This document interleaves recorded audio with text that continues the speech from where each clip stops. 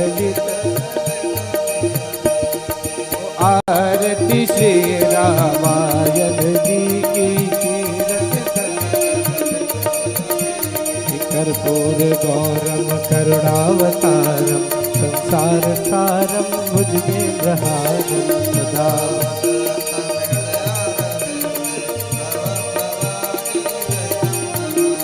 त्वमेव मातश्च पिता त्वमेव त्वमेव बन्धुश्च सखा त्वमेव त्वमेव विद्याशक्ति त्वमेव सर्वं मम देवदेव। हरे राम राम राम हरे हरे, हरे राम हरे कृष्ण हरे राम राम राम हरे हरे, हरे राम हरे राम।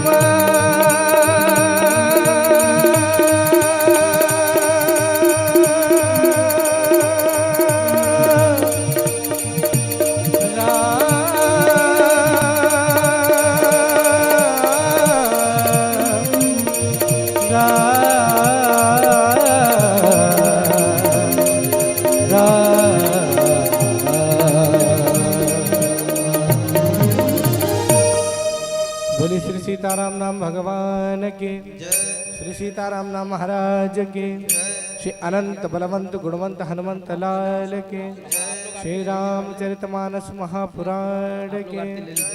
बोले श्री वाल्मीकि जी महाराज के, गोस्वामी तुलसीदास जी महाराज के, पूज्यपाद श्री व्यास जी महाराज के, सदगुरुदेव भगवान के।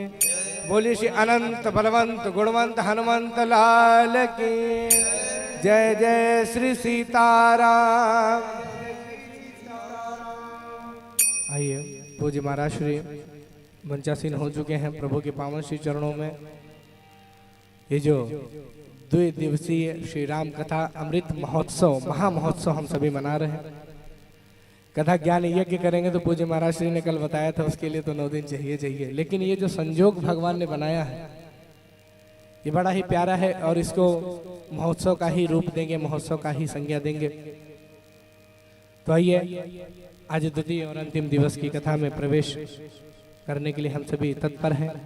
और जहां जहां तक आवाज जा रही है, जो भी भक्त अभी तक नहीं आए हैं, पूज्य महाराज श्री मंचासीन हो चुके हैं। आप सभी शीघ्र अतिशीघ्र कथा पंडाल में प्रभु का पावन चरित्र जो कलिमल के सारे दोष को नसाने वाली ये कथा है, इसका पावन श्रवण करें। इस कथा रूपी रसधार में गोते लगाएं और इस लोक के साथ उस लोक पर भी विजय प्राप्त करें। और प्रभु श्री सीताराम जी के पावन से चरणों में हम सभी को स्थान मिले, उनकी भक्ति शक्ति प्राप्त हो, ऐसी कामना करते हुए मैं पूज्य महाराज श्री से आग्रह करूंगा, निवेदन करूंगा कि वो आज की कथा में प्रवेश कराएं और हम सभी को कथा रूपी गंगा में सारा बौर कर दें। पूज्य महाराज श्री। श्री राम।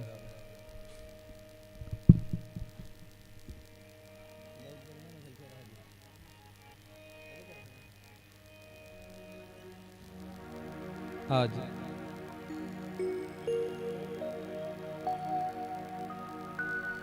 इस अमृत महोत्सव का द्वितीय दिवस है और द्वितीय दिवस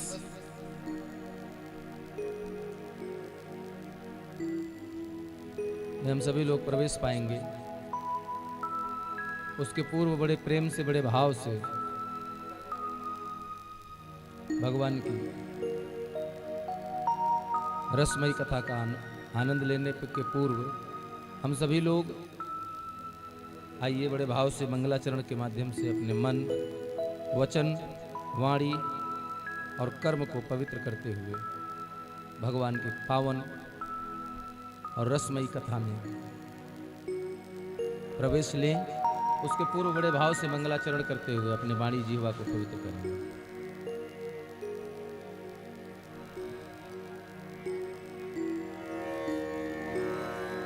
हरि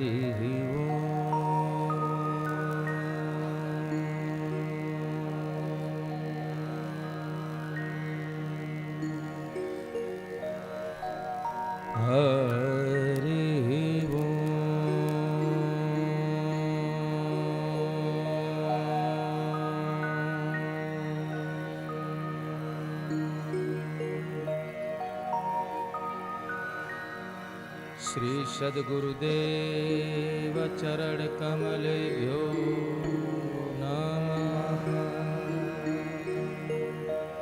श्री उमा महेश्वर चरण कमलेभ्यो नमः।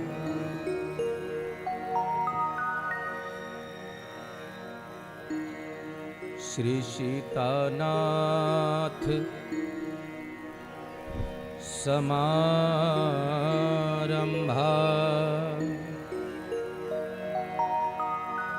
श्री रामानंदार्य मध्यमा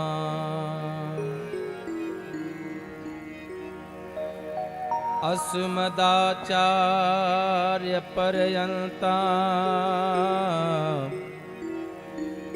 वंदे श्री गुरु परम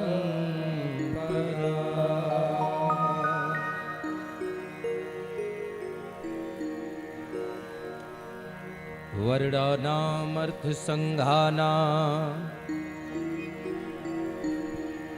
रसानाम छंदसामपि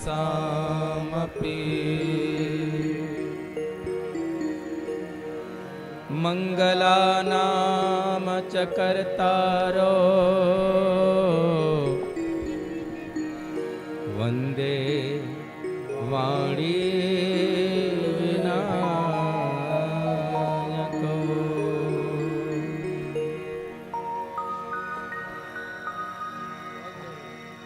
सानंदमानंदवने वसंतम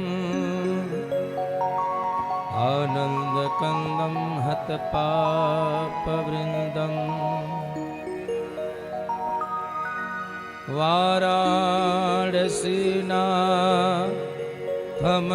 वाराणसीनाथमनाथनाथं श्री विश्वनाथं शरणं प्रपद्ये।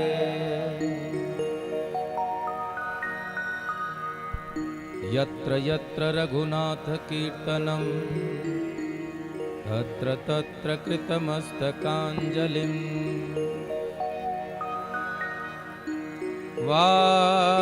वाष्पवारि परिपूर्णलोचनं मारुतिं नमत राक्षसान्तकम्। आइए हनुमंत विराजिए श्री शंभुनाथ हनुमान। प्रेम सहित आसन धरो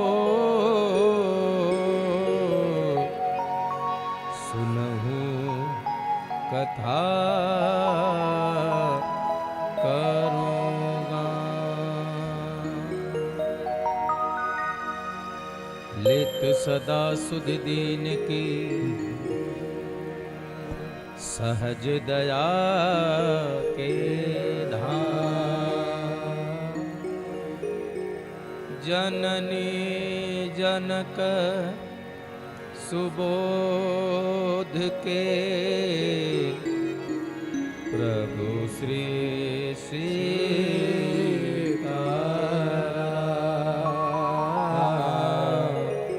प्रभु श्री सीताराम।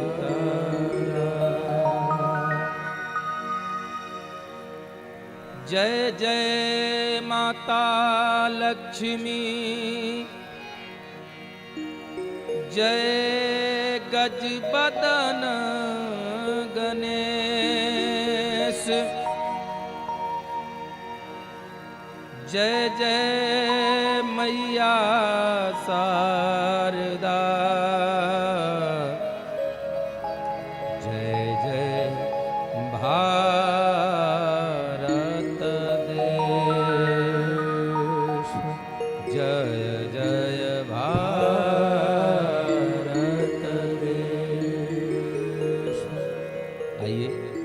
हम सभी भक्त 2 बार भाव से भगवान नाम से कीर्तन करते हुए कथाक्रम में प्रवेश पाएंगे।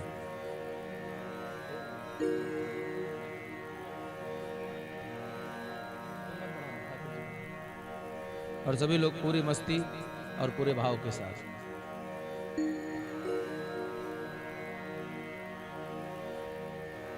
मधुर मधुर नाम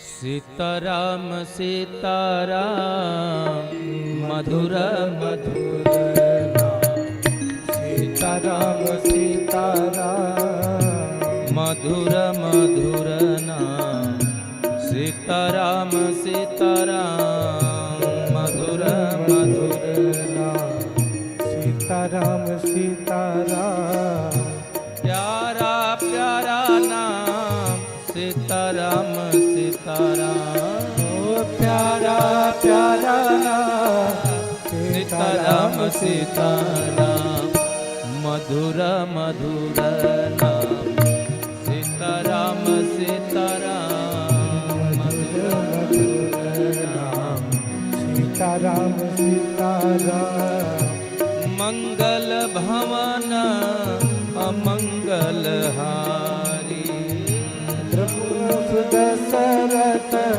अनिल बिहारी भव सागर चह पार जो पावा ओ भव सागर चह पार जो पावा राम कथा ता कह दृढ़ नावा राम कथा ता कह दृढ़ नावा श्री राम जय राम जय जय राम ओ श्री राम जय राम जय जय राम श्री राम जय राम जय जय राम श्री राम जय राम जय जय राम श्री राम जय राम जय जय राम श्री राम जय राम जय जय राम कल युग केवल हरि गुण गाहा कल युग केवल हरि गुण गावत नर पावहि भवथा गावत नर पावहि भवथा सुमिरे पवन सुत पावन नाम सुमिरे पवन सुत पावन नाम अपने बस करे राखे राम अपने बस करे राखो राम श्री राम जय राम जय जय राम श्री राम जय राम जय जय राम बुध विश्राम सकल जन रंजनी बुध बेशाम सकल जन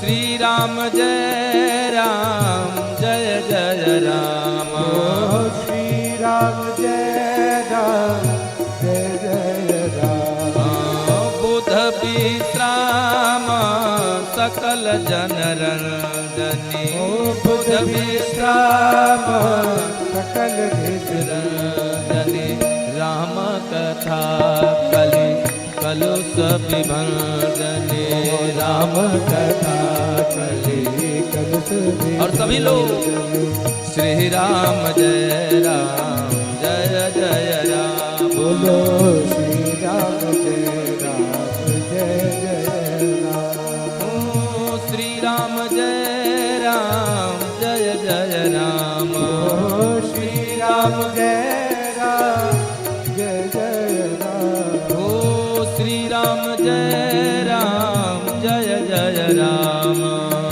श्री राम जय राम जय जय राम हाँ श्री राम जय राम जय राम श्री राम जय राम जय जय राम श्री राम जय राम जय जय राम श्री राम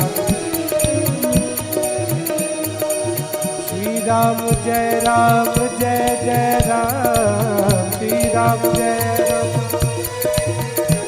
रघुनंदन राघव राम हरे सिया राम हरे जय राम हरे सिया राम सिया राम हरे रघुनंदन राजा राम हरे सिया राजा राम हरे सिया राम हरे राजा राम हरे सिया राम हरे राजा राम हरे सिया राम हरे राजा राम हरे बोलो श्री राम जय राम जय जय राम श्री राम जय राम जय जय राम श्री राम जय राम जय जय राम बोलो श्री राम जय राम श्री राम जय राम सिया राम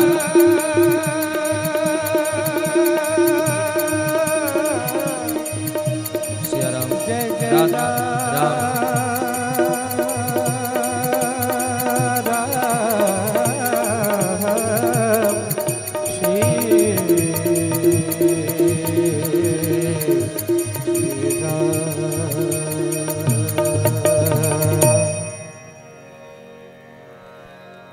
बोले श्यावर रामचंद्र की जय हो बोले कनक विहारी सरकार की जय हो बोलिए श्री धाम अयोध्यापुर की जय हो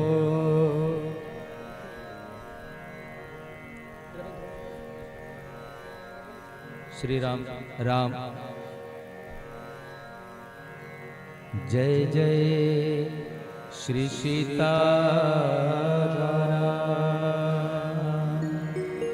श्री राम नाम महाराज की जय हो।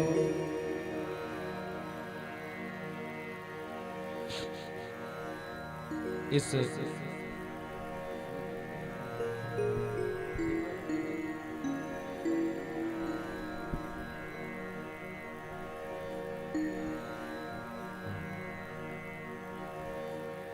राघव राधे श्री राधे ये बड़ा ही पावन और पुनीत सौभाग्य हम सभी भक्तों को प्राप्त होता है। टेबल मत बढ़ाओ, टेबल नहीं खाली मेरे। श्री राधे राधे बस। ये दो दिवसीय राम नाम अमृत महोत्सव, हम इसको ये तो नहीं कह सकते कथा ज्ञान यज्ञ, क्योंकि यज्ञ जो होता है उसकी एक निश्चित अवधि है जो निर्धारित है। अब चले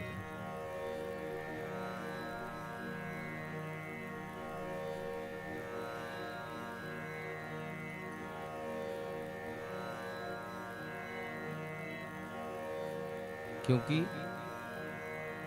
यज्ञ यजन जो होता है वो एक किसी न किसी कामना को लेकर के होता है। यज्ञ जो होता है, अनुष्ठान जो होता है,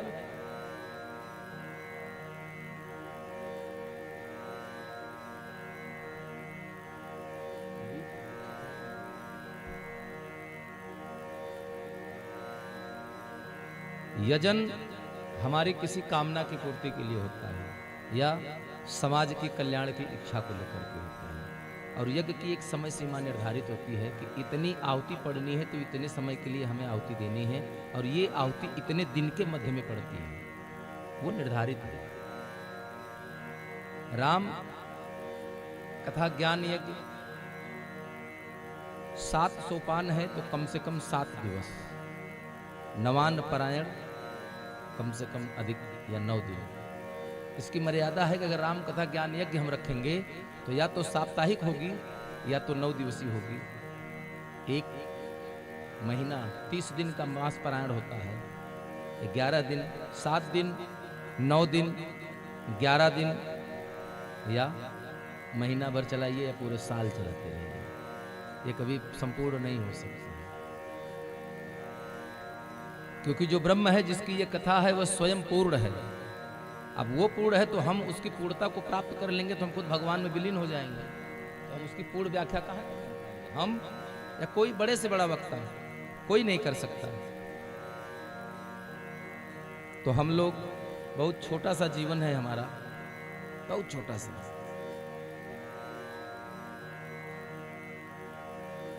हम उस जीवन के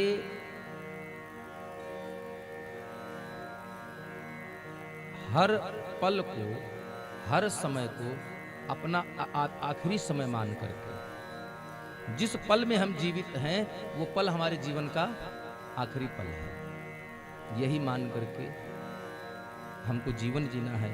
और यकीन मानिए इस व्यास मंच से हमारा विश्वास है कि अगर ऐसा भाव हमारे आपके मन में होगा तो निश्चित रूप से हमारा अहित नहीं हो सकता, कभी भी अहित नहीं होगा, और ना हमारे द्वारा किसी का अहित होगा।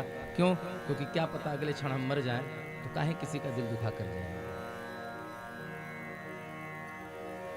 लेकिन यहां तो समस्या है कि पल की खबर नहीं, सामान 100 बरस का। अगले पल क्या हमारे साथ होने वाला है इस बात की खबर हमको भनक नहीं है, लेकिन रिचार्ज सबके मोबाइल में 28 दिन या 84 दिन का होगा। रिचार्ज मोबाइल में सबके या तो 28 दिन का होगा और नहीं तो 3 महीने का होगा, सबके मोबाइल में होगा। ये पता नहीं कि अभी हम बात कर रहे हैं, हो सकता है ये हमारी आखिरी बात मुंह से निकल रही है, ये पता नहीं है ना हमको ना यहाँ बैठे किसी भी भक्त को। तो हम इस भ्रम में ना रहें। अभी तो हम तो यहां तक कहते ही नहीं है, सत्य भी है। महाभारत के छोटा सा दृष्टांत आपको सुनाते हैं। पांडव महाभारत का युद्ध विजयी हो गए और लौट करके अपने यहां आए, राजसूय यज्ञ किया, उस यज्ञ के बारे में सबने सुना है। यजन संपूर्ण हुआ तो दान करते हैं, तो बहुत सारे ब्राह्मण आए, सबको दान कर दिया। और दान करते करते युधिष्ठिर भैया थक गए और विश्राम कर रहे थे सूर्यास्त के बाद। तो सबसे आखिर में एक ब्राह्मण पहुंचे, एक संत पहुंचे और द्वारपाल से कहा कि जाओ भैया से, महाराज युधिष्ठिर से कह दीजिए कि हम इस आश्रम से आए हैं और कुछ दान लेने की इच्छा से हैं। तो जब द्वारपाल गया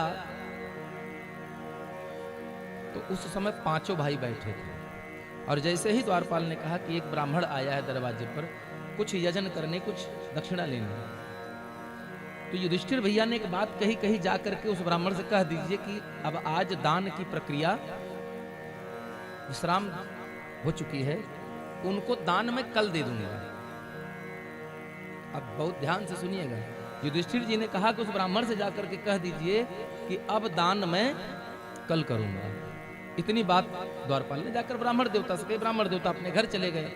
भाई हमने आपको कोई कर्जा थोड़ी दिया है, हम आपसे दान लेने आएंगे तो कर्जे की वसूली करने थोड़ो आएंगे। आपने दिया तब भी आपका कल्याण हो और नहीं दिया तब और कल्याण हो। ब्राह्मण देवता चले गए। संयोग से वहीं भीम भैया भी बैठे थे, और भीम भैया ने क्या किया कि तुरंत दूत को बुलवाया, सेवक को बुलवा करके पूरे नगर में कहा कि पूरे नगर में ढिंढोरा पीट दो, पूरे हस्तिनापुर में ढिंढोरा पीट दो। क्यों? दूत ने कहा ढिंढोरा पीटेंगे तो कहेंगे क्या? तो भीम भैया ने कहा आप कह देना कि हमारे महाराज युधिष्ठिर ने काल को भी जीत लिया, वो काल जयी हो गए हैं। क्या हो गए? काल जयी हो गए। सेवक को क्या करना, तो उसने ढिढोरी डुग्गी उठाई, पूरे नगर में घूम गया। घूमते घूमते युधिष्ठिर भैया शाम को कहीं निकले होंगे, तो उनको सूचना मिली, अरे ऐसी सी बात है, डुग्गी पिट रही है, क्या हुआ? तब युधिष्ठिर भैया के सामने भीम को बुलाया। किसने कहा? उसने कहा कि हमसे तो भीम भैया ने कहा। तो भीम बुलाए गए। क्यों भैया? भ्राता आपने ऐसा ढिढोरा क्यों पिटवा दिया कि युधिष्ठिर जी काल जयी हो गए, माने अब मर नहीं सकते, ये काल जयी हो गए हैं। तो भीम भैया ने हाथ जोड़ करके कहा, क्षमा करिएगा बड़े भैया, आपके बिना आदेश के मैंने यह निर्णय ले लिया, लेकिन आपका काम ही ऐसा था कि मुझे लगा कि आप कालजयी हो गए हैं, ऐसा मैंने क्या कर दिया? मैंने कब कहा कि मैं मृत्युंजय हो गया और मृत्यु मुझे नहीं मार सकती? बोले आपने बिल्कुल ऐसा ही काम किया। बोले क्या किया? बोले उस ब्राह्मण को जो आपके यहाँ दान लेने आया था शाम को, तो आपने कहा कि कह दो सायंकाल दान की प्रक्रिया विश्राम हो चुकी है, अब कल होगी, तो कल आएंगे, मैं उनको दान कल दूंगा। इसका मतलब आपने काल को जीत लिया, कल तक आप जीवित रहेंगे, कल तक आप जीवित रहेंगे। तब तो आपने इस बात को कह दिया कि कल आना मैं दूंगा। इस कथा से, ये महाभारत की कथा है, ये हमें ये शिक्षा देती है कि काम को कल पर नहीं टालना चाहिए। मान लीजिए कि आप का कोई आवश्यक काम है लेकिन बहुत अर्जेंट नहीं है, आपके घर में पूजा होनी है, सब कुछ आ गया है, आम का पल्लव आपको लाना है, अब आप अकेले हैं या 2 लोग हैं, 3 लोग हैं, जो भी हैं, तो उस दिन तो हर व्यक्ति के पास कुछ न कुछ काम होगा, हर व्यक्ति कहीं न कहीं व्यस्त होगा। संजोग से पंडित जी आ गए, कलावा बांध कर तैयार कर लिया, कलश में अक्षत पुष्प द्रव्य दक्षिणा डाल करके तैयार कर लिया। अब आपसे कहा भैया आम का पल्लव दीजिए, आपने कहा अच्छा अभी ला रहे हैं महाराज जी। अब आप पल्लव लेने गए, तब तक फोन आ गया कि दीदी मुंशी पुलिया चौराहे पर खड़ी हैं, तो अब आप बताइए आप पल्लव ला कर देंगे, पहले दीदी को रिसीव करेंगे? आपके जो घर में मेहमान आकर चौराहे पर खड़े हैं, आप पहले उनको रिसीव करेंगे कि पहले जाएंगे पार्क में आम का पल्लो तोड़कर पंडित जी को देंगे फिर जाएंगे? फिर तो आप पहले पंडित जी को छोड़ करके पहले जाएंगे दीदी को रिसीव करने। काम समय से पहले, ये हमारे पिताजी कहा करते थे, काम आपके पास समय है तो आप अभी भोजन कर लीजिए, क्योंकि पता लगा आपने कहा 12 बजे खाएंगे, 11:30 बजे आपके पास फोन आ गया तो भैया बहुत ऐसी समस्या हो गया, तुरंत भागकर 4 बार पहुंचिए, तब तो भोजन रह गया आपका। तो समय रहते चेतिए और अपना काम करिए। अंत में सिर्फ इतना ही कह पाएंगे हम लोग, जीवन खत्म हुआ तो जीवन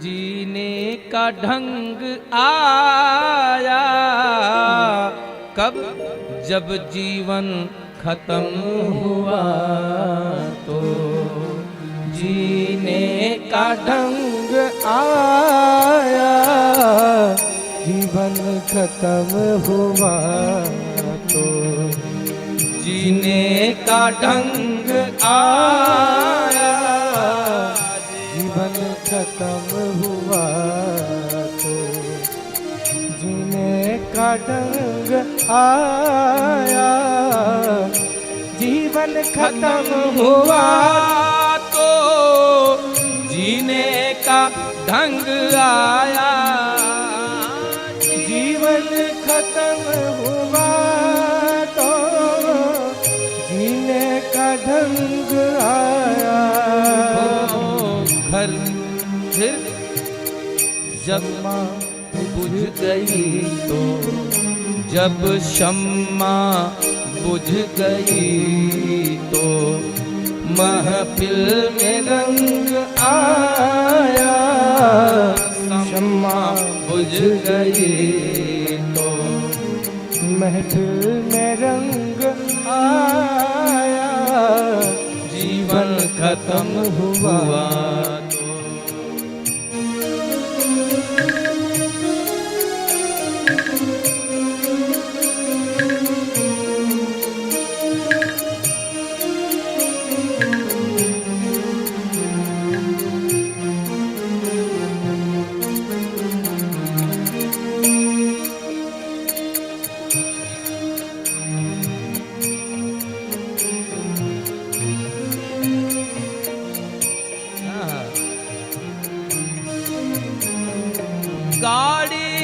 निकल गई तो घर से चला मुसाफिर हो।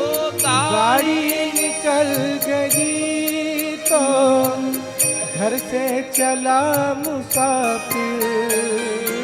गाड़ी निकल गई तो घर से चला मुसाफिर हो। गाड़ी निकल गई तो घर से चला मुसाफिर।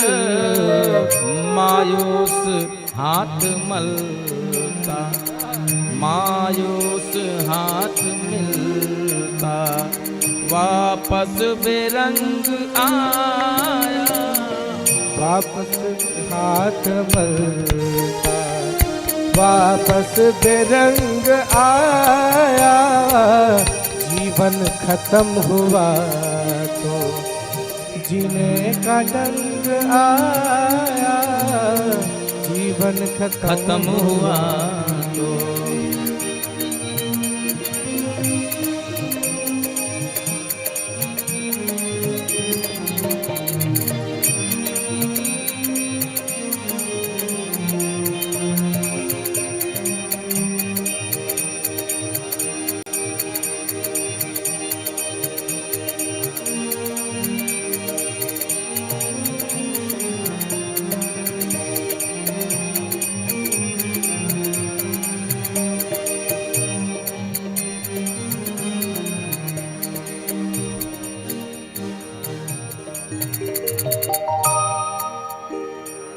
मन की मशीनरी ने तब ठीक चलना सीखा।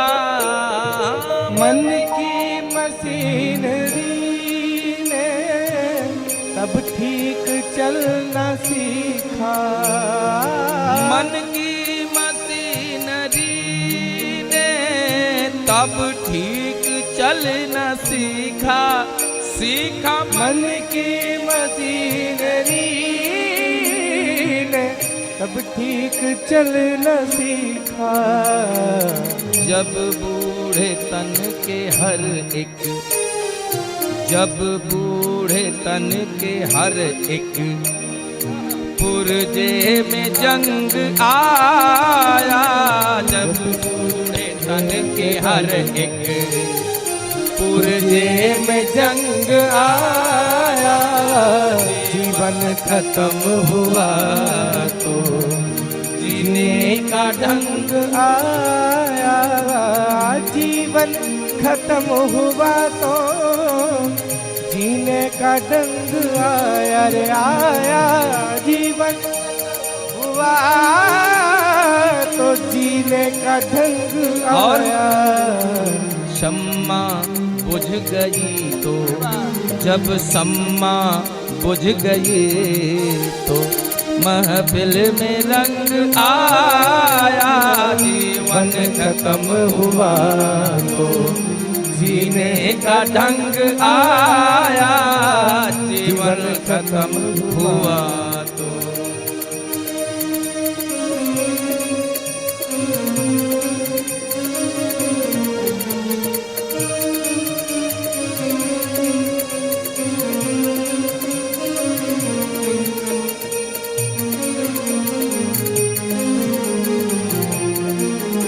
बढ़िया।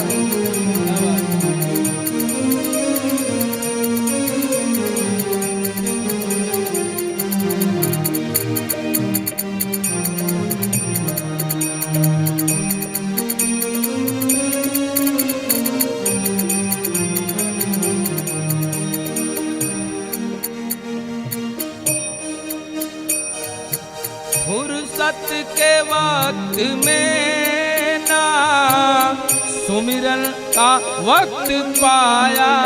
पाया फुर्सत के वक्त में ना सुमिरन का वक्त पाया। जो अभी है पाया। फुर्सत के वक्त में ना सुमिरन का वक्त पाया। फुर्सत के वक्त में ना सुमिरन का वक्त पाया, पाया, उस वक्त मांगा, उस वक्त मांगा, जब वक्त तंग आया, उस वक्त मांगा, जब वक्त तंग आया, जीवन खत्म हुआ तो जीने का ढंग आया, जीवन खत्म हुआ तो जीने का ढंग आया, जीवन खत्म हुआ तो जीने का ढंग आया, जब सम्मा बुझ गए तो, जब सम्मा बुझ गए तो महफिल में रंग आया, जब सम्मा बुझ गए तो महफिल में रंग आया, जीवन खत्म हुआ तो जीने का ढंग आया, जीवन और खत्म हुआ। आयु ने नत्था सिंह जब हथियार फेंक डाले, आयु ने न कदर जब हथियार फेंक डाले, जब हम बिस्तर पर पड़ जाते हैं तो भगवान एक बार उठा देता, हम तो कम से कम विंध्याचल तक तो चलिए जाते हैं। विंध्याचल दूर है तो चंद्रिकन देवी तो चली ही जाते हैं, अरे बहुत दूर तो कम से कम शिवलाख हनुमान मंदिर जाए सत्यनारायण भगवान कथा सुन लेते। एक बार खड़ा कर दीजिए, अरे जीवन भर खड़ा किया तब तो सुने नहीं। आयु ने नत्था सिंह जब हथियार फेंक डाले, डाले आयु ने नत्था कब जब हथियार फेंक डाले, कब फेंक डाला, कब फेंका, यमराज, ओ यमराज फौज लेकर, यमराज फौज लेकर करने को जंग आया, यमराज फौज लेकर करने को जंग आया, यमराज फौज लेकर करने को जंग आया रे आया, जीवन खत्म हुआ तो जीने का ढंग आया, जीवन खत्म हुआ तो जीने का ढंग आया, शम्मा बुझ गई जब, ओ जब शम्मा बुझ गई तो महफिल में रंग आया, शम्मा बुझ गई तब महफिल में रंग आया, जीवन खत्म हुआ तो जीने का ढंग आया, जीवन खत्म हुआ तो जीने का ढंग आया, मुझे जीने का ढंग आया, जीने का ढंग आया। कब आया, जीवन खत्म हुआ तो जीने का ढंग आया। ये भूल मत करिए, समय रहते चेत जाइए। पूजा पाठ करने के लिए, भगवान की भक्ति करने के लिए, माला तुलसी पहनने के लिए, तुलसी जपने के लिए 40 साल का होना आवश्यक नहीं है। 5 वर्ष की आयु में ध्रुव भैया ने भगवान को पा लिया था। ध्रुव प्रहलाद जपे वो सगलानी। और क्या गलानी थी उनके मन में, ये जीवन इतना बीत गया।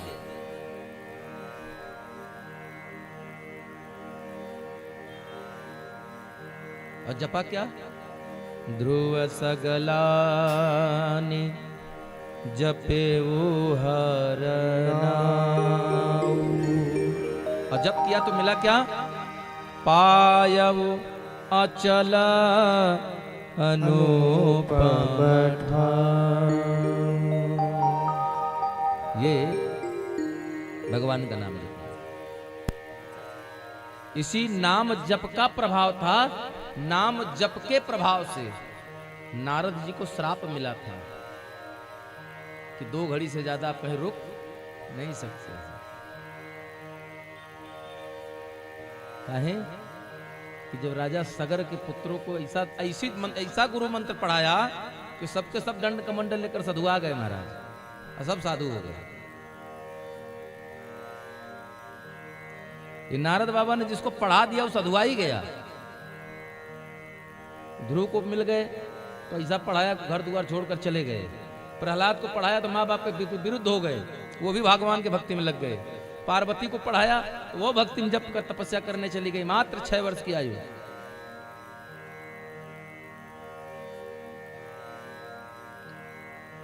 जिसको मिल गए वो साधु हो गया। तो श्राप मिल गया था कि 2 घड़ी से ज्यादा आप कहीं रुक नहीं सकते। लेकिन हरि इच्छा भावे बलवाना, हृदय विचारत शंभु सुजाना। नारद बाबा भ्रमण करते करते जा रहे थे मृत्युलोक में। तो हुआ क्या,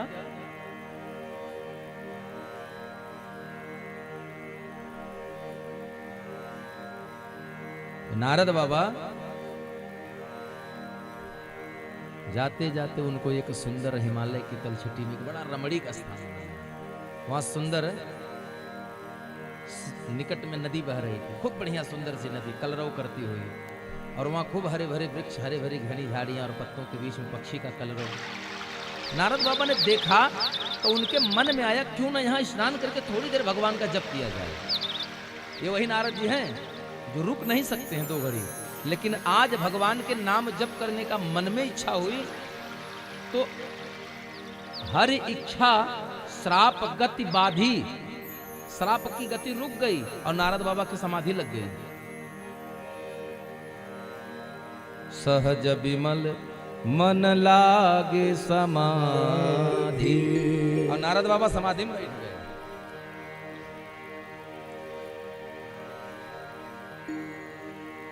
जब भी पृथ्वी पर जब तब बढ़ता है तब सबसे पहले भयभीत कौन देवता होते हैं जानते हैं? पृथ्वी पर किसी के घर में किसी व्यक्ति के द्वारा अगर उसकी जप तप साधना प्रबल होने लगती है, बढ़ने लगती है, तो कौन देवता भयभीत होते हैं जानते हैं? इंद्र भगवान सबसे डरपोक है।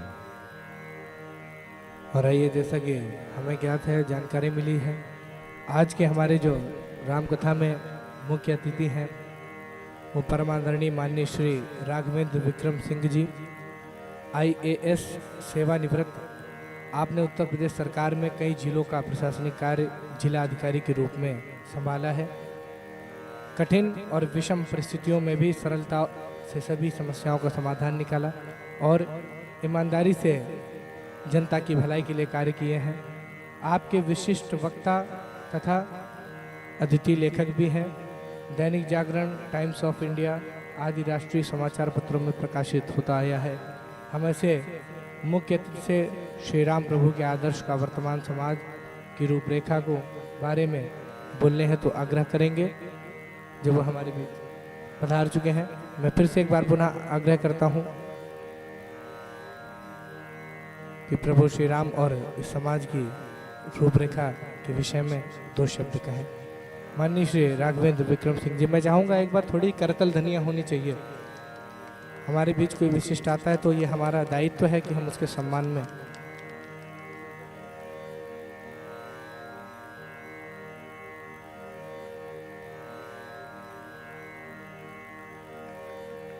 जोरदार ताली।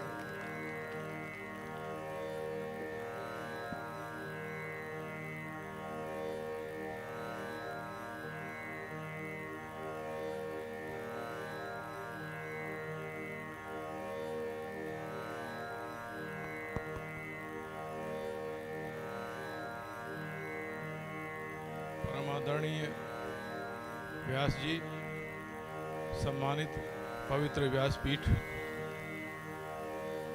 यहाँ पर उपस्थित राम कथा प्रेमी सज्जनों, अभी आयोजकगण में दिग्विजय सिंह जी और शर्मा जी ने बताया कि यहाँ के निवासियों ने एकत्रित होकर के इस कथा की व्यवस्था प्रारंभ की है बहुत वर्षों के बाद। तो ये बड़ा आनंददायक क्षण है कि मुझे आप लोगों के बीच में आने का, अपनी बात कहने का अवसर दिया आपने। और यह जान करके मुझे और भी प्रसन्नता हुई कि हमारे व्यास जी विद्याकुंड गद्दी से संबंधित हैं, तो विद्याकुंड से थोड़ा सा जुड़ाव हमारा भी रहा है।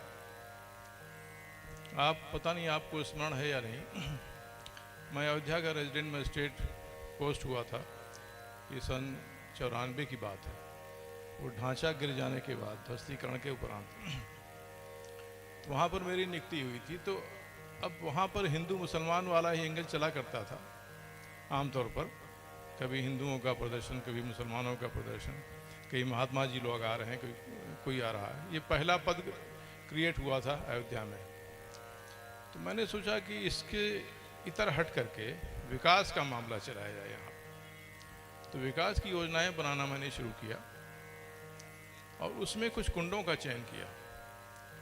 उसमें विद्याकुंड की दशा बड़ी खराब, पानी भी नहीं था, उसमें सीढ़ियाँ खराब थी। एक पुराना सा मंदिर था वहाँ, वो बहुत छोटा सा मंदिर, इस मंच का शायद 1/3 चौथाई रहा हो। तो अब ये विचार आया कि इसको डेवलप किया जाए, जो कुछ फंड हमारे पास थे, तो उसका विकास करना मैंने शुरू किया। एक दंधावन कुंड है जो अयोध्या को जानते होंगे, आप लोग जानते होंगे जो यहाँ पर है, उसका विकास, इसका विकास और एक और कोई कुंड था, तो उसका विकास का अगर प्रारंभ किया। सीढ़ियाँ ठीक ठाक कराई गई हैं, परिसर ठीक ठाक कराया गया। वो इंटरलॉकिंग टाइल्स वगैरह उस समय शुरू हो रही थी नई नई, तो उनको लगवाया गया। और मंदिर का जीर्णोद्धार एक प्रकार से प्रारंभ किया गया। भगवान शिव की एक छोटी सी वो थी, शिवलिंग था छोटा सा, उसको बेहतर किया गया वहाँ बैठकर। फिर परमहंस जी उस समय थे दिगंबर अखाड़े के, दुनिया जानती है उनको, सभी जानते हैं राम जन्मभूमि के कारण। उनसे मैंने कहा कि महाराज जी इसका उद्घाटन करना है। उस समय विद्याकुंड के महंत जी कौन थे ये हमें स्मरण नहीं आ रहा है, उसमें कौन थे बहुत ख्याल नहीं आ रहा मुझे, बहुत समय की बात हो गई। अरे कब का डिमोलिशन हुआ। तो उसमें फिर उसका जीर्णोद्धार मैंने किया। एक पुजारी की भी नियुक्ति की गई, नए वेद पाठी पुजारी की भी। ये हुआ कि उसकी व्यवस्था को चलाया जाए। तो इसी प्रकार 1 वर्ष का हमारा अयोध्या का कार्यकाल इसी प्रकार से चलता रहा और अयोध्या विकास योजना भी लिखी। उस समय सरकार आ गई थी इनकी, मुलायम सिंह जी की योजना लिखी गई थी कि कल्याण सिंह जी आ रहे हैं, वो इसका जो है विकास करेंगे। जब इनकी सरकार बन गई तो हमने उसको डंप करके रख दिया योजना को। उनको भाई यहाँ क्या होना है, अब तो ये दूसरा राज आ गया है। तो खोज करके उन लोगों ने हमको निकाला, वो ड्राफ्ट निकलवाया हमसे और कहा कि इसके बारे में बताइए, हम लोग कुछ करना चाहते। उसके बाद फिर अयोध्या विकास योजना का उस समय क्रम प्रारंभ हुआ, लेकिन तब तक मैं ट्रांसफ़र हो गया था, स्वीकृत हुई। खैर एक अलग कंट्रोवर्सी हो जाएगी उसमें, उसको लेकर के, उस योजना को लेकर के। परमहंस जी जिनसे मैंने सलाह लेकर के उस योजना को बनाया था, पंचकोसी मार्ग, 14 कोसी मार्ग, जितने कुंड थे, उद्यानीकरण अयोध्या, काफ़ी अच्छी खासी योजना थी। तो अब उसी में कुछ विवाद पैदा हुआ, मैं विदा हो गया। जब वहाँ पर अयोध्या में अपने महंतों के बीच में भ्रमण करता था, तो उसमें से दिगंबर अखाड़े के पुराने महंत थे, महंत जी के कोई रहे होंगे साथी, तो उन्होंने कहा कि आप बहराइच के रहने वाले हैं। बहराइच में पता ठिकाना उन्होंने पूछा। उनका तो आपके परिवार ने तो हम लोगों को 60 बीघा ज़मीन दिया है। अरे हमारे चेले सपाटे जाते हैं वहाँ खेती बाड़ी कराने के लिए, एक बार वर्ष में जाकर के वहाँ देकर खेत बांट करके आ जाते हैं। मैंने कहा बड़ा अच्छा है, अरे गजब की बात है। वो बहुत पुरानी बात होगी, 100 साल पुरानी बात होगी। वो अभी भी दिगंबर अखाड़े के पास वो ज़मीन है। फिर जो है एक दूसरे महंत जी मिले जो राम प्राकाट्य महोत्सव चलाते थे। वो राम प्राकट्य, जिस दिन जो है वो भगवान राम की मूर्ति प्रकट हुई थी वहाँ पर, तो उन्होंने कहा अगर 40 बीघा जमीन तो आपके परिवार ने हमको भी दिया। अरे उनके बड़ा कमाल हो गया। तो बड़ा अच्छा माहौल उस समय अयोध्या में संतों महंतों की कृपा से बन गया था हमारे बाबा असल में राम भक्त थे और उनके कारण भगवान राम के प्रति भक्ति भाव हम लोगों के खून में है। बहराइच के रहने वाले अवध क्षेत्र है, तो भावना बचपन से ही हम लोगों के मन में है। अब आप ये सोचिए कि भगवान राम के प्रति जो भाव हमारे मन में आता है वो एक, जैसे आप लोग उनको एक ईश्वर के स्वरूप या देवता के स्वरूप समझते हैं, मेरे मन में भाव एक अग्रज का आता है। उस समय ही हम कथाएं सुनते रहे जैसे आप आए हैं, कीर्तन हुआ करता था हर वर्ष हमारे यहाँ। अयोध्या के बहुत से संत महंत आया करते थे हमारे गांव में। बैलगाड़ियों में उस समय गाड़ियाँ थी नहीं, बैलगाड़ियों पे उनकी जो क्या कहते हैं वो जो घोड़े खींचते हैं जिसको उसको, अरे तांगा होगा टाइप, उससे चल करके आया करते थे। 1 हफ्ते पहले चलते थे वो अयोध्या से, तब आहिस्ता आहिस्ता चलते हुए हमारे गांव पहुंचते थे। 1 हफ्ता 8 दिन 15 दिन का प्रवास हुआ करता, तो बड़ा अच्छा माहौल हमारे गांव में हो जाया करता। तो भगवान राम के बारे में हमने वही सुना, वही समझा, वही जाना उन्हीं संतों के माध्यम से, उन्हीं लोगों के बीच में। तो उस समय रामायण के पात्र चरित्र जैसे हमारे आसपास जीवंत प्रतीत होते थे, जीवित हैं सामने हमारे। तो भगवान राम के प्रति वही भाव कि अग्रज वाला भाव, जिनसे कोई बात कही जा सकती है, जिनसे अपनी समस्या कही जा सकती है। ईश्वर के पद पर आसीन कर दिया तो फिर तो कुछ कह ही नहीं पाएंगे उनसे, इसलिए बड़े भाई से हम बात कह सकते हैं। तो वो एक भाव भगवान राम के प्रति हमारे मन में सदा से वही भाव रहा, बड़े भाई का। उसके बाद फिर प्रशासन में मैं पहले आपने बताने में एक थोड़ा सा चूक हो गई आपसे, मैं सेना में था पहले, सेना के बाद फिर इधर आया प्रशासन में। प्रशासन के में रहते हुए लिखने पढ़ने का हमारा सिलसिला शुरू हो गया, जागरण में, अमर उजाला में और अखबारों में लिखना और छपना भी शुरू हो गया अखबारों में। ये लोग आश्चर्य करते थे कि आप नौकरी में रहते हुए कैसे लिख रहे हैं भाई, किसने अलाउ किया आपको? मैंने कहा जब सरकार पूछेगी तो जवाब दिया जाएगा, परेशान न होइए आप लोग। एडिट बड़े बड़े लेख हमारे छपा करते थे उस जमाने में। तो इस विषय पर भी मैंने लिखा, अयोध्या के अपने अनुभवों के बारे में भी लिखा और भगवान राम के बारे में भी लिखा, जो हमारा अपना परसेप्शन। अब हमें लगता है कि भगवान राम एक महत् उद्देश्य लेकर के आए थे, इस भारत राष्ट्र का सांस्कृतिक एकीकरण, भारत राष्ट्र को स्थापित करना, उत्तर से लेकर हिमालय से लेकर के दक्षिण तक, समुद्र तक। ये विचार आता हमारे मन में कि आखिर विश्वामित्र जी जब आए उनको ले जाने के लिए, तो विश्वामित्र जी वही विश्वामित्र जी है ना जिन्होंने एक समानांतर देवलोक की स्थापना शुरू कर दी थी त्रिशंकु के लिए, जो समानांतर इंद्र बना सकते थे, समानांतर जो है बृहस्पति बना सकते थे, देवता बना सकते थे। वो कुछ राक्षसों से परेशान होकर के घूम रहे हैं कि भाई कैसे हमारी रक्षा हो। क्या ये संभव है? मेरा मन नहीं मानता। वो उत्तराधिकारी खोज रहे थे जो इस राष्ट्र को जो है संभालेगा, संचालित करेगा, भारत का भावी शासक खोज रहे थे। वो खोजते हुए उधर उनके आया, प्रेरणा हुई कि भाई वहां चलो और वो मिलेंगे, वहां पर ये बालक मिलेंगे। तो वहां पर पहुंचते हैं और दशरथ जी से जिद करते हैं कि भाई इसे हम ले जाएंगे। और उस समय भगवान राम की जो ज्योतिषी लोग बताते हैं कि शनि की महादशा प्रारंभ होने को थी, मतलब कष्ट का काल प्रारंभ होने वाला था। बचपन का समय बीत रहा था, 14-15 वर्ष के रहे होंगे। उनको ले आए, बलपूर्वक ले आए और शिक्षा ज्ञान देना प्रारंभ किया अपने यहाँ। तरह तरह के अस्त्र शस्त्र सब कुछ दिए। आश्रमों में बैठ करके उनमें वो महत्वाकांक्षा भरी और ये बताया कि दक्षिण तक कहाँ तक ये राष्ट्र जाता है, कहाँ तक ये देश है, कहाँ वो स्थल कौन सा जहाँ पर तीनों समुद्र मिलते हैं। तो भगवान राम की कल्पनाओं में उन्होंने वो भरा कि तुम्हारा साम्राज्य तो वहाँ तक है, तो वहाँ तक चलना। महत्वाकांक्षा का जागरण उन्होंने किया और जब देखा कि हमारा काम हो गया, जितने अस्त्र शस्त्र दे सकते थे दिया। और उसके बाद फिर वहाँ से विवाह इत्यादि करा करके वो, उसके बाद रामायण में कहीं इनका फिर जिक्र नहीं मिलता। मुख्य दायित्व का निर्वहन किया उन्होंने, उसके बाद फिर उन्होंने भगवान राम को उनके रास्ते पर छोड़ दिया। भगवान राम ने अपना अभियान प्रारंभ किया, जो हम सब लोग जानते हैं किस तरीके से। माता कैकेयी निमित्त बनी, माध्यम बनी, ईश्वरीय प्रेरणा से माध्यम बनी उसका रास्ता बनाने के लिए, उस मार्ग को बनाने के लिए, जो मैं मानता हूँ, मैं ऐसा समझता हूँ। इसलिए माता कैकेयी के प्रति कभी हमारे मन में दुर्भावना नहीं आती। वो तो निमित्त बनी। 14 वर्ष ही क्यों कहा उन्होंने?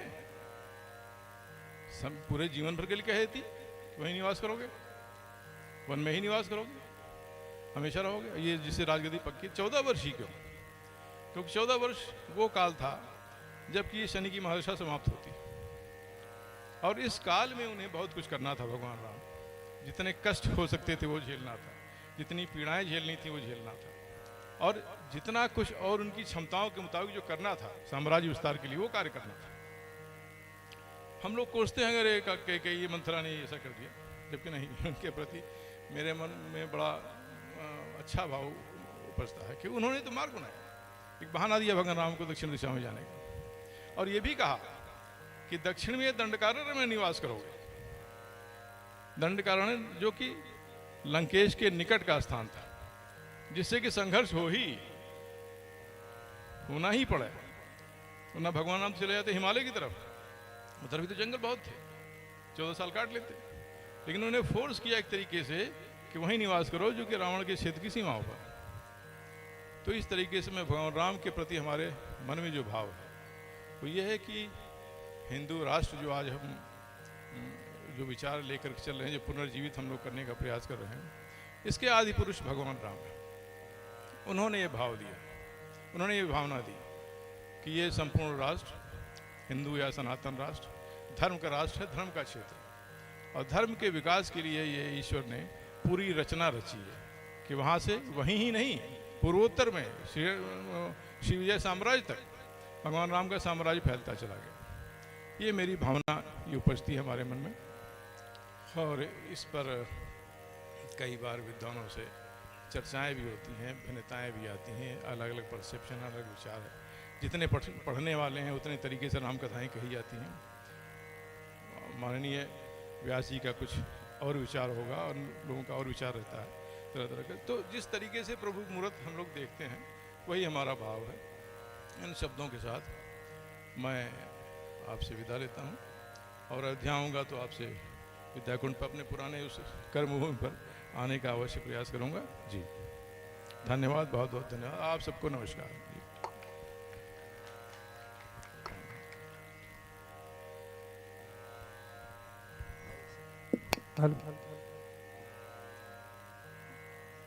आइए एक बार जोरदार करते ध्वनि से स्वागत में हम लोग सभी, और आइए प्रभु श्री राम के चरणों में। श्री राम जय राम, जय जय जय राम, श्री राम जय राम, जय जय राम, श्री राम जय राम, जय जय राम,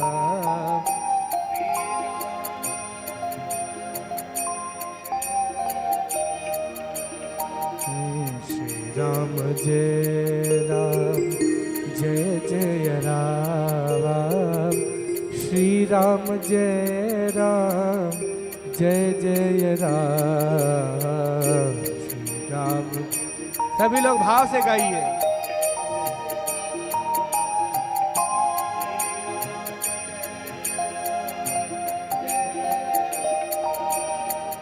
श्री राम जय राम, जय जय राम, श्री राम।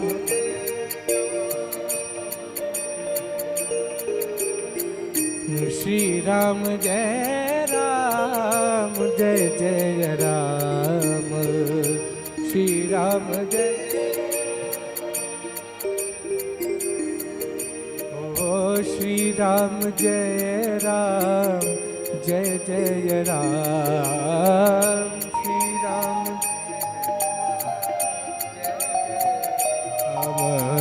श्री राम जय राम, जय जय राम, श्री राम जय राम, जय जय राम, श्री राम जय।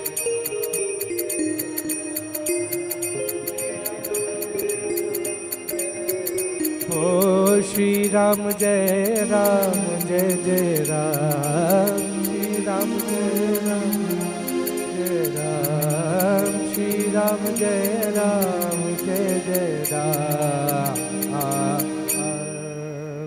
बोलिए श्री सीताराम नाम भगवान की। एक बार दोनों हाथ उठाकर बोलिए जय जय श्री सीताराम।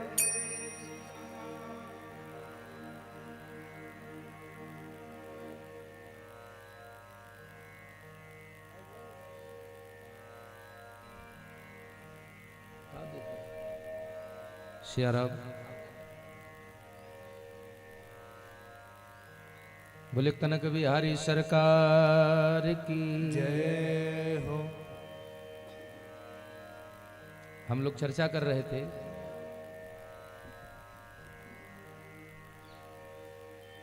कि परम वैष्णव परम भागवत संत श्री नारद बाबा जिस समय उस सरोवर के निकट पहुंचते हैं, उन्होंने सुंदर मनोरम दृश्य देख करके हर स्थान हमारे मन को नहीं छूता और हर स्थान साधना के योग्य नहीं। आप किसी किसी तीर्थ में जाइए तो आपका मन रम जाता है, फिर वहां से आने की इच्छा नहीं होती। जैसे वृंदावन, अगर आप वृंदावन चले जाइए और 2-4 दिन रह जाइए भाव से, मन से, दिल से अगर वहां रह जाएंगे तो फिर आने की इच्छा नहीं होती है। आप श्रीधाम हमारे अयोध्यापुरी में आ जाइए, अगर नित्य आप दशरथ महल, रंग भवन और कौशल्या भवन के दर्शन अगर आप रोज करने लगेंगे और जा करके वहां जब कनक भवन सरकार में आप थोड़ा सा समय बिताइएगा इन महलों में, तो एक दिन ऐसा भी आएगा कि आपकी वहां से आने की इच्छा नहीं। भाई हमारे साथ तो ऐसा ही है। बाकी अपने दिल का मैं जानता हूं, अपने अपने दिल के आप सभी जानते हैं। फिर इच्छाएं नहीं आपको कहेंगी कि आप जाइए। क्यों? क्योंकि फिर मन में भगवान बसने लगते हैं। तो नारद जी की इच्छा में वो स्थान बना और भगवान की इच्छा की सहमति हो गई। क्या हुआ?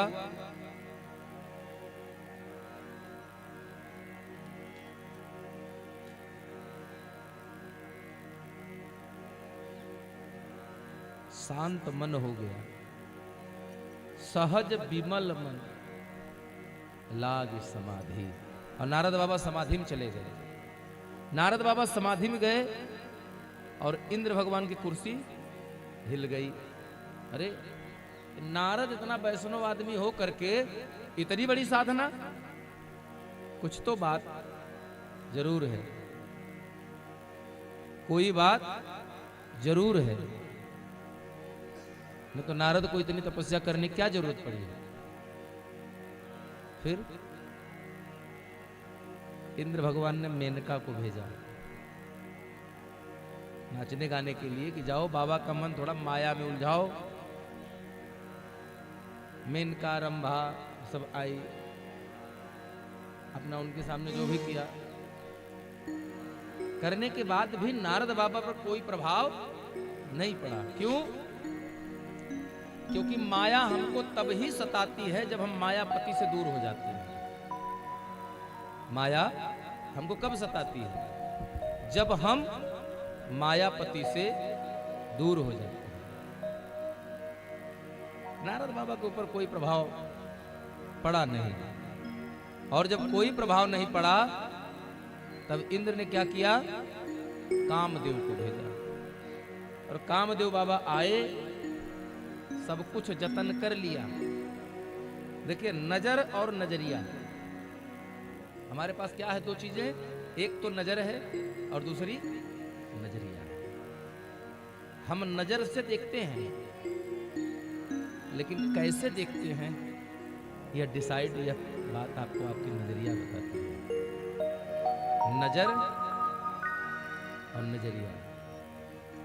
नारद बाबा, कामदेव के हर प्रभाव का कोई असर नारद बाबा पर नहीं पड़ा।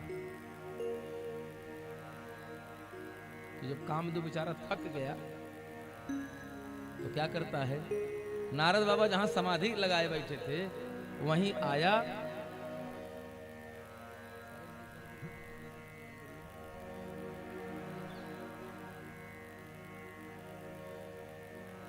जैसे ही नारद बाबा के पास कामदेव आता है और आकर के उन्हें प्रणाम करता है, लेकिन कैसे प्रणाम किया, नारद बाबा के चरणों को छूकर।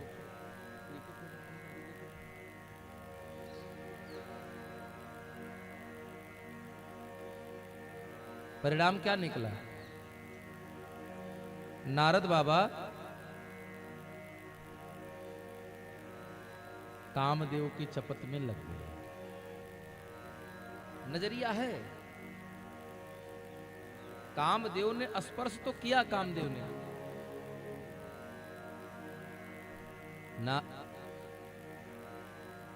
नारद बाबा को कामदेव ने स्पर्श तो कर लिया, लेकिन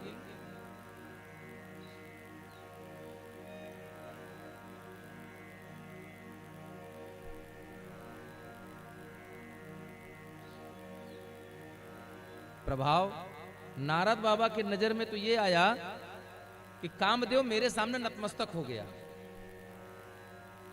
कामदेव मेरे सामने झुक गया, वो मेरा कुछ बिगाड़ नहीं पाया, मुझ पर प्रभाव नहीं डाल पाया। लेकिन क्या ऐसा था,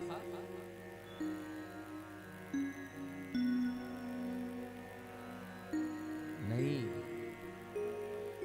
बात तो सिर्फ इतनी है कि चाकू खरबूजे पर गिर जाए या खरबूजा चाकू पर गिर जाए, कटता कौन है, खरबूजा ही तो कटता है।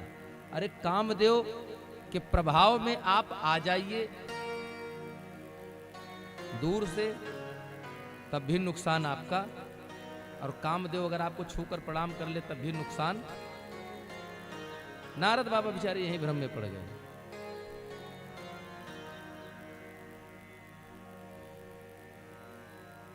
और परिणाम क्या निकला, जो नारद बाबा सतत राम कथा गाने वाले थे, भगवान की कथा गाते थे, अब आज के बाद वो काम कथा गाने लगे, राम कथा छूट गई।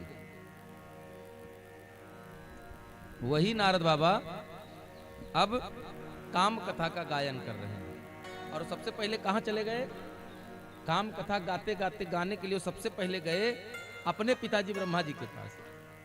ब्रह्मा जी से कहा, और ब्रह्मा जी ने कहा क्या हुआ। देखिए बताने का जरिया कितना बढ़िया होता, हम लोग कैसे बताते हैं, चुगली भी करेंगे तो कितने ऐसे करेंगे कि दूसरा समझ नहीं रहा है।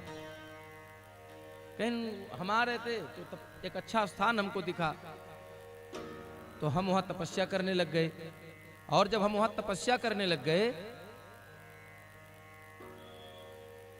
फिर बोले वहां कामदेव भी आया। कामदेव आया तो, लेकिन उसके आने का मेरे ऊपर कोई प्रभाव नहीं पड़ा। और अंत में क्या हुआ, तो ब्रह्मा जी मुस्कुरा रहे हैं, अच्छा कामदेव के आने का कोई प्रभाव नहीं पड़ा। बोले हाँ। बोले तो हुआ क्या, बोले अंत में कामदेव खुद इतना शर्मिंदा हो गया, हार गया, उसने मेरे पैर छूकर मुझे प्रणाम किया और क्षमा मांगकर चला गया। ब्रह्मा जी मुस्कुराए। ब्रह्मा जी ने कहा अभी तक यह बात किसको किसको बताया है, कहीं बस आपके पास आए थे। तो ब्रह्मा जी ने कहा बस यहीं तक रह जाना, अब आगे मत जाना। लेकिन कुछ लोगों की आदत होती है कि जब तक एक बात चार घर में न फैला ले तब तक कहां चुप बैठते हैं। और उसमें भी ऐसी बात कि भगवान शंकर ने कामदेव को जीता, लेकिन कामदेव को जला करके, और मैंने कामदेव के ऊपर क्रोध भी नहीं किया, वो खुद सरेंडर हो गया आकर हमारे सामने। इसका मतलब क्या जान रहे हैं कि अब शंकर बाबा से ज्यादा तपस्या हमारी प्रबल हो गई है। नारद बाबा घूमते घूमते पहुंच गए शंकर जी के यहाँ।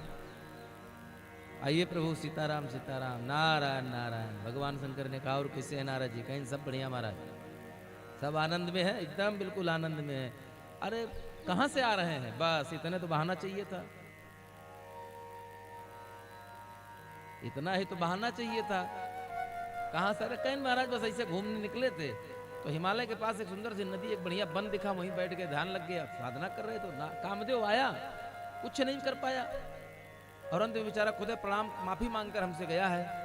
भगवान शंकर मुस्कुराए, बोले और कहाँ कहाँ गए हो? कहीं नहीं, बस और कहीं नहीं। तो भगवान शंकर ने स्पष्ट मना किया। आप मानस का अध्ययन करेंगे तो मिलेगा कि उन्होंने मना किया कि मुझसे तो कहा, अब आगे मत कहना। कोई पूछ कहे ना, अरे मान लीजिए कुछ चर्चा चल जा, कहे कोई चर्चा चले लेकिन इस चर्चा को मत चलाना, बाकी चाहे जो चले। लेकिन कहते हैं ना कि हरि इच्छा भावे बलवाना और हृदय विचारत शंभु सुजाना।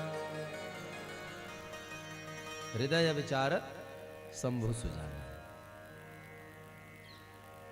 नारद बाबा टहलते टहलते चले गए कहाँ? क्षीर सिंधु गवने मुनि नाथा। क्षीर सिंधु गवने मुनि नाथा। क्षीर सिंधु गवने मुनि नाथा। क्षीर सिंधु कावाने मुनि नाथा। क्षीर सिंधु गवने मुनि नाथा। क्षीर सिंधु गावाने मुनि नाथा। क्षीर सिंधु गवने मुनि नाथा। जहाँ बस श्रेणी वास श्रुति साथा। जहाँ बस श्रेणी वास श्रुति साथा। जहाँ बस श्रेणी वास श्रुति माथा। राम जय राम जय जय राम। श्री राम जय राम जय जय राम। क्षीर सिंधु गवने मुनि नाथा। जहाँ बस श्रेणी वास श्रुति माथा। कहाँ गए? क्षीर सिंधु। और क्षीर सिंधु में कहाँ गए? जहाँ बस श्री निवास श्रुति माथा। क्षीर सिंधु में गए और वहां बाबा मिले भगवान श्री हरि विष्णु। और जब भगवान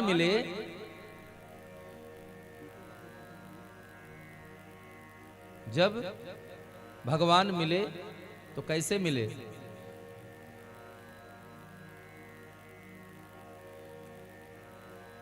रोज नारद बाबा जब जाते हैं तो भगवान तो वैसे सबको सहज मिलते नहीं, नारद को भी नहीं मिले। नारद बाबा गए, उन्होंने स्तुति किया, नमो वाड मनसातीताय आदि रूपय अन।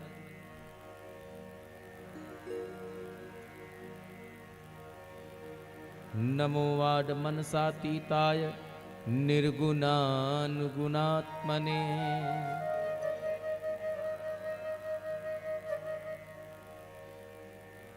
आदि मध्य अंतहीना। हे प्रभु, आप पारब्रह्म परमेश्वर हैं, आपका आदि मध्य अंत नहीं है।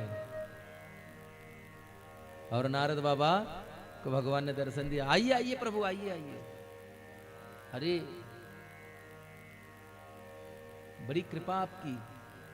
हर बार जाते थे नारद बाबा, जब हर बार जाते थे तो भगवान की स्तुति करते थे, प्रार्थना करते थे, तब भगवान उनको मिलते थे।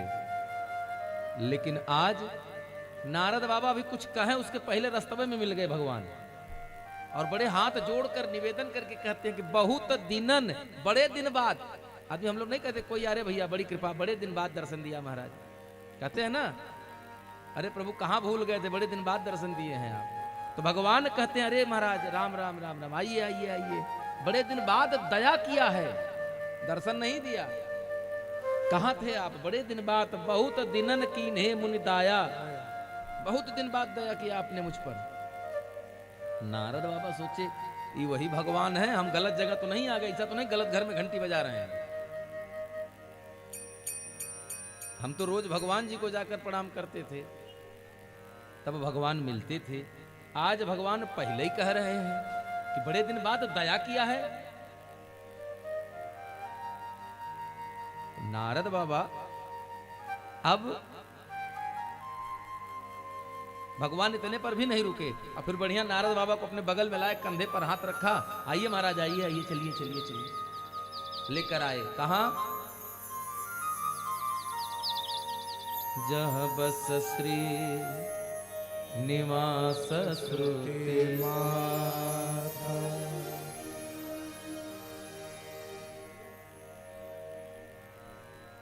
जहाँ बस श्रीनिवास श्रुति माथा। कहाँ बैठाया?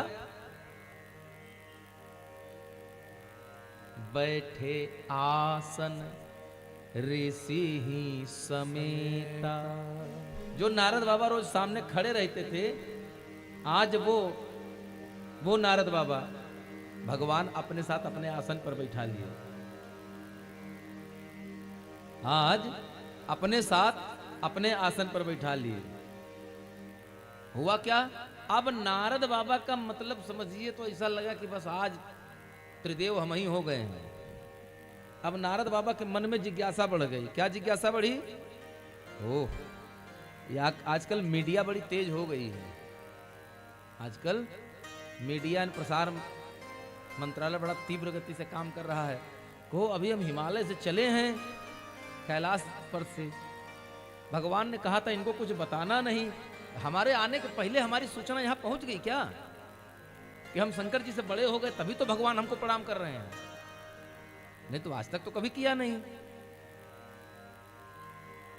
अब नारद बाबा के मन में अहंकार धीरे धीरे जमने लगा। अब भगवान फिर भी नहीं रुक रहे। भगवान ने कहा और प्रभु कुछ सुनाइए, कैसे आगमन हुआ, कुछ सुनाइए। अब जब कुछ सुनाइए तो भगवान ने तो इच्छा किया था कि नारद बाबा संत है, नारद बाबा वैष्णव है, तो वो कुछ राम कथा सुनाएंगे। कौन सी कथा सुनाएंगे? राम कथा। लेकिन जब कुछ सुनाइए का घंटी बज गई तो नारद बाबा काम कथा सुनाना शुरू कर दिया। राम कथा छूट गई और काम कथा आरंभ हो गई। भगवान सुनते रहे, मुस्कुराते रहे, सुनते रहे, मुस्कुराते रहे। एक समय ऐसा आया कि नारद बाबा ने कहा अच्छा प्रभु ऐसा ऐसा हुआ, हम तपस्या कर रहे थे, कामदेव आया, बड़ा परेशान किया, लेकिन कुछ हुआ नहीं। अंत में वो खुद बेचारा थक करके हमको प्रणाम करके चला गया। भगवान मंद मंद मुस्कुरा रहे हैं। दंड प्रणाम हुआ। नारद बाबा अपने अपने अपने घर को गए। इधर भगवान विष्णु ने एक लीला रच दिया। हमारे ठाकुर जी ने एक नई लीला रच दी। क्या? 400 कोस यानी 100 जोजन, 100 जोजन का एक नगर बना दिया और जिसका नाम रखा श्रीनिवासपुर। ये श्री कौन है? श्री माने श्रीयांग राधा जी या लक्ष्मी या हमारी जानकी मैया, यही श्री है। और सुंदर उस नगर के राजा है, नाम है शील निधि। शील निधि की एक पुत्री है, नाम है विश्व मोहिनी। अब विश्व मोहिनी कौन हो सकता है? खुद से विचार करिए। अति प्रचंड रघुपति कै माया।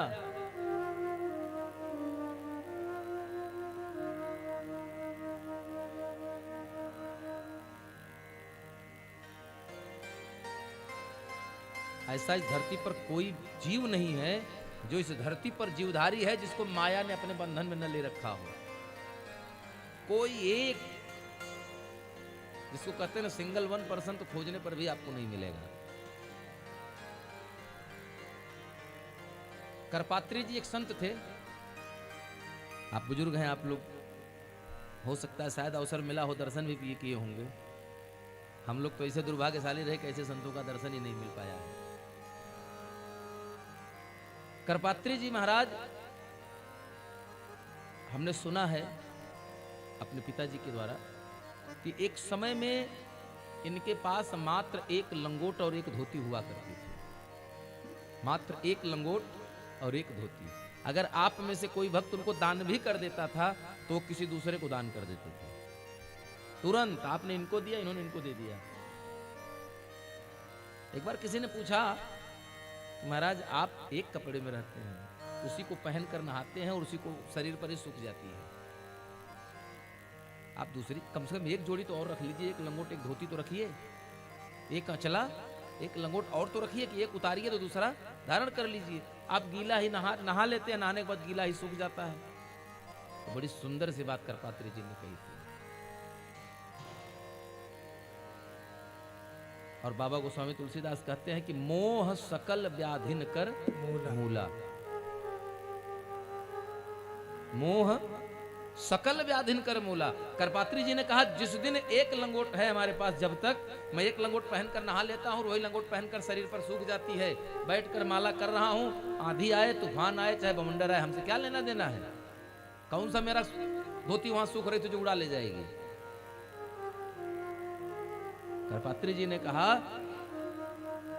मैं आज तक इसीलिए दूसरा नहीं कर पाया, न किया, क्यों?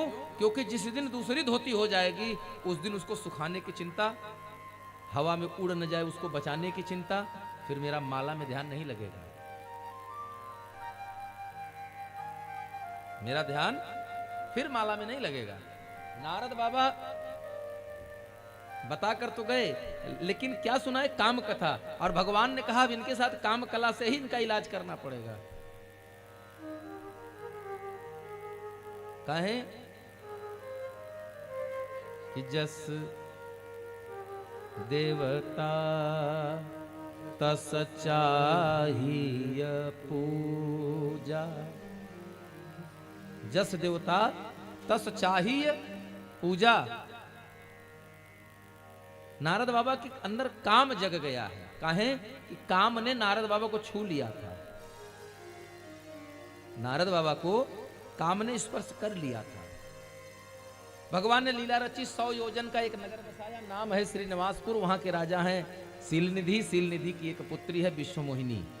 और विश्वमोहित, विश्वमोहन कौन कर सकता है? भगवान की माया, यानी कि भगवान की माया ही है। और भगवान ने सुंदर लीला किया। नारद बाबा जा रहे थे। अच्छा अनुभव करिए व्यक्तिगत। मान लीजिए अभी आप थोड़ी देर पहले यहां से जाएं, यहाँ कोई टेंट पांडाल नहीं है, और अचानक जब आप थोड़ी देर बाद लौटिए, आधा घंटा बाद, तो यहाँ बढ़िया सत्संग चल रहा हो टेंट पांडाल लगा के, तो आपके मन में जिज्ञासा बढ़ जाएगी। अभी हम गए थे तो यहाँ कुछ नहीं था, आए तो इतना बढ़िया पंडाल सज गया, कैसे हुआ, कब, कितनी देर में कैसे सज गया। नारद बाबा की यही दशा। अब सोचिए कि जो नारद बाबा जीवन पर्यंत घूमते रहे, उन्होंने कभी उस गांव पे नहीं देखा। टेंट तो चलिए एक वैकल्पिक व्यवस्था है, नगर, एक राज्य, पूरा पूरा राज्य बन जाए। इतने बड़े परम वैष्णव कहे गए हैं, नारद बाबा को परम वैष्णव कहा गया है भागवत में। परम विरागी। नारद बाबा भ्रम में आ गए। नारद बाबा ने कहा चलो जरा नगर देख लेते हैं कैसा नगर है। अब माया का, काम का प्रभाव। नगर में गए, यहाँ का अब इच्छा बढ़ती जा रही है। यहाँ तक आए तो कहें राजा कौन है। राजा के पास पहुंचे तो राजा को ने देखा कि नारद बाबा आए हैं, तो नारद बाबा का प्रणाम किया, अभिवादन किया, कहा मेरी बेटी का जरा हाथ देखिए, इसके हाथ में कैसा है, घर भर कैसा मिलेगा, घर भर कैसा मिलेगा। हाँ बाकी कल वाली बात, तो नारद बाबा ने हाथ देखा और हाथ देख करके कहा, लेकिन नारद बाबा ने कहा तो सही, नारद बाबा ने जो कहा वो कहा सही, उनके ज्ञान पर संदेह नहीं है, लेकिन चूंकि दिमाग में काम चढ़ा हुआ है, विवेक पर काम प्रभावी है, इसलिए उसका आशय गलत समझ लिए। नारद बाबा ने कहा इसका जो पति होगा वो अजेय होगा।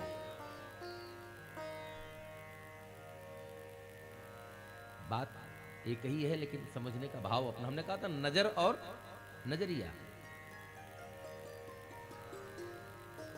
ये तो सही है कि जो इसका पति होगा वो अजेय होगा, लेकिन यह भाव था कि जिससे इसका विवाह होगा वो अजेय होगा। जिस बात तो वही है, जिससे इसका विवाह होगा वो अजेय है, या जिसके भाई से हम लोग कहते हैं ना, जिससे इसका विवाह होगा, पंडित जी कुंडली दिखाइए, पंडित जी ने कह दिया कि जिससे इसका विवाह होगा वो डीएम होगा, तो इसका मतलब ही थोड़ा होगा कि जिससे इसका विवाह हो जाए वही डीएम होगा। इसके भाग्य से वो डीएम नहीं होगा, वो डीएम होगा। बात एक ही है कि जिससे इसका विवाह होगा वो अजेय है। अब नारद बाबा भ्रम में पड़ गए कि इस लड़की का इतना प्रबल है भाग्य, भाग्य से इतना तीव्र है कि जिससे इसका विवाह हो जाएगा वो तो अमर हो जाएगा, अजेय हो जाएगा, कोई हरा ही नहीं पाएगा। अब नारद बाबा के ऊपर काम पूरी तरह हावी हो गया, तो काहे ने इससे हम ही ब्याह कर लें। भाई अब किसी लड़की के पास कुंडली में ऐसा योग हो कि जिससे इसका विवाह होगा वो डीएम होगा, तो ऐसा कौन आदमी है जो नहीं चाहेगा कि हमारा विवाह उससे हो जाए। प्रैक्टिकल सोचिए कि हमको पता हो जाएगा कि इनसे विवाह होने के बाद मैं राजा साहब बन जाऊंगा, कलेक्टर हो जाऊंगा, तो हम काहे नहीं चाहेंगे इनसे विवाह हमारा हो जाए, पूरा एड़ी चोटी का जोर लगा देंगे, बल्कि दहेज लेने के बजाय दहेज दे भी देंगे, भले ले लीजिए लेकिन विवाह हमारा कर दीजिए। नारद बाबा 100 जतन लगा रहे हैं। ये हुआ कैसे? काम का यही प्रभाव है। सही भी है तो सही चीज दिख सही रही है, लेकिन हमारे समझ में गलत आ रहा है सही, दिख सही रही है, यथावत है, हम समझ उसको गलत रहे हैं। ऐसा हमारे आपके व्यक्तिगत जीवन में कई बार होता है कि बातें सही होती हैं, लेकिन हम उस समय उसके भाव को गलत तरीके से ले लेते हैं। जैसे मान लीजिए आप अपनी ससुराल गए, आप अपनी ससुराल में गए, आपके ससुर जी ने कहा भाई दामाद जी आए हैं, इनके लिए बढ़िया भोजनादि की व्यवस्था की जाए। असुंदर भोजन बन गया। ससुर जी बेचारे चले गए खेत में, इधर सासू मैया ने आपको बढ़िया भोजन करा दिया। अब आपका जो साला है वो इंतजार कर रहा था कि जीजा के साथ हम खाएंगे, जीजा के साथ भोजन हम करेंगे। अब आपको सासू मैया ने पहले भोजन करा दिया। और संयोग से ससुर जी थोड़ी देर बाद आए, तो ससुर जी ने आते पूछा और दामाद जी भोजन आदि हो गया? ठीक है। अब कोई आए, तब तक साला आया, साले ने कहा क्या जीजा भोजन कर लिया आपने? बात उतने है, लेकिन आपको वहां इस समय फील हो जाएगा अरे भगवान इससे बढ़िया हम न खाए होते तो बढ़िया था। जैसे हमारे भोजपुरी में कहते हैं कहा भैया भोजन हो गया, ये प्रेम की बात है। ये तो समझ में आ रहा है कि आदमी सम्मान सहित पूछ रहा है। अब आदमी पूछ ले का हो खाए लला, तब तो अपने मन में आएगा कि कहाँ से हम भोजन कर लिए, इनके घर आके दोष लग गया, पाप हो गया हमसे। अब देने वापसी लायक व्यवस्था ने तो हम रिटर्न कर देते तुरंत। गलती कर दिया हमने भोजन करके, इनकी रोटी खाकर। शब्द वही है, कहने की जो तरीका होता है वो सही और गलत वो बना देता है। नारद बाबा को यहां समझने में गलती हो गई। नारद बाबा ने सोचा कि जिससे इसका ब्याह होगा वो अजय हो जाएगा, हो जाएगा। जबकि है क्या, जिससे इसका विवाह होगा वो अजय होगा। अब नारद बाबा लगे जुक्ति भिड़ाने कि हे भगवान, कौनी विधि से कन्या का विवाह हमारे साथ होगा। अब नारद बाबा अपना मुंह देखें तो इतनी बड़ी बड़ी दाढ़ी है, जिंदगी में कहूं साबुन तेल लगे नहीं, तो बाल बिल्कुल समझो चिड़िया का घोंसला।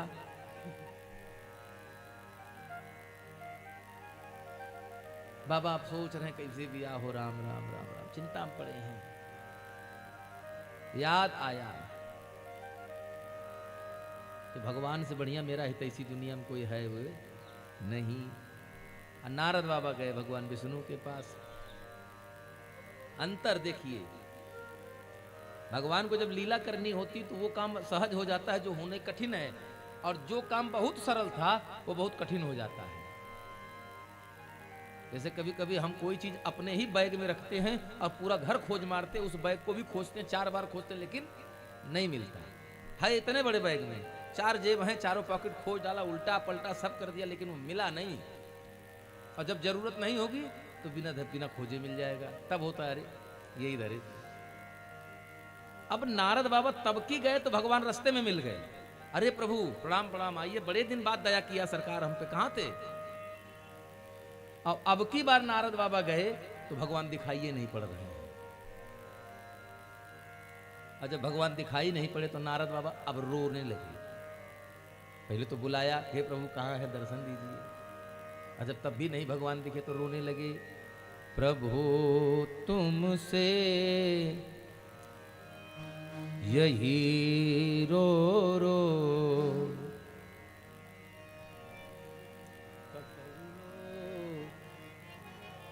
अब नारद बाबा हाथ जोड़कर रो रहे हैं, प्रभु तुम से यही रो रो सदा विनती हमारी है। प्रभु तुम से रो रो के सदा विनती हमारी है। प्रभु तुम से यही रो रो सदा विनती हमारी है। प्रभु तुम से यही रो रो सदा विनती हमारी है।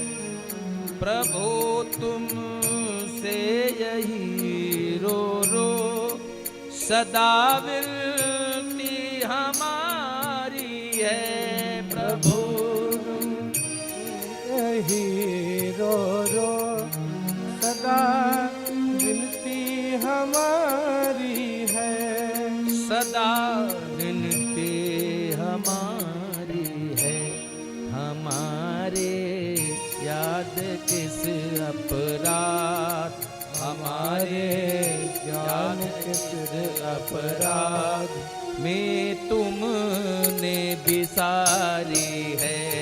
हमारे ज्ञान में अपराध तुमने बिसारी है। प्रभु तुम से यही रो रो सदा विनती हमारी है।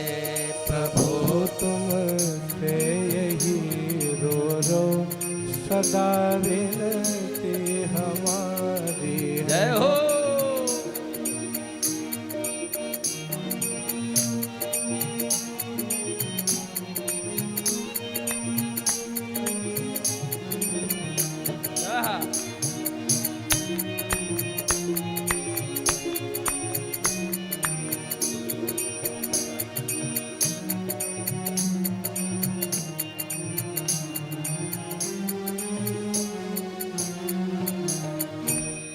क्यों? सुना है भक्त वत्सल हो, सुना है भक्त वत्सल हो, सुना है भक्त वत्सल हो, हमेशा ख्याल रखते हो। सुना है भक्त वत्सल हे प्रभु हमेशा ध्यान रखते हो, हमेशा ध्यान रखते हो। करो ये इच्छा मेरी पूरी। कौन सी इच्छा? प्रभु हमरो बियाह करा दो मेरी पूरी। करो ये इच्छा मेरी पूरी, अगर मर्जी तुम्हारी हो। करो इच्छा मेरी पूरी, अगर मर्जी तुम्हारी हो। करो इच्छा मेरी पूरी, अगर मर्जी तुम्हारी हो। राघव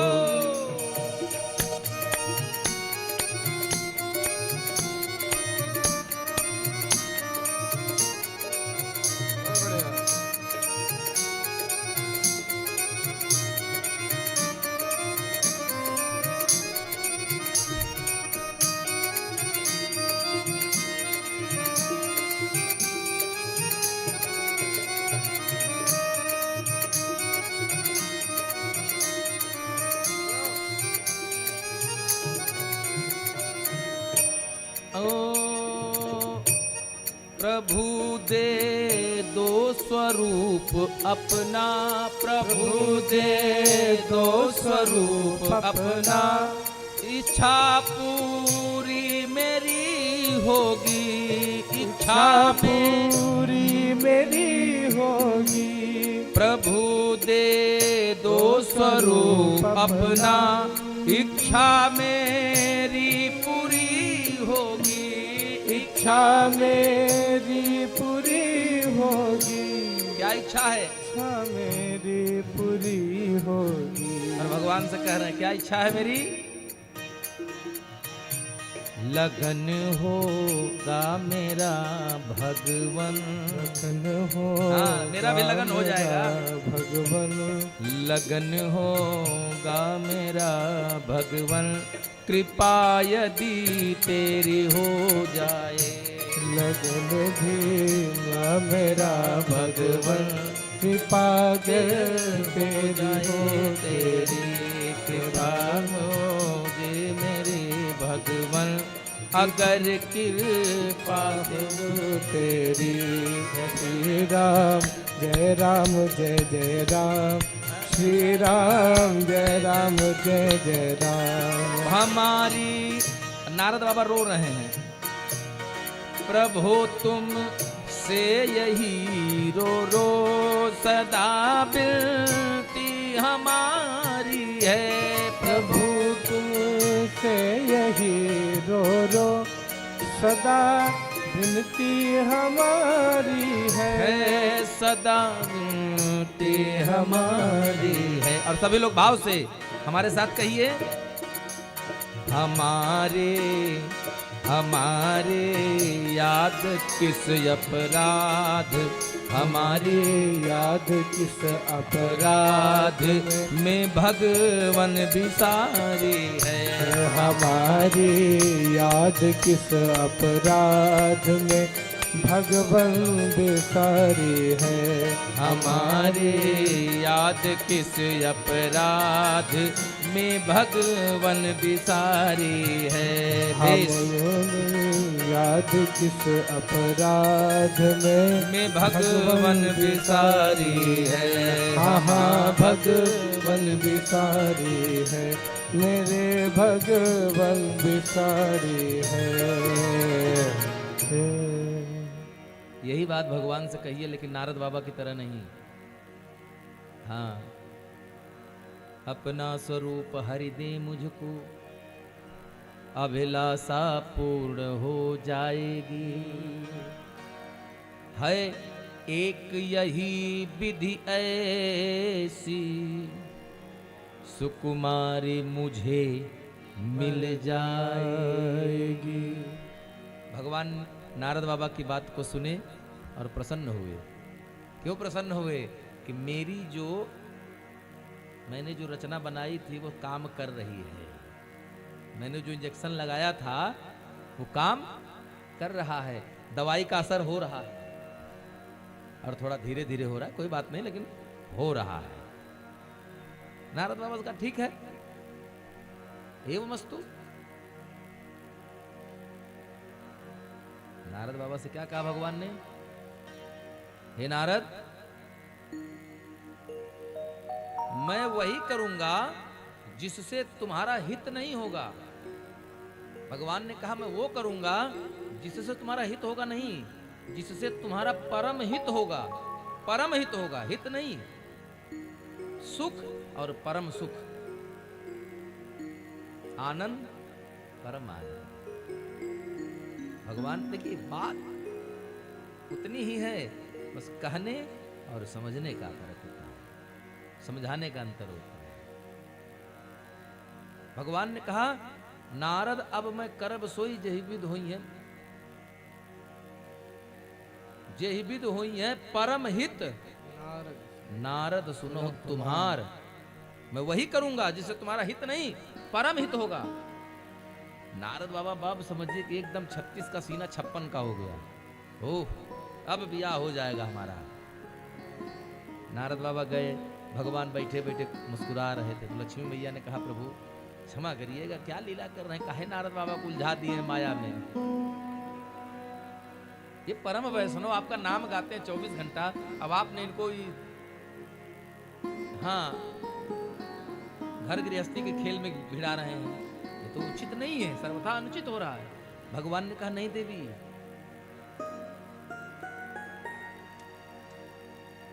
जैसा रोगी भाव है वैसे वैद्य बतावे। इलाज दो तरीके से होता है, एक रोगी के पसंद से होता है और दूसरा रोगी के खिलाफ जाकर के होता है। अच्छा तो ये कैसा इलाज हो रहा है? बोले रोगी के पसंद का इलाज हो रहा है।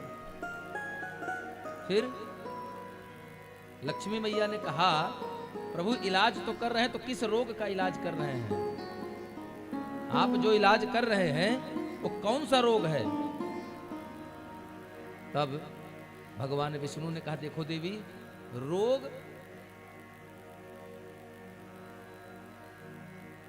दो प्रकार का होता है, इलाज तीन तरह से होता है। रोग दो प्रकार के, इलाज तीन प्रकार से। जैसे एक रोग तो होता है जो साध्य है, जो दवा से या ऑपरेशन करके ठीक हो जाता है, और दूसरा असाध्य जिसका कोई इलाज नहीं है। तो बोले नारद बाबा कौन रोग में है? कहें इनका साध्य इलाज रोग है। ये जो रोग है ये साध्य है, इसका इलाज हो सकता है, बहुत लंबा प्रोसेस नहीं है, थोड़ा लंबा है, 4 महीने इलाज चलेगा। जैसे डॉक्टर के पास जाते हैं ना, घबराइए नहीं, 4 महीने का इलाज है, कोर्स है, पूरा कर लीजिए, आपके पेट की जो समस्या है वो ठीक हो जाएगी। हमको भी तसल्ली हो जाती है कि चलो ठीक है, 4 ही महीना के बाद ठीक हो जाएंगे। तो मैया ने कहा तब ठीक है, साध्य है तब तो कोई बात नहीं। बोले लेकिन इनका रोग किस प्रकार का है? रोग तो साध्य है, लेकिन इसका इलाज कौन से प्रकार में आएगा? बोले जो 3 प्रकार आपने बताया। तो बोले 3 प्रकार का मैं बता रहा हूं, इलाज कौन कौन होता है। बोले एक व्यक्ति को फोड़ा हो गया, किसी को फोड़ा पड़ गया, दाना हो गया, अब वो डॉक्टर के पास गया, डॉक्टर साहब देखिए हमको फोड़ा हो रहा है। डॉक्टर ने देखा, छुआ, इधर उधर देख करके उन्होंने सोचा, समझ लिया कि नहीं ये अभी शुरुआती दौर का है, प्रारंभिक है। तो उन्होंने कहा ये एक पट्टी दिया आपको, कहा इसको लगा लीजिए, 4 दिन 6 दिन में अपने आप खत्म हो जाएगा। या घरेलू नुस्खा है, किसी ने आप देखा, घर के बुजुर्ग ने कहा घबराओ नहीं, थोड़ा है दाना, अभी शुरुआत है, आप काली मिर्च पत्थर पर घिस कर उसको लगा दीजिए, तो वो जल जाएगा, यानी खत्म हो जाएगा, बैठ जाएगा। एक इलाज तो ये है। बोले दूसरा उस फोड़े का इलाज, आप डॉक्टर के पास गए, डॉक्टर ने कहा कि बिल्कुल पक गया है, एकदम तैयार है, इसको तत्काल ऑपरेशन कर देना है। फोड़े की आप कभी कभी देखे होंगे कि आदमी जाता है, कहीं इनके पेट में पथरी है, कहीं लेकिन पथरी है, ये बिल्कुल बढ़ चुकी है, इसको तत्काल ऑपरेशन ही इसका इलाज है, और दूसरा कोई इलाज नहीं है। तो 2 इलाज हो गया। बोले तीसरा इलाज? बोले तीसरा इलाज फोड़ा है, लेकिन वो इस स्थिति में है कि ना वो बैठाने लायक है और ना ऑपरेशन लायक है। तो डॉक्टर क्या करते हैं, कहीं थोड़े दिन दवा खाइए, इस पर मैक्सल्फ लगाइए, इसको पकने दीजिए, पहले इसको पकाते हैं, इसको दवा दिया पहले पके तब इसका ऑपरेशन करेंगे। तो बोले नारद का कौन सा रोग है? कहें नारद का बीच वाला है, न बैठने लायक था और न ऑपरेशन के लायक था। तो बोले इसलिए इनको दवाई दे दिया है, 1 हफ्ता खाएंगे, थोड़ा इनका पक जाएगा तब उसका हम बढ़िया ऑपरेशन कर देंगे। बोलिए सिया राम जी महाराज की जय हो। बात समझ में आ रही है? कथा भी ऐसी हो कि आनंद के साथ चले। नारद बाबा का फोड़ा बढ़ा रहे हैं भगवान, आए और रूप किसका दिया? तो मांगा क्या था? अपना स्वरूप हरि दे मुझको। भगवान ने क्या मांगा था? भगवान नारद से, नारद ने तो यही मांगा था ना कि अपना स्वरूप हरि दे मुझको। भगवान ने दिया क्या? आगे बताएंगे अभी। अभी आगे बताएंगे कि ऐसा किया क्यों, क्या इसका मतलब भगवान ने गलत किया? मांगा था भगवान का स्वरूप, भगवान ने बंदर का मुख दे दिया, तो या तो भगवान गलत थे या तो नारद ने मांगा गलत। आपसे हम मांगे कि आप हमको 10 रुपया दीजिए, अब आप 10 रुपया के बजाय हमको बहुत सारा रुपया दें, तो या तो आप गलत हैं या तो हम गलत हो गए जो हमने ले लिया। गलती तो किसी न किसी पक्ष से हो रही है ना। मांगा था अपना स्वरूप भगवान का मुख और भगवान ने दे दिया बंदर का मुख, ये कैसे संभव हो गया? तब समझ लीजिए कि भगवान मांगा कुछ देते कुछ है, तो आप लोग समझ कर मांगिएगा। हाँ, सोच समझ कर मांगिएगा भगवान से। एक गांव से एक बाबू साहब चले गए डीएम साहब के यहाँ पर्ची लेकर के, फाइल बनवाया, पूरा अपना सर्टिफिकेट विकेट सब बनवा लिया, कैरेक्टर सर्टिफिकेट और ये वो सब बना करके खसरा खतौनी लेकर डीएम साहब के यहाँ पहुंचे और दरखास्त लिखा कि माननीय जिलाधिकारी महोदय, हमें अपनी खुद की सुरक्षा के लिए एक तोप की आवश्यकता है। हमें अपनी सुरक्षा के लिए एक तोप की आवश्यकता है, तो कृपया करके उस तोप का लाइसेंस हमको जारी करने की कृपा करें। जिले से घूमते घामते इधर उधर डीएम सबके यहाँ घूमते, तहसीलदार नायब तहसीलदार सबके यहाँ घूमते घामते जब डीएम के पास पहुंचा तो डीएम ने एप्लीकेशन पढ़ा, कहा भाई इतनी उम्र में तो हमने कभी तोप का लाइसेंस नहीं मांगते किसी को सुना, इस व्यक्ति से मिलना पड़ेगा। और जब डीएम साहब ने बुलौआ भेजा तो जब गांव का आदमी गया तो डीएम साहब ने कहा भैया इनकी दशा देखिए। साहब राम राम, आपका पेपर है? हाँ मेरा है। कहीं क्या करते हैं आप? हम खेती करते हैं। कहने आपने लाइसेंस मांगा? कहना हाँ। अरे कहन प्रभु तोप का लाइसेंस क्या करेंगे आप? कहन प्रभु दरअसल बात आप नहीं समझे। वो गांव का आदमी बोला, बतिया आप हमारी नहीं समझ रहे हैं सरकार, हम तोप मांगे हैं लेकिन दिल्ली से जब चलेगा, दिल्ली से चलेगा तो घर तक आते आते पता नहीं रिवॉल्वर का मिल पाएगा कि नहीं मिल पाएगा। बात इसलिए हमने कहा पहले, क्योंकि कहें ऐसा क्यों? कहें हम बैंक से 1 लाख रुपए का लोन लिए थे, हमारे पास पहुंचते पहुंचते 25,000 बचा था, इसलिए हमने सोचा ये भी व्यवस्था सरकारी में ऐसी हो तो तोप का मांगेंगे तो वहां से यहां तक आते आते कम से कम रिवॉल्वर तक तो आ ही जाएगा। नारद बाबा भगवान से मांगे थे उनका रूप। क्यों? क्योंकि दुनिया में सबसे सुंदर हमारे ठाकुर जी हैं, इनसे सुंदर कोई दूसरा है ही नहीं। है कि सुंदरता कहु सुंदर करई, सुंदरता को भी ये सुंदर बनाते हैं, प्रसन्नता को भी ये प्रसन्नता देते हैं, इसीलिए इनका नाम जो आनंद सिंधु सुख राशि है। सुंदर महाराज नारद जी को बढ़िया रूप मिल गया। हाँ क्या पूछना है। अब नारद बाबा सीना जैसे दूल्हा बन, जिस दिन आदमी दूल्हा बनता है उस दिन देखिए ना महाराज कितना तन कर चलता है। उसको झुकना भी होगा लेकिन सर नहीं झुकाएगा ना।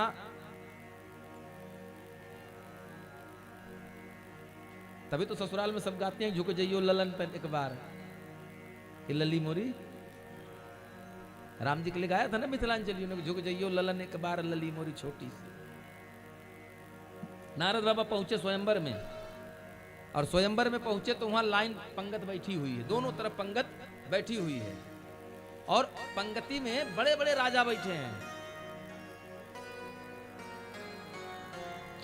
और दोनों तरफ के राजा बैठे हैं। नारद बाबा पहुंचे भागते भागते, ऐसा न हो स्वयंवर में हम देर से पहुंचे, और देर से पहुंचे तब तक पता लगे कि स्वयंवर संपन्न हो जाए। अब नारद बाबा आए तो स्वयंवर आरंभ था।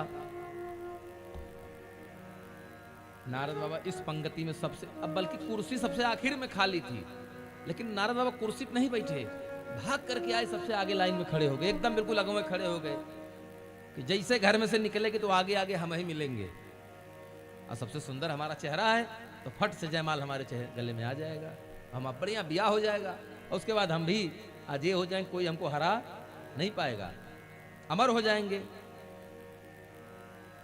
लेकिन विष्णुमोहिनी ने उनकी तरफ देखा ही नहीं, दूसरी लाइन में बढ़ गई। नारद ने देखा ही तो इधर दिया, अच्छा लगता ध्यान नहीं दिया होगा, बेचारे इधर से गए घूम करके आए, फिर 4 कुर्सी छोड़ करके इधर खड़े हो गए, सोचा अब देख लेगी।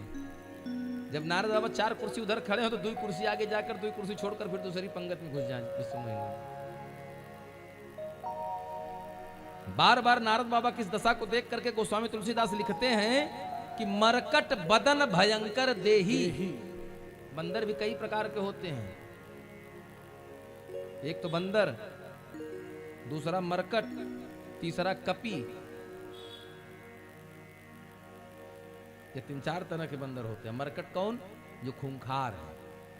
लिखा है कि मरकट बदन, विकराल दिख रहे हैं नारद बाबा, भयंकर खूंखार दिख रहे हैं।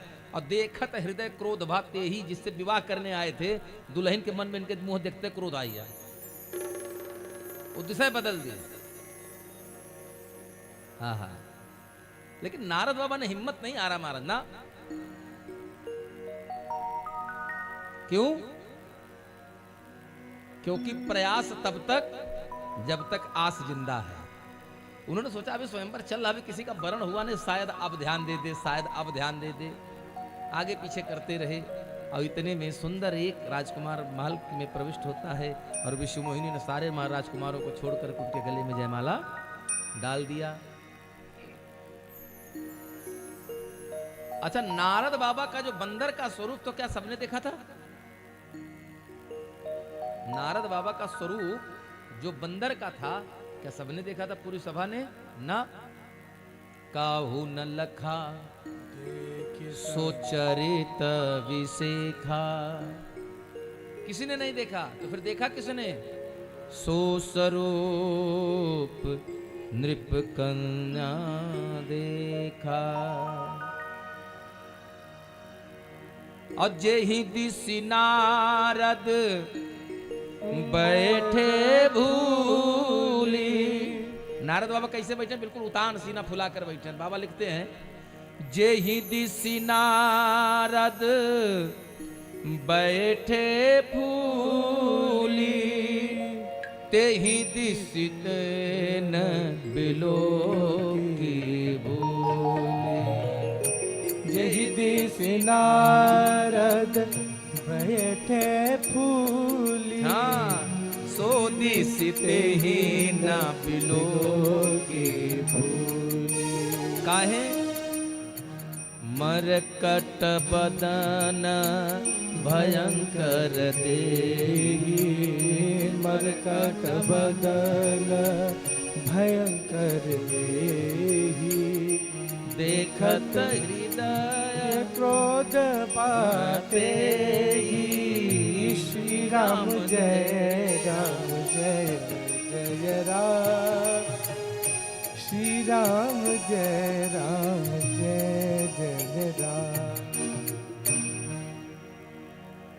इस रूप को केवल 3 लोगों ने देखा। कौन कौन? रहे तहां दुई रुद्रगण, ते जाने सब भेद।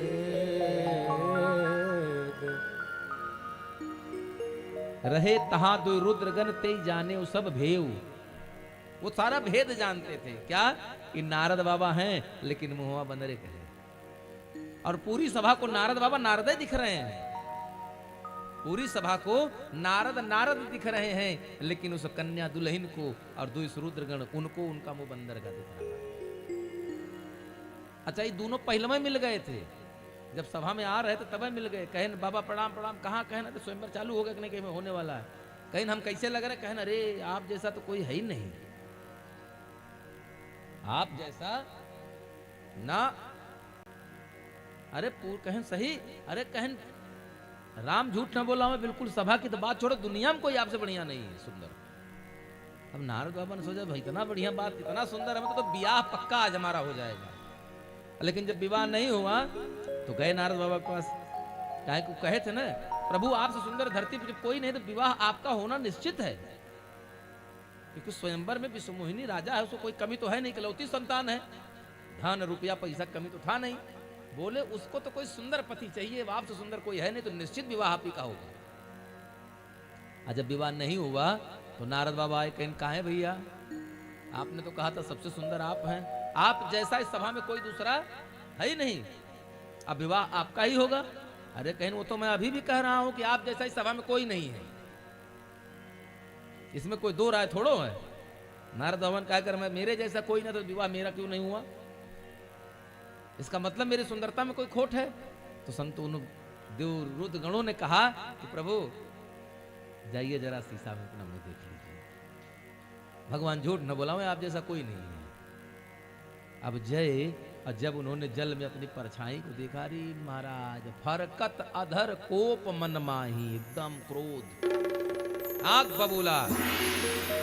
अब आते आते तुरंत श्राप दे दिया, हो निशाचर जाय तुम, कपटी पापी दो, राक्षस हो जाओ। अब दोनों हाथ जोड़ लिए, प्रभु जी का कह दिए, कहन कपटी पापी तुम दोनों हो, और जाकर के राक्षस हो जाओ। हंसे वो हमें सो ले अब ले भोगो, हंसे थे ना, अब हंसो, अब बहुरी हंसो मुनि कोई। मेरा मजाक उड़ाया था ना, अब हंसना किसी पर, राक्षस हो जाओ, जाओ। लेकिन फिर उन्होंने हाथ जोड़ा, कहा प्रभु हमने तो वही कहा जो सही था, और जिन्होंने ये किया वो कहन बस उन्हीं का नंबर है, वहीं जा रहे हैं। हाँ आए बीच ही मग मिले दनुजारे, रही संग तह रमा कुमारी। अब नारद बाबा, अच्छा देखिए, भगवान को अगर जाना होता तो भगवान तो बहुत जल्दी विवाह करके चले गए थे, तो अब तक तो क्षीर सागर पहुंच गए होते। लेकिन थोड़े दूर जाके आधा किलोमीटर पे बाबा फिर मिल गए, और नारद बाबा को देखते कहा, गुरुजी प्रणाम, कहां चले बिकल की नाई, इतनी परेशानी में, बड़ा परेशान लग रहे, कहां जा रहे हैं घबराए हुए? नारद बाबा ने कहा बस बस आप ही को खोज रहे थे हम, रुकिए। तब तक भगवान विष्णु ने कहा अपनी दोनों पत्नियों से, कहा अरे भैया नारद बाबा है, प्रणाम करो। नारद बाबा अब समझो तो जले पर नमक, मेरा एक ब्याह नहीं होने दिया, दो पत्नी लेके घूम रहे हैं, ये बताइए इनको कौन समझाए? नारद बाबा ने कहा कप आकृत तुम कीन हमारी, हम मांगे थे आपका स्वरूप, आपने हमको बंदर का स्वरूप दे दिया। भगवान ने कहा मैंने तो यही कहा था, पहले कहा था कि वही करूंगा जिसमें आपका परम हित होगा। भगवान ने कहा अच्छा ठीक, अब तो हो गया। तो भगवान ने कहा मुझ पर दो रुद्रगण हंसे थे ना, उनको श्राप देकर के राक्षस हो जाओ। पीछे से वो सब पहुंचे, बोले हमारा कल्याण। भगवान ने कहा तुम अकेले नहीं जाओगे, इनको भी जाना पड़ेगा। अरे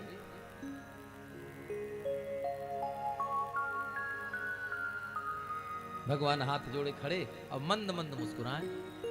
अच्छा जब कोई क्रोध में हो और आप उसके सामने, वो आपको डांट रहा हो और आप मुस्कुराइए, तो फिर रिएक्शन देखिए कितना बढ़िया होता है। सही बात है ना? आप पर कोई गुस्सा हो और उसकी डांट पर आप मंद मंद मुस्कुराते रहिए। वो आपको डांटे, अब आप मुस्कुराइए, अरे कोई बात नहीं। फिर देखिए महाराज बिना मारे वो मरता रहेगा, उसका क्रोध अपने आप को जलाएगा। क्योंकि क्रोध की परिभाषा ही यही है कि किसी दूसरे की गलती की वो खूबसूरत सजा जो हम खुद को देते हैं, उसी का नाम क्रोध है। क्रोध किसी अन्य की गलती की वो सुंदर सजा जिसको हम स्वयं पर देते हैं, यही क्रोध है। कैसे? मान लीजिए किसी बच्चे ने गलती कर दिया, आपने उसको मारा, तो क्या मारा तो चोट उसको लगी, आपको नहीं लगी?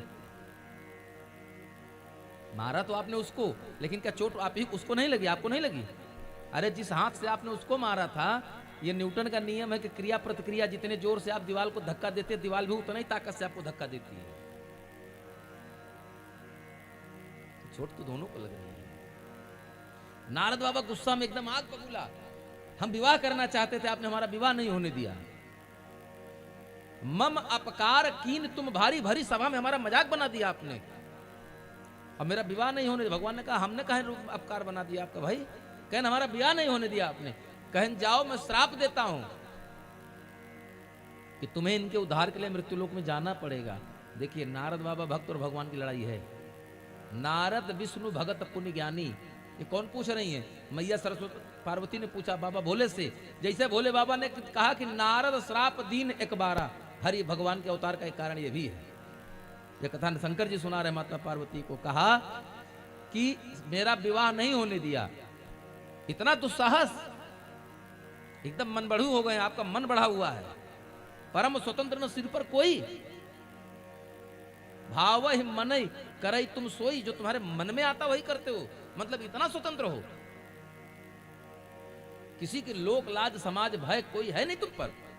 भगवान विष्णु मुस्कुरा रहे हैं, तुम कुटिल हो, ये देखो निर्लज्ज भी हो गए हैं, मैं डांट रहा हूं तो हंस रहा है। असुर सुरा विष शंकर आप रमा मन चार, मदिरा निकली तो राक्षसों को पिला दिया, विष निकला तो भोले बाबा को पिला दिया, और जब लक्ष्मी निकली तो लक्ष्मी का विवाह खुद से कर लिया। यहां भी कपट। अरे तुम स्वार्थी हो, तुम मतलबी हो, साधक, तुम्हारे व्यवहार में कुटिलता होती है। अगर कुटिलता न होती, तुम्हारा व्यवहार कपटपूर्ण न होता, तो मैंने तुम्हारा स्वरूप मांगा तो तुम बंदर का मुख हमको नहीं देते। कपटी हो तुम। भगवान विष्णु मंद मंद मुस्कुरा रहे हैं। और जब नारद जी ने कहा कि मम उपकार, अपकार माने किसी का अपमान, बेइज्जती करवाना। मम अपकार कीन तुम भारी, तो जाओ, जब मृत्यु लोक में जाओगे ना, तो नारी बिरह तुम हो दुखारी। कितना सुंदर सा भाव है। नारद बाबा श्राप दे रहे हैं और भगवान हंस रहे हैं, हाथ जोड़कर हंस रहे हैं। क्यों? भगवान कहते हैं धन्य हो गुरुदेव, ये आपका श्राप है। अच्छा, शब्द को समझिएगा, भाव। नारद श्राप दे रहे हैं कि मृत्युलोक में अवतार लेना पड़ेगा। डॉक्टर साहब, मृत्युलोक में अवतार लेना पड़ेगा। भगवान ने कहा ठीक है, चले जाएंगे। और जैसे भगवान को नारद ने श्राप दिया दूसरा कि नारी बिरह तुम होब दुखारी, भगवान ने कहा जय हो प्रभु, आपके चरण कहां है, प्रणाम प्रणाम। 3 बार प्रणाम किया भगवान ने।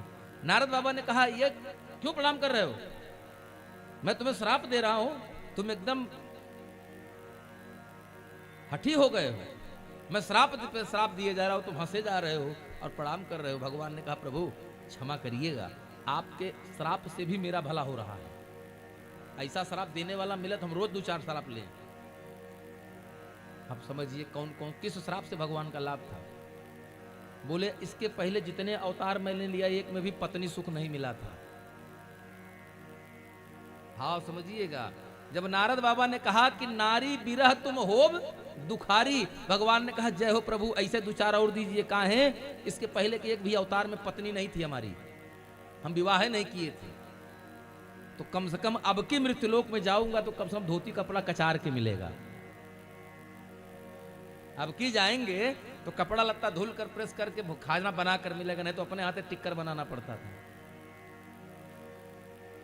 बताइए कौन से अवतार में भगवान का विवाह हुआ? मीन मत्स्य अवतार में विवाह हुआ था? नहीं हुआ। कमठ कछुआ होकर आया, विवाह हुआ था? नहीं। सूकर विवाह हुआ था? नहीं। नरहरि नरसिंह भगवान विवाह हुआ? नहीं। बामन नहीं। परशुराम, उसमें भी पत्नी का सुख मिला लेकिन रहा नहीं। तो भगवान ने कहा धन्य हो प्रभु, कम से कम अब की तो पत्नी सुख मिलेगा। तो कहन पत्नी सुख मिलेगा नहीं, नारी बिरह तुम होब दुखारी, जैसे आज हम पत्नी के लिए तड़प रहा है मेरा मन, ऐसे तुम रोओगे। भगवान ने कहा ये मस्तु। तब तक नारद जी ने अगला श्राप दे दिया, कपि आकृति तुम कीन हमारी, तुमने बंदर का मुख देखकर मुझे अपमानित कराया, तो करी है कीस सहाय तुम्हारी। भगवान ने कहा जय हो प्रभु, ऐसे 1-2 और दीजिए। समस्या आप बता रहे हैं लेकिन दवाई साथ में दे रहे हैं। डंडे से मार दिया, निशान पड़ गया, लेकिन मलहम दे दिया, कहा लगा दो भी तुरंत खत्म हो जाएगा। दोनों उपाय मिल गया। इस बार शादी भी हो जाएगी, पत्नी के चक्कर में दुख मिलेगा, लेकिन बंदर हमारी सहायता भी करेंगे, हमको उसके लिए भी ज्यादा परेशान होने की जरूरत नहीं है। और तब जब इतना करने के बाद भगवान ने कहा अब इनकी दवाई हो चुकी, ऑपरेशन इनका जितना गंदा था वो सब अब बाहर निकल गया है। तब हरि माया दूर निमारी, और नहीं तह रमा न राजकुमारी। और भगवान ने अपनी माया हटाई, जब माया हटाई तो न रमा और न राजकुमारी। बोले सियावर रामचंद्र की। जय हो। इसका मतलब समझ रहे हैं? ये जो हम देख रहे हैं ये सब खाली खाली माया है। मुदहु नयन कतहु कुछ नहीं है। जैसे आप आंख बंद करिए सब खत्म। नारद बाबा चले गए। और जब माया हट गई तो नारद बाबा अब महाराज सामने से जब पर्दा हटा, अरे तो खाली खाली भगवान खड़े थे और कोई है ही नहीं। फिर नारद बाबा अब हाथ जोड़कर रोने लगे। कहा प्रभु क्षमा करिए, मैं दूर बचन कहे वो बाहु तेरे। मैं दूर बचन कहे बहु तेरे। कह मुनि पाप मिटहि कीमि मेरे। कह मुनि पाप मिटहि कीन मेरे। महमुनि पाप मिटहि कीमि मेरे। कह मुनि पाप मिटहि कीन मेरे। और जब नारद ने इतनी बात कही तो भगवान कह रहे हैं, नारद बाबा और कह रहे हैं क्या? मृखा हो मम श्राप कृपाला। मृखा हो मम श्राप कृपाला। मम इच्छा कह दीन दयाला। मम इच्छा कह दीन दयाला। मैं राम जय राम जय जय राम। श्री राम जय राम जय जय राम। और जब नारद बाबा की आकुलता को भगवान ने देखा तो उन्हें उपाय बताया। उपाय बताया, क्या उपाय बताया? जपहूं जाई क्या? शंकर सतनाम। यहाँ भी देखिए, यहाँ क्या बताया? नाम जप। यत् फलम नास्ति तपसा न योगेन न समाधिना तत्फलम लभते सम्मक कलौ केशव कीर्तनात्। वो फल कलयुग में मिल जाएगा केवल राम नाम गाने से। जपहूं जाए शंकर सतनाम। जपहूं जाए शंकर सतनाम।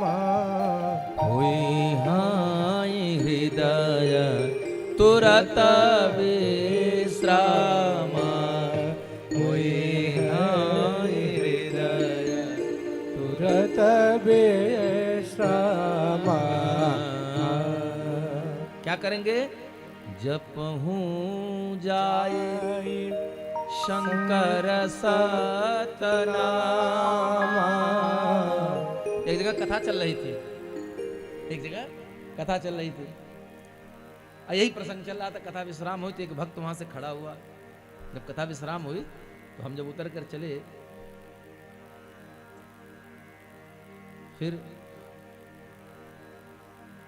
जब आगे बढ़े तो वो भक्त पीछे से आया कक्ष में और आकर कहता, महाराज जी एक बात बताइए। उनके साथ 4-5 लोग और आए। कहीं प्रभु रामचरितमानस में आप लोग तो कभी आप वही प्रसंग बोल कर आए, लेकिन आपने एक बार भी सतना का, हमारे एमपी का नाम नहीं लिया। राम कथा में एमपी का नाम नहीं लिया। हमने कहा भैया हमने प्रभु पढ़ा भी नहीं है कहीं एमपी का नाम सतना मैहर, इनका नाम तो कहीं आया नहीं।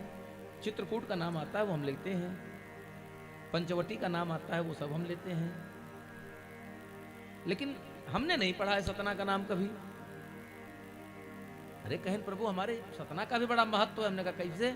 कहें बाबा गोस्वामी ने लिखा है। हमने कहा क्या? कहें वो चौपाई आपने पढ़ा था ना कि जपहु जाए शंकर सतना, जपहु जाए शंकर सत नामा। चौपाई तो ये कहती है कि जपहु जाए शंकर सत तब है कि नामा। सत माने 100, 108 नाम का जप करिए। लेकिन आप लोग गलत पढ़ते हैं महाराज। लेकिन क्यों? हमने कहा भैया क्या बात है, कहाँ गलती? हम भी इंसान है, हो सकता है मैं भी गलती हो सकती है, ऐसा नहीं है। तो बड़े सुंदर भाव से बड़े सहज से उन्होंने कह दिया प्रभु भगवान ने कहा था नारद बाबा से कि जपहु जाय शंकर सतना माँ। कहाँ जपना है? सतना माँ। तो क्या जपना है? शंकर जी का नाम जपना है। तो चौपाई हमको बताए कहीं भगवान ने कहा था नारद जपहु जाय शंकर सतना माँ। वो अपने हिसाब से शब्द को यहां से वहां बैठा ले गए। शंकर सतना एक में कर दिया, नामा को काट दिया, ना आ गया सतना में और मां चला गया अकेले में। तो उसने बताया कि जपहु जाय शंकर सतना। शंकर जी का नाम जपना है कहां? सतना मां, माने सतना में जाकर नाम जपना है और कहीं नहीं बताया। हमारे सतना का बड़ा महत्व। हमने कहा प्रभु भाव अपना अपना है, आप जैसा समझ सकें। सही बात है कि नहीं वर्मा जी? हम तो समझा नहीं सकते। ऐसे बहुत लोग मिल जाते कहें हनुमान जी जब मच्छर बन गए थे तो उतनी बड़ी अंगूठी ले कैसे गए? भाई हमारी अंगूठी अगर इतनी बड़ी है और हमसे आकृति 10 गुना बड़ी राम जी की रही होगी तो उनकी अंगूठी नहीं ज्यादा तो कम से कम इतनी बड़ी तो रही होगी। अब इतनी बड़ी अंगूठी एक मच्छर कैसे लेके चला जाएगा? महाराज जी हमारे परेशान। तो जब जो वक्ता था श्रोता वो बेचारा नहीं समझ पा रहा था जजमान, तो जजमान हमारे गुरु जी के जो सेवक थे यानी जो आयोजक थे, जो सागर में कथा चल रही थी पूज्यपाद गोलोकवासी हमारे गुरु महाराज की, महाराज जी नहीं समझा पाए। तो उस व्यक्ति ने कहा प्रभु अब आप 2 मिनट के लिए अवसर हमको दे दीजिए, क्योंकि हमें पता है कि 60-60 हम समाचरित ये कैसे मानेंगे कि हनुमान जी मुद्रिका ले गए होंगे। तो उन्होंने समझाना शुरू किया। कहीं राम जी कितने बड़े थे? कलयुग में अगर हम 6 फुट के हैं तो द्वापर में कहीं कलयुग में राणा प्रताप लोग 10-10 फीट 12-12 फीट हाइट के थे। भाई जब 40-40 किलो का भाला हुआ करता था एक मन का उनका कवच, तो आदमी भी तो कम से कम रहे होंगे। अब हमारी पीठ पर कोई 40 किलो रख देगा तो हम पैदल चल के कितनी दूर जा पाएंगे? और युद्ध करना तो बड़ी दूर की बात है। पैदल चले नहीं 2-4 किलोमीटर तो है बहुत बड़ी बात। इसका मतलब वो बहुत बड़े रहे होंगे, शारीरिक रूप से बड़ा रहा होगा। तो कहें राम जी, तो कहें राम जी भी रहे होंगे नहीं ज्यादा तो कम से कम 25-50, नहीं ज्यादा तो 50 फुट के तो रहे होंगे हाइट। राम जी की हाइट कम से कम 50 फुट की तो होगी, ठीक? तो कहें अगर राम जी की हाइट अगर उस जमाने में आदमी की लंबाई 50 फुट की तो चौड़ाई भी कम से कम 10 फीट की रही होगी। कहना हाँ बिल्कुल रही होगी। तो कहना अगर कलयुग के मच्छर 1 सेंटीमीटर के हैं, उस समय के मच्छर कितने बड़े होंगे? नहीं ज्यादा तो कम से कम खरगोश जितने तो होंगे। अब आप बताइए कि खरगोश को अंगूठी ले जाना सरल है कि कठिन? कहना हाँ नहीं, खरगोश ले जा सकता है। तो हनुमान जी जब मच्छर बने होंगे तो खरगोश जैसे हो गए होंगे तब लेकर उड़ सकते थे। तो समझना आपको है, आप समझेंगे कैसे, आप पर निर्भर करता है। बोले सियावर रामचंद्र की जय। नारद बाबा का श्राप हो गया। भगवान ने कहा जाकर के शंकर जी का नाम जप करिए 108 नाम। नारद बाबा गए, जप किया।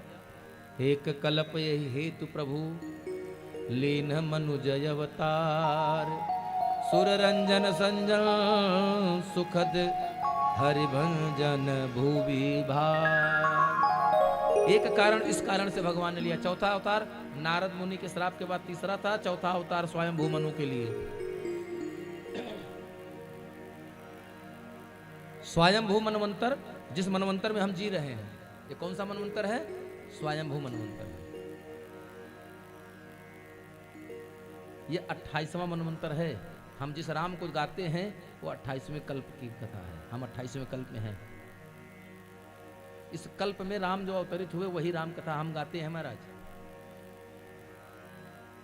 इसीलिए राम जी की कथा में पहले बाबा भोलेनाथ ने कहा था कि राम जन्म के हेतु अनेका, कई कारण रहे।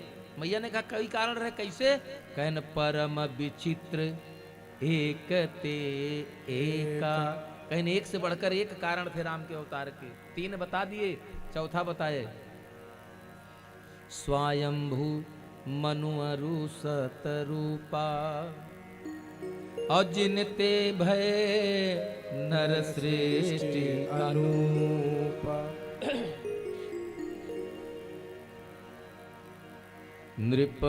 नृपवुतान पाद सुत जासु, नृपवुतान पाद सुत जासु, नृपवुतान पाद सुत जासु, ध्रुव हरि भगता भय सुत जासु, ध्रुव हरि भगत भय सुत जासु। और स्वयंभू महाराज के संतान, बड़ा पुत्र नाम है उत्तानपाद। उत्तानपाद जिसका पैर ऊपर की तरफ हो, जिसका पैर ऊपर हो, जिसको हम लोग कहते हैं उल्टा पैदा हुआ। दूसरा बेटा लघु सुत नाम प्रिय व्रत ताई, लघु सुत नाम प्रिय व्रत ताई, वेद पुराण प्रशंसहि जाई, वेद पुराण प्रशंसहि जाई, देवोते पुनीता सुकुमारे, देवहूति पुनीता सुकुमारी, जो ऋषिकर दम की प्रिय नारे, जो ऋषिकर दम की प्रिय नारी, आदि देवा प्रभु दीन दयाला, आदि देवा प्रभु दीन दयाला, जठर धरे वो तन कपिल कृपाला, जठर धरे वो जेहि कपिल कृपाला। सभी लोग गाइए श्री राम जय राम, जय जय राम, श्री राम जय राम, जय जय राम, श्री राम जय राम, जय राम, जय राम जय।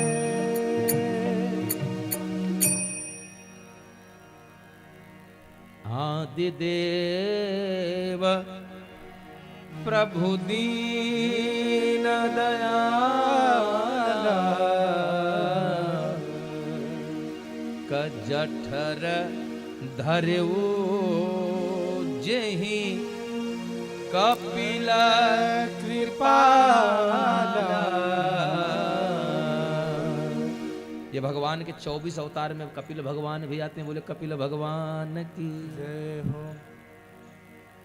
और चौथे पन की आयु में स्वयंभू भगवान मनु के भी मन में इच्छा हुई कि जिसके कारण ये सब कुछ मिला, आज तक मुझे उसका पता नहीं चला।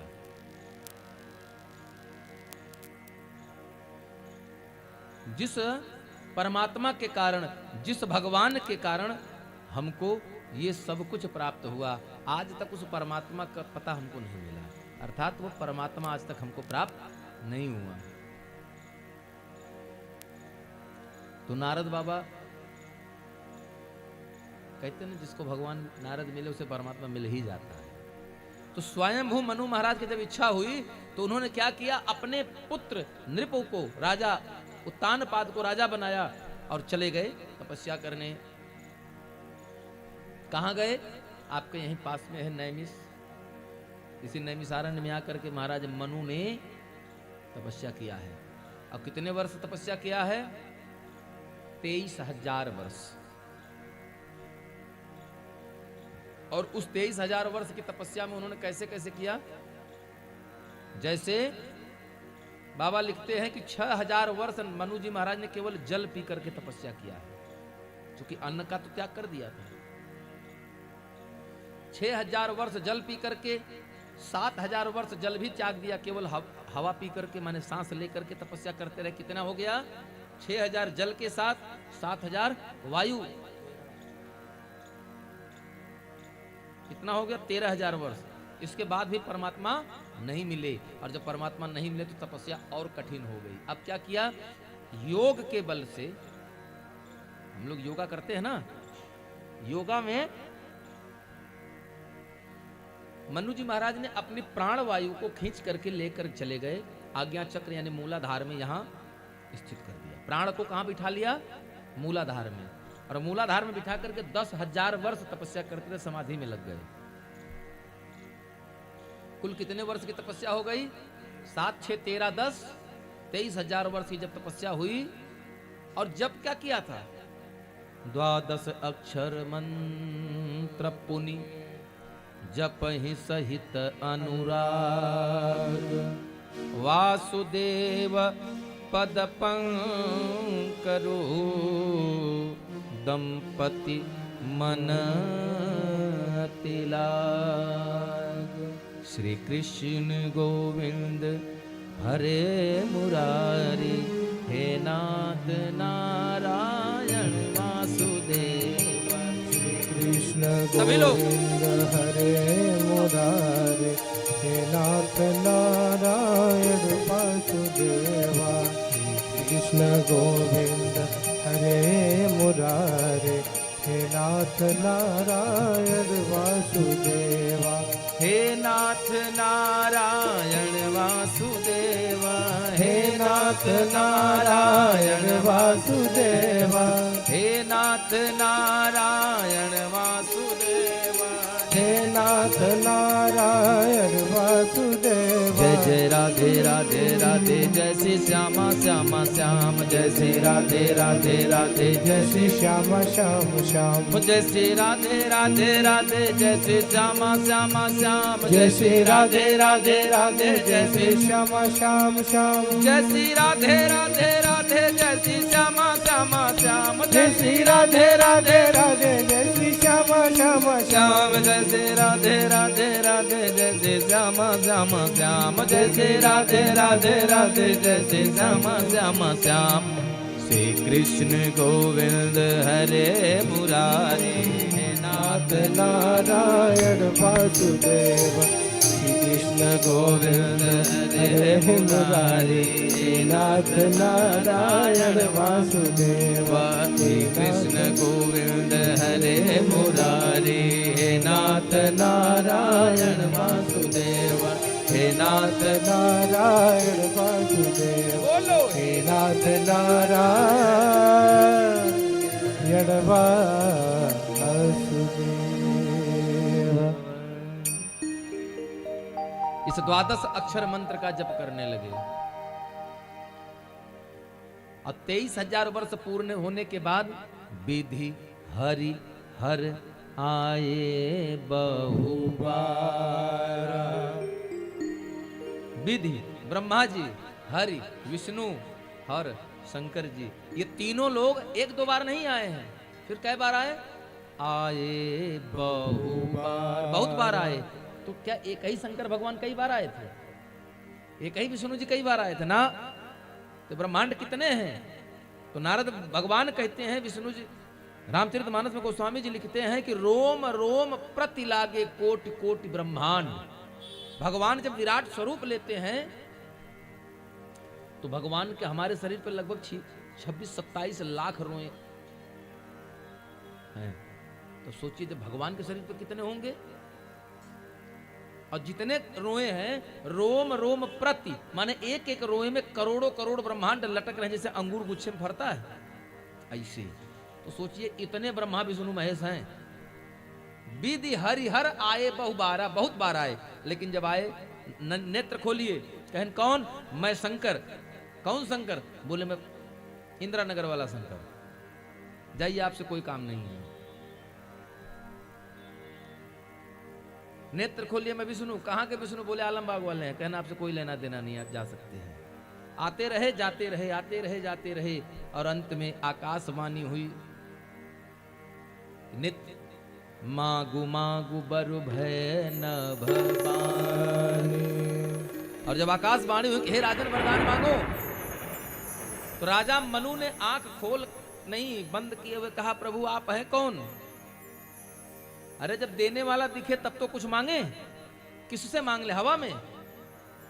तो मनु जी महाराज नहीं मानते। ब्रह्म आकाशवाणी ने कहा, प्रभु मैं ही भगवान हूं, मैं ही वो ब्रह्म हूं, निराकार, मेरा कोई आकार नहीं है, मेरा कोई प्रकार नहीं है, मेरा कोई स्वभाव नहीं है, मेरा कोई स्वरूप नहीं है, मेरा कोई स्वाद नहीं है, रूप नहीं है, रंग नहीं है, मैं किसी भी। क्यों? क्योंकि परमात्मा इंद्रिय विषय का विषय नहीं है। बहुत ध्यान से इस बात को समझिएगा। परमात्मा इंद्रिय का विषय नहीं है। परमात्मा इंद्रिय का विषय नहीं है, इंद्रिय परमात्मा का विषय है। इंद्रिय का विषय परमात्मा नहीं है, परमात्मा का विषय इंद्रिय है। वो इंद्रिय परमात्मा से निकलती है, न कि परमात्मा उस इंद्रिय के वशीभूत हो सकते हैं। तो परमात्मा इंद्रिय के द्वारा हमारे पास आने के लिए मजबूर नहीं है। तो भगवान ने कहा मैं निरंकार हूं, मेरे पास कोई आकार नहीं, कोई स्वरूप नहीं है। तो बोले क्या इसके पहले आपने मुझे दर्शन दीजिए तब तो मैं वरदान मांगू? तो उस आकाशवाणी ने कहा, हे राजन, जब मेरा कोई स्वरूप ही नहीं है तो कैसे दर्शन दूं? तो भगवान समझाते हैं। देखिए क्या इतनी उदारता कोई नहीं कर सकता महाराज जितने हमारे ठाकुर जी करते हैं। भगवान ने उनको बताया, कहा कि मेरा स्वरूप कौन बनाता है? बोले क्या इसके पहले आपने दर्शन नहीं दिया है? कहने बिल्कुल दिया है। मनु जी ने कहा क्या मैंने जो कथाएं सुनी है क्या झूठ है? भगवान ने कहा ना ना, कथा एक भी झूठी नहीं है, मैंने जो दर्शन दिया उसी की कथा है। तो बोले जैसे उनको दर्शन दिया था वैसे मुझको दीजिए। भगवान ने कहा मैं मजबूर हूं। क्यों? क्योंकि मेरा कोई आकार है ही नहीं। बोले फिर दर्शन कैसे दिया? बोले वो तो भक्त बताते हैं कैसे आना है। बोले कैसे आना भक्त बताते हैं वर्मा जी? तो हमारे ठाकुर जी बताते हैं कि पानी, आपके घर में पानी, सबके घर में है, पानी का कोई आकार होता है? कटोरे में रख दीजिए कटोरे जैसा हो गया, लोटे में रख दीजिए लोटे जैसा होगा, पाइप जैसा रख दीजिए तो पाइप सा लंबा हो गया। लेकिन क्या उसका अपना कोई वास्तविक स्वरूप है? नहीं है। लेकिन उसका भी स्वरूप होता है। मनु जी ने कहा कैसे उसका स्वरूप हो जाएगा? भगवान ने कहा उसको कटोरे में भर लीजिए और फ्रीजर में रख दीजिए, निकालिए तो कटोरे की आकृति कोई हो जाएगी। हवा, हवा का कोई स्वरूप नहीं है, लेकिन गुब्बारे में भरिए, जिस रंग जैसा जिस आकृति का गुब्बारा होगा वही आकार हवा का हो जाएगा। तो भगवान ने कहा मेरा स्वरूप तो मेरे भक्त बनाते हैं, तो अब स्वरूप आप बताइए, दर्शन मैं देता हूं। तो मनु जी महाराज स्वरूप बता रहे हैं, जेहि स्वरूप बस शिव मान माहि, जेहि स्वरूप बस शिव मान माहि, जेहि कारण मुनि जतन कराए, जेहि कारण मुनि जतन कराहि, जो भूसुंडी मन मानस हंसा, जो भूसुंडी मुनि मानस हंसा, सगुनाय गुना जेहि निगम प्रशंसा, सगुण गुण जेहि निगम प्रशंसा, श्री राम जय राम जय जय राम, श्री राम जय राम जय जय राम श्री राम जय राम श्री राम जय राम श्री राम जय राम जय जय राम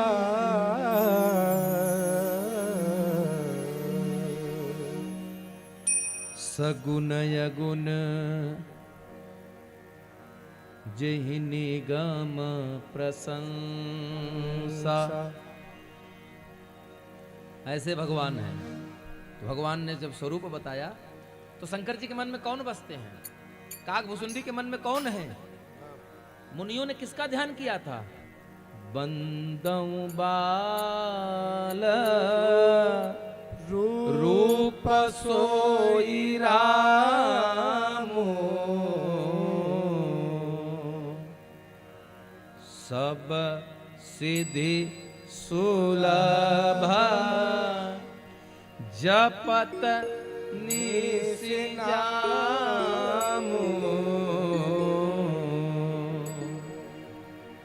बंदौ बाल रूप सोई राम। भगवान राम बाल रूप में हैं और तब भगवान मतलब राम के स्वरूप में दर्शन चाहिए। और भगवान आए, अकेले नहीं आए, राम को लेकर के आए। राम भगवान तो आए, साथ में सीता को भी लेकर आए, शक्ति सहित आए और आकर के कहा मांगो मर्द। जब भगवान का दर्शन मिला तो हुआ क्या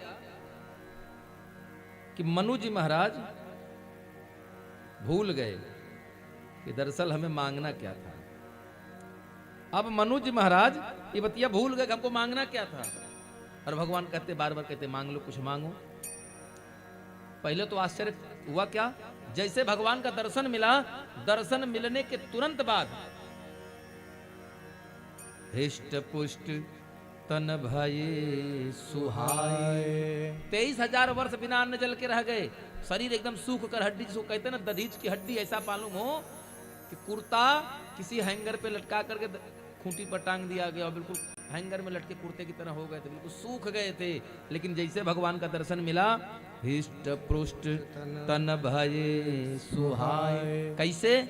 मानहु अबहि भवन ते आए। एकदम स्वस्थ हो गए। भगवान ने कहा मांगो वरदान। तो महाराज मनु ने कहा प्रेम रहने नहीं देता, लेकिन संकोच कहने नहीं दे रहा। प्रभु मांगना तो बहुत कुछ चाहते हैं। क्या चाहते हैं? चाहूं तुम ही समान सुत, चाहूं तुम ही समान।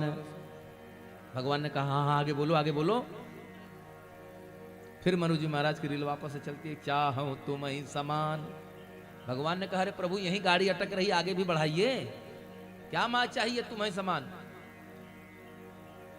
तो मनु जी कहते हैं प्रभु क्षमा करिएगा, चाहता तो हूं, प्रेम रुकने नहीं दे रहा है, लेकिन जो संकोच है ना वो कहने नहीं दे रहा है। ऐसा हमारे साथ भी होता है कि किसी से कुछ मांगने जाते हैं लेकिन कह नहीं पाते हैं। कोई कहना है कोई बात, लेकिन हम संकोच में पढ़कर कह नहीं पाते। तो वो व्यक्ति बार बार हमसे कहता भैया संकोच मत करिए, संकोच छोड़ करके जो कहना स्पष्ट कहिए। किस कारण से आए हैं? तो मनु जी महाराज से बार बार भगवान कहते हैं, मनु जी नहीं मांगते। तो भगवान देखिए कितना सुंदर इशारा कर रहे हैं भगवान। सकुच बिहाई मागु नृप मोहि। सकुच बिहाय मांग नृप मोहि। संकोच छोड़कर मांग लो, सकुच बिहाय मांग। इतना कहने के बाद भगवान से फिर मनु जी ने कहा चाहो तुम ही समान। फिर आकर यहीं ब्रेक लग गया। तो मनु महाराज से भर भगवान करें सकुच बिहाय मांगो नृप। क्या मांग लो? मोही। सकुच बिहाय मांगू। जब 3-4 बार हो गया मनु जी की गाड़ी इसके आगे बढ़ ही नहीं रही है, ये ब्रेकर थोड़ा ऊंचा पड़ गया था, गाड़ी बार बार बंद हो जा रही थी। भगवान ने कहा थोड़ा धक्का लगा दें। क्या कहा? मांगो नृप मोही, मुझे मांग लो। मनु जी महाराज की अब थोड़ा सा साहस बना कि चाहो तुम ही समान। फिर रुक गई। इस चौपाई के 2 भाव हैं। क्या? गिलास एक कि सकुच बिहाय मांग नृप मोही, जैसे हम लोग कहते हैं भैया संकोच मत करिएगा, अगर जिंदगी में जीवन में कोई आवश्यकता हो तो संकोच छोड़ करके आप उससे कह दीजिएगा, मांग लीजिएगा। यही तो कहते हैं हम लोग। एक तो ये होगा कि मुझसे मांग लेना, और एक ये होता है कि मुझी को मांग लेना। भगवान इशारा दे रहे हैं कि सकुच बिहाय मांग नृप मोही, हम ही को मांग लेना। और जब इतना कहा तब परमात्मा कहते हैं कि मन महामुनि कहते हैं मनु जी महाराज कि चाहूं तुम ही समान सुत प्रभु सन कमन दुरा। ये सरकार आप तो सब जानते हैं क्या चाहते हैं। बोले मैं आप जैसा पुत्र चाहता हूं। भगवान ने कहा यही कठिन है, यही कठिन है। क्यों? क्योंकि मेरे जैसा मैं अकेला हूं, मेरे जैसा दूसरा कोई है ही नहीं। न भूतो न भविष्यति, न हुआ न होगा। क्योंकि एको अहम द्वितीयो नास्ति, मैं अकेला हूं, मेरे जैसा कोई है ही नहीं। लेकिन अब आपने कहा है कि चाहूं तुम ही।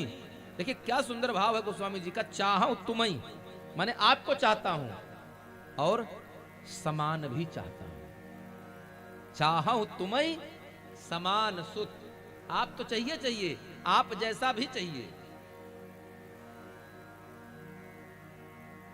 चाहो तुम ही असमान इधर कर दिया। भगवान कहते हैं एवमस्तु यह इतिहास पुनीत अति। मनु जी महाराज को दिया था बस, हाँ ठीक है एवमस्तु आएंगे।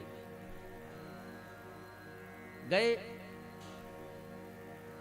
शत्रुपा जी के पास, कहा मैया आप भी कुछ मांग लो। तो मैया ने कहा बस मुझे कुछ नहीं चाहिए। देखिए यहां संबोधन,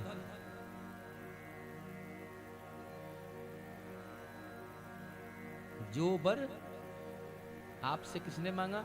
चतुर नृप मांगा। किसने मांगा? चतुर नृप मांगा। राजा ने नहीं मांगा, चतुर नृप मांगा। जो अपने नहीं कहे आप ही से सब कहवा लिए। बस उसी बरदनवा में हमको शामिल कर लीजिए, और कुछ नहीं चाहिए। बोले सियावर रामचंद्र की जय। मांगा कुछ नहीं, पा गए सब कुछ। यही भगवान की कृपा है, यही भगवान की लीला है। इसीलिए तो सब कहते हैं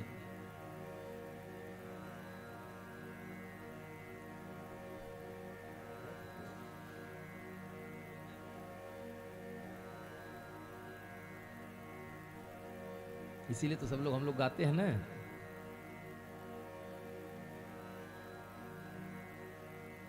भगवान के नाम को गाते हैं करुणा निधान।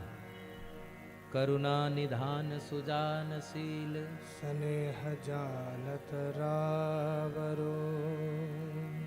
भज दीन बंधु दिनेश दानव दैत्य वंश निकंदनम।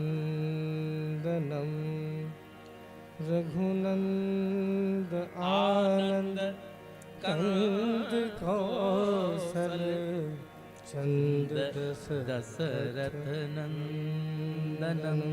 बोलिए दशरथ नंदन भगवान सिया राम की जय हो। इसलिए भगवान कहे जाते हैं इस दुनिया में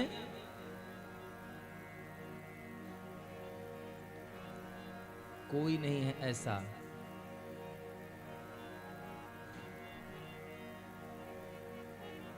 हाँ जगत के दाता हैं। जगत के दाता है।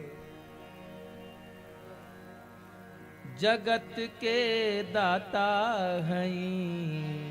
जगत के दाता सभी लोग है। कौन?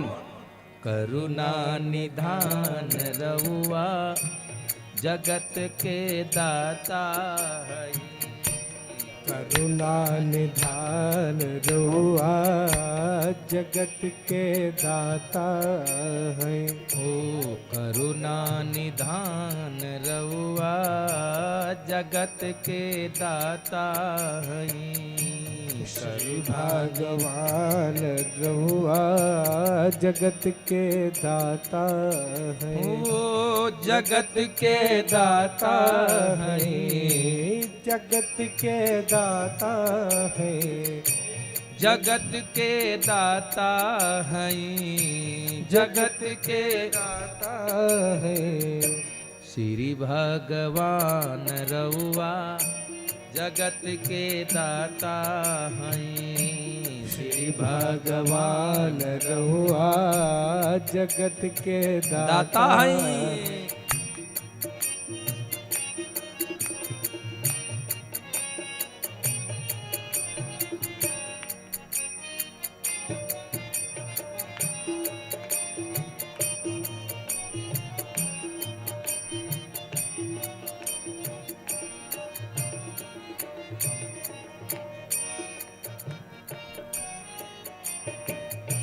भक्त विदुर घर गईनी, भक्त विदुर घल गईने, भक्त विदुर घल गईने, भक्त विदुर घर गईने, भक्त विदुर घर गईनी, भक्त विदुर घर गईनी, प्रेम से सगवे खैनी, प्रेम से सगवे खैनी।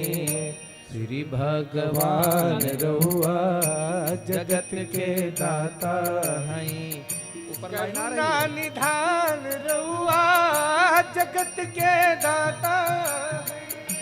श्री भगवान रहुआ जगत के दाता। राघव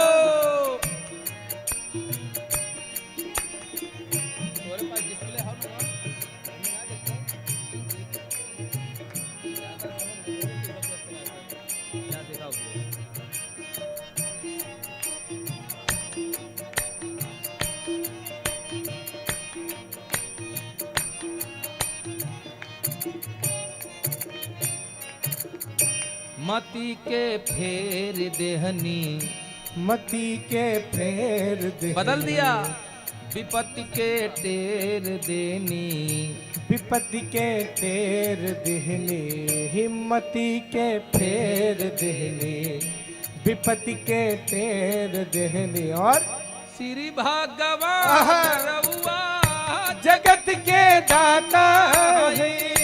श्री भगवान रहुआ जगत के दाता है।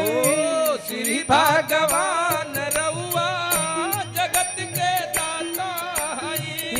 करुणा निधान रहुआ जगत के दाता है।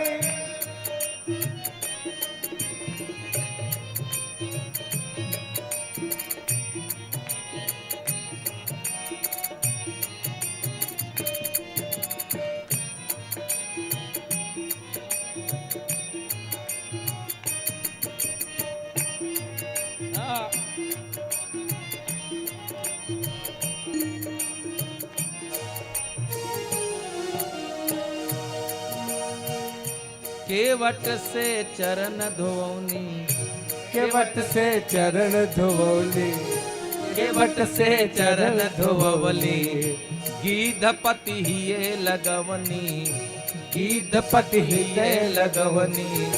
जानी जहान रउआ जगत के दाता हैं। जाने जहान रहुआ जगत के दाता हो, जाने जहान रउआ जगत के दाता हैं। जाने जहान रहुआ जगत के दाता हो, जगत के दाता हैं, जगत के दाता हैं। श्री भगवान रउआ जगत के दाता हैं। श्री भगवान रहुआ जगत के दाता है। श्री भगवान रउआ जगत के दाता हैं। करुणा निधान रहुआ जगत के दाता है। हो जगत के दाता हैं, जगत के दाता हैं, जगत के दाता है। श्री भगवान रहुआ जगत के दाता है। जाने जहान रउआ जगत के दाता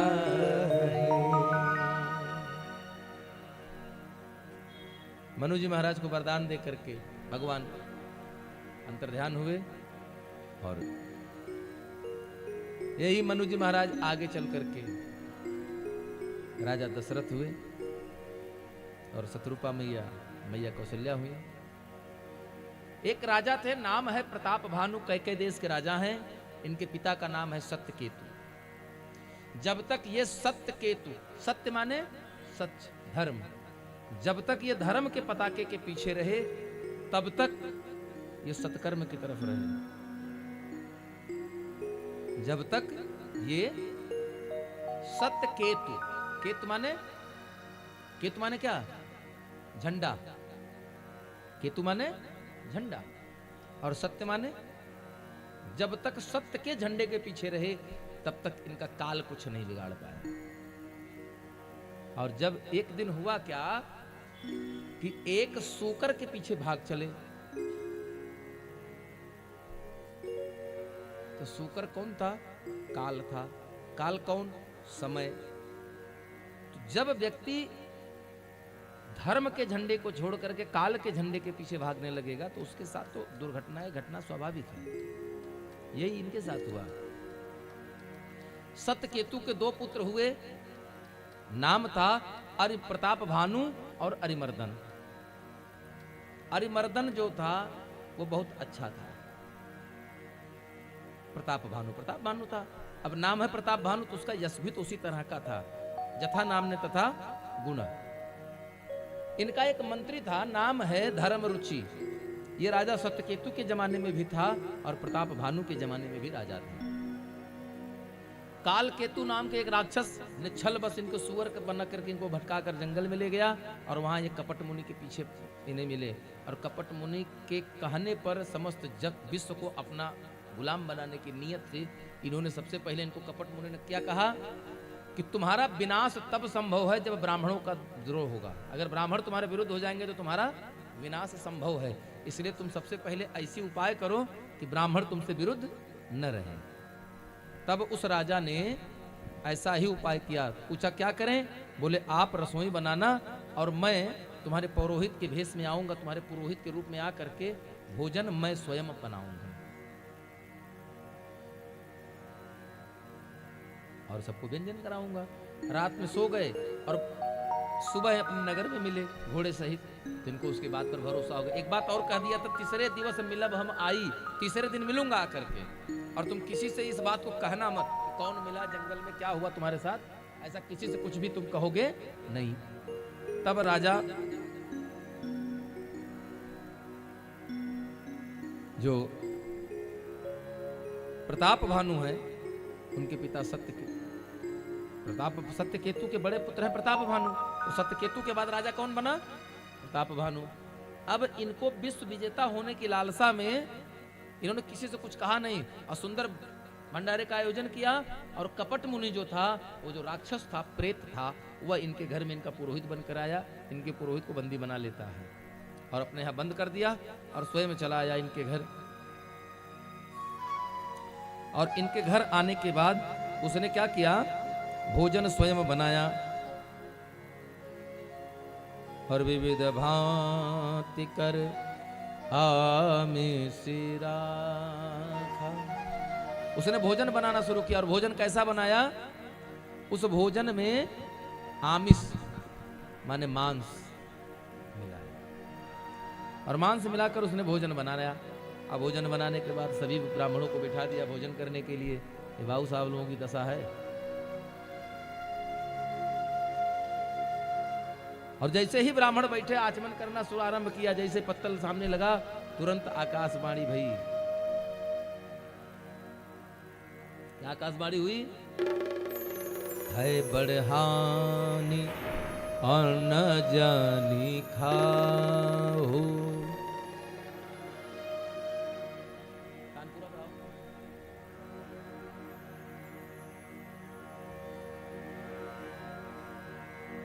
इतना है बड़हानी अन्न जानी खाओ। हे ब्राह्मणों, इस अन्न के खाने में दोष है, मत खाइएगा। सारे ब्राह्मण सब द्विज उठे मान विश्वासु। क्या? भई रसोई भूसुर मासु, और सब द्विज उठे मानी विश्वासु। सारे राजा विश्वास मान करके ब्राह्मण उठ गए राजा प्रताप भानु के भंडारे से, और उठते ही उन्होंने तुरंत श्राप दे दिया। क्या श्राप दे दिया? कि 1 वर्ष के भीतर तुम्हारे कुल में कोई जल देने वाला बचेगा नहीं। 1 वर्ष के भीतर तुम कुल सहित राक्षस हो जाओगे, अकेले नहीं होगे। हाँ, पूरा कुल कुटुंब कबीला परिवार लेकर चले जाओगे, राक्षस हो जाओगे। हो गए 1 वर्ष के भीतर। जो प्रताप भानु था वही रावण हुआ, जो अरिमर्दन था वो कुंभकर्ण हुआ, और जो धर्म रुचि सचिव था मंत्री वो विभीषण हुआ, क्योंकि तब भी धर्मात्मा था और अब भी धर्मात्मा है। भक्त बीज पलटे नहीं, जो जुग जाहि अनंत, ऊंच नीच उपजे भले, पर हो ही संत कहूं संत। वो नहीं बदलता, प्रारब्ध नहीं बदलता है। फिर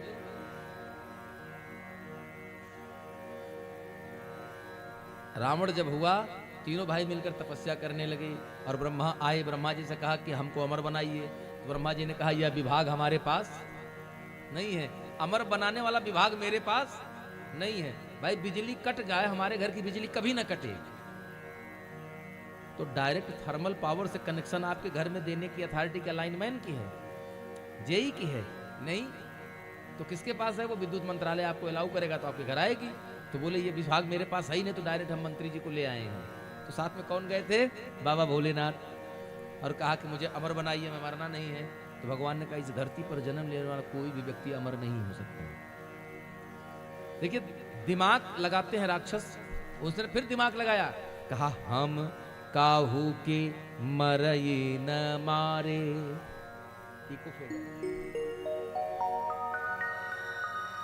वानर मनुज जात दुई वारे,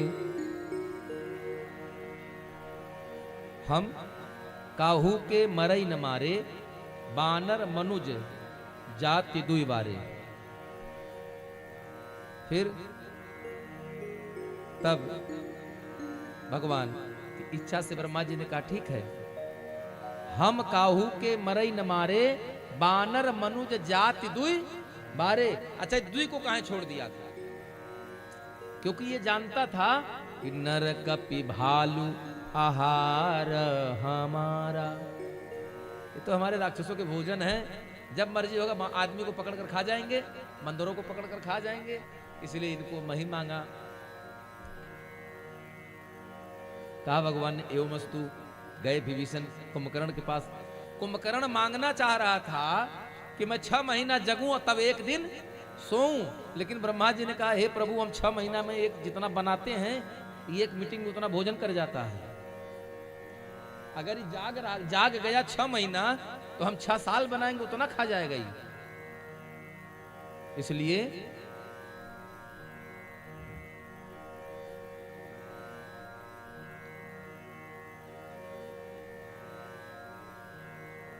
सरस्वती मैया ने उसकी मति को फेर दिया, बदल दिया, और मति घुमाया। तो उसने मांगना था 6 महीना जागू और तब एक दिन सोऊं, लेकिन मांगते मांगते सरस्वती मैया जीवा पर आकर बैठ गई और उसने वरदान मांगा कि 6 महीना सोऊं तब एक दिन मांगे सी नींद मास खट केरी। भगवान ने कहा हमारी सृष्टि भी बची रहेगी। एव मस्तु। और तब ब्रह्मा जी चल करके गए कहां? विभीषण के पास, और कहा मांगो पुत्र, वरदान मांगो। तो उसने वरदान मांगा। क्या वरदान मांगा? कि मुझे भगवान की विमल भक्ति का वरदान दीजिए। और भगवान ने एव मस्तु कहकर चले गए। रावण के 10 सिर हैं, सभी लोग जानते हैं ना। रावण के कितने सिर हैं? 10। ये 10 सिर हैं कौन कौन? 10 सिर क्या हमारे आपकी तरह 10 सर थे? नहीं थे। वो 10 सिर कौन कौन से थे? सुख, संपत्ति, सुत, देखिए गिनते जाइए, सुख, संपत्ति, सुत, सेन, सहाय, कितने हो गए? 5। जय, प्रताप, बल, बुद्धि, बड़ाई, यही 10 रावण के सिर हैं। बोले सियावर रामचंद्र की। इसीलिए कहा गया है कि राम और रावण दोनों सबके अंदर ही हैं, क्योंकि इन्हीं 10 की भूख आपको भी है, कोई नहीं बचा है। तो रावण सबके अंदर बैठा है। महत्व है कि हमने रावण को महानता प्रदान कर रखी है कि रावण को मान रहे हैं, राम को मान रहे हैं। और रावण का विवाह हुआ था किसके साथ? मैं दानव की पुत्री है, नाम है मंदोदरी। और कुंभकर्ण का विवाह हुआ है बैरोचन, राजा बलि के वंश में ही ध्रुव आदि हुए, उसी के आगे एक पीढ़ी में वैरोचन होते हैं राजा। और वैरोचन की पुत्री है, नाम है वज्रज्वाला। वज्रज्वाला से विवाह हुआ है कुंभकर्ण का। और तीसरा भाई विभीषण, विभीषण का विवाह हुआ है शर्मा नाम की लड़की से। और शर्मा कन्या किसकी है? शर्मा सैलूस नाम का एक गंधर्व है, उसी की पुत्री, सैलूस नाम की गंधर्व की पुत्री शर्मा के साथ विवाह हुआ विभीषण का। तीनों भाई बड़े आनंद प्रमोद से हैं, लेकिन बड़ अधिकार दक्ष जब पावा,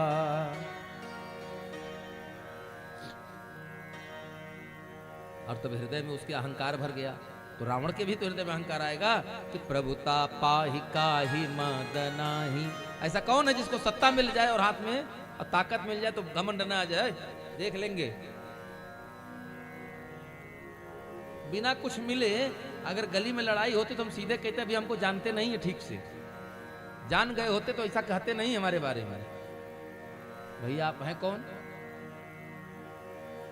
आप कौन हैं? आपको शायद खुद का ही पता नहीं कि हम कौन हैं, तो पड़ोसी को क्या मालूम होगा?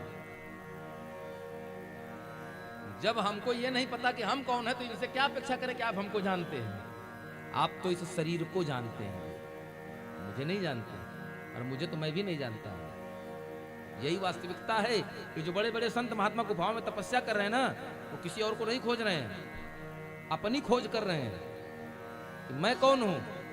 जिस दिन मैं को पा जाऊंगा उस दिन इनको खोजने की जरूरत थोड़ा पड़ेगी, ये तो बेचारे पीछे पीछे आएंगे।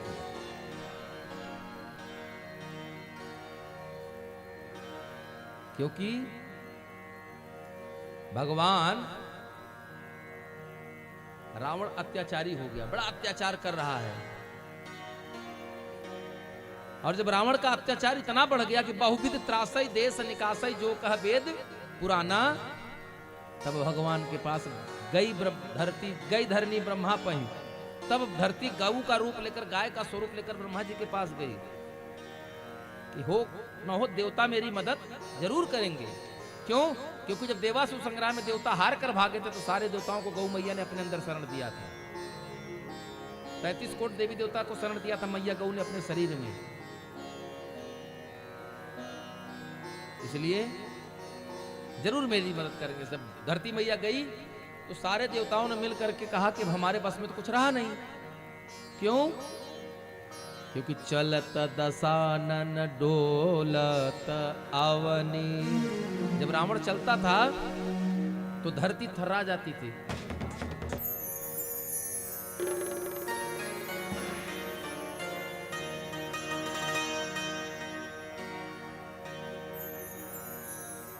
और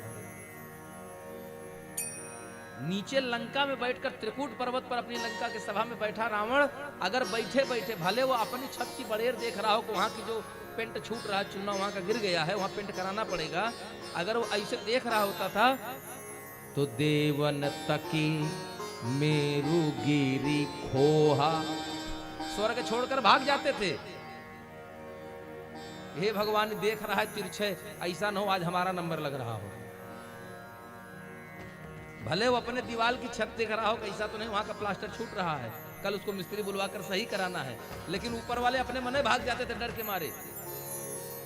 पेड़ों की कंदराओं में छिपकर बैठते थे, गुफाओं में बैठते थे कि कहीं अब की मुझे तो नहीं देख रहा है। और ध्यान दीजिएगा, अगर कहीं रावण की तस्वीर आपको दिखेगी किसी फोटो में, भले रामचरितमानस में ही देखेंगे, जहां भी मिल जाए, गौर से देखिएगा तो रावण के सिंहासन पर जहां रावण बैठता है, रावण के पैर के नीचे एक मानव लेटा हुआ है, एक आदमी लेटा हुआ दिखता है। जानते कौन है? वो काल पुरुष है। वो काल पुरुष है। रावण के आगे काल भी झुका हुआ है। उस रावण के सामने जाएगा कौन? तो सारे लोगों ने कहा चलो भगवान को बुलाना है। सब लोग भगवान को बुला रहे हैं। मैंने कहा था पहला उत्सव भगवान के जन्म का, आइए हम लोग जन्मोत्सव की तरफ चलते हैं। और सभी लोग जाते हैं, भगवान को बुलाते हैं कि प्रभु हम, ये पृथ्वी घबरा गई है, इसलिए आप जल्दी आइए। जय जय सुरनायक जन सुखदायक प्रणत पाल भगवंता। हे नाथ, अब हमारी रक्षा करने वाला कोई नहीं, क्योंकि रावण का अधर्म अत्याचार बहुत बढ़ गया है। अब आप ही कुछ करिए। तब भगवान धरनी ही समझावा। कब आकाशवाणी हुई कि जनी डर पहु सिर से धसुरे साधन डर पहु सुध सुध सुरे सा जनी डर हो सुधि सुरे सा तुम ही लाग धर यहू नर बेस ही लागे भरी होने जगेसा। श्री राम जय राम जय जय राम। श्री राम जय राम जय जय राम। श्री राम जय राम जय जय राम। सारे लोग पुकार रहे हैं। भगवान ने आकाशवाणी कर दिया कि डरो मत, आपके लिए मैं लूंगा अवतार। लेकिन इसके पहले एक घटना घट गई थी। क्या? सारे लोग झगड़ा करने लगे, कहां मिलेंगे कहां मिलेंगे। तो भगवान शंकर ने कहा गिरिजा ते समाज में रहू, अवसर पाई बचन एक कहू। तो क्या कहा? हरि व्यापत सर्वत्र समाना। व्यापत सर्वत्र समाना। प्रेम ते प्रगट होए मन जाना। गति, हाँ, गति कंट्रोल में, जल्दी का काम। हाँ, भगवान की आकाशवाणी होने के बाद तब ब्रह्मा धरनी समझावा, समझा कर भेजा ठीक है जाइए भगवान आएंगे। और सभी देवताओं से कहा कि जाइए बंदर और ऋक्ष का स्वरूप लेकर के धरती पर भगवान का इंतजार करिए और भगवान आएंगे, उनकी सेवा करिए। बोले जय जय श्री सीताराम। और हम चाहेंगे कि सुंदर भगवान का प्राकट्य की कथा हम लोग श्रवण करने जा रहे हैं। त्रेता युग में चलते हैं। और कल मैंने बताया था डॉक्टर साहब, शर्मा जी और आप सभी श्रोता हैं, हाँ, हमने सबसे कल कहा था कि आज न्यौछावर चाहिए, आज बढ़िया बधाई लेनी है आपसे, इसीलिए हम लोग बैठे हैं। इसीलिए बैठे ही हैं। हाँ, जब तक आपका जेब खाली न हो जाए तब तक पंडित जी कौन? जजमान की जेब में अगर 1 और रुपया बचा रह जाए तो फिर ऐसे पंडित जी का पंडिताई करने का मतलब क्या? बोले सियावर रामचंद्र की जय हो। डरिए मत। हाँ, बस प्रेम चाहिए, चाहे मेरे प्रति हो चाहे मेरे राम जी के प्रति हो। आइए भाव से हम लोग चलते हैं त्रेता युग, श्री धाम अयोध्यापुरी। 60,000 वर्ष की आयु है महाराज दशरथ की। जिस समय उनके मन में यह ग्लानि हुई कि भय गलान मोरे सुत नहीं, 60,000 वर्ष की आयु। और तब क्या हुआ? तब चौथापन में है।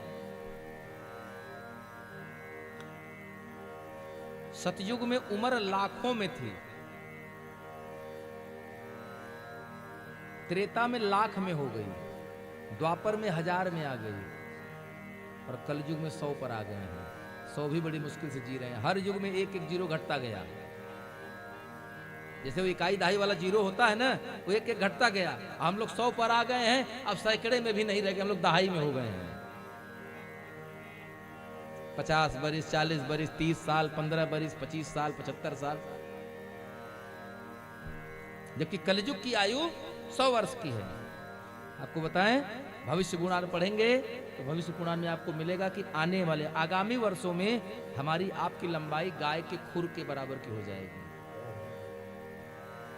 गाय जब खड़ी होती है तो गाय का खुर, पैर में जो नाखून होता है ना, उतनी बड़ी हमारी लंबाई होगी। और उम्र होगी, जब कलयुग के तीसरे चरण के बाद हमारी उम्र होगी लगभग 12 वर्ष की। 12 वर्ष में हम पैदा होंगे, पलेंगे, बढ़ेंगे, शादी होगी, बच्चे होंगे, नाना नानी दादी दादा बनकर उसी मर भी जाएंगे। यही इतनी हमारी उम्र होगी। कारण, अरे विद्वान संत तो ऐसा कहते हैं कि चने के पेड़ से चने की फली को तोड़ने के लिए हमको लग्गी लगानी पड़ेगी। अब आप समझ लीजिए कि हम कितने बड़े हो जाएंगे। एक कहानी हम लोगों ने पढ़ी थी हाई स्कूल में, इंटर में थी, Lilliput and Gulliver. Lilliput and Gulliver, तो ये कल्पना नहीं थी। एक बात आप समझ लिए, सृष्टि पर कोई भी बात काल्पनिक नहीं हो सकती। वो बेशक हमारे सामने नहीं हुई है, हमारी कल्पना में आता है, लेकिन वो आज के किसी न किसी युग में घटित हुआ जरूर होगा। तो ये जो बता रहे हैं कि 28वां कल्प है जिसमें हम हैं, हम 28वें राम की कथा गा रहे हैं। 28वें राम की कथा, तो इतना तो हमारी जानकारी में 28वें राम की कथा हम गा रहे हैं। और पता नहीं कितने जो हमारे बाप दादा को भी नहीं पता, तो हमको कहां से पता। एक बार त्रेता जुग माही, एक बार त्रेता मन माही, एक बार भूपति एक बार त्रेपति मन माहे, एक बार भूपति वो हम संभाल लेंगे। रामचरितमानस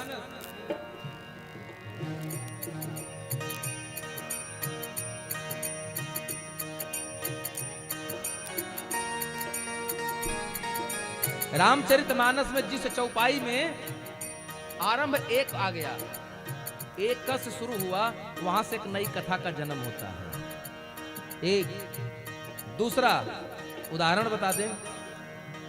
एक बार त्रेता जुग माही, एक बार त्रेता जुग माही, और शंभु गए कुंभज ऋषि पाए, शंभु गए कुंभज ऋषि पाए, एक बार भूपति मन माही, गलानी मोरे सुतनाही। तीसरा उदाहरण।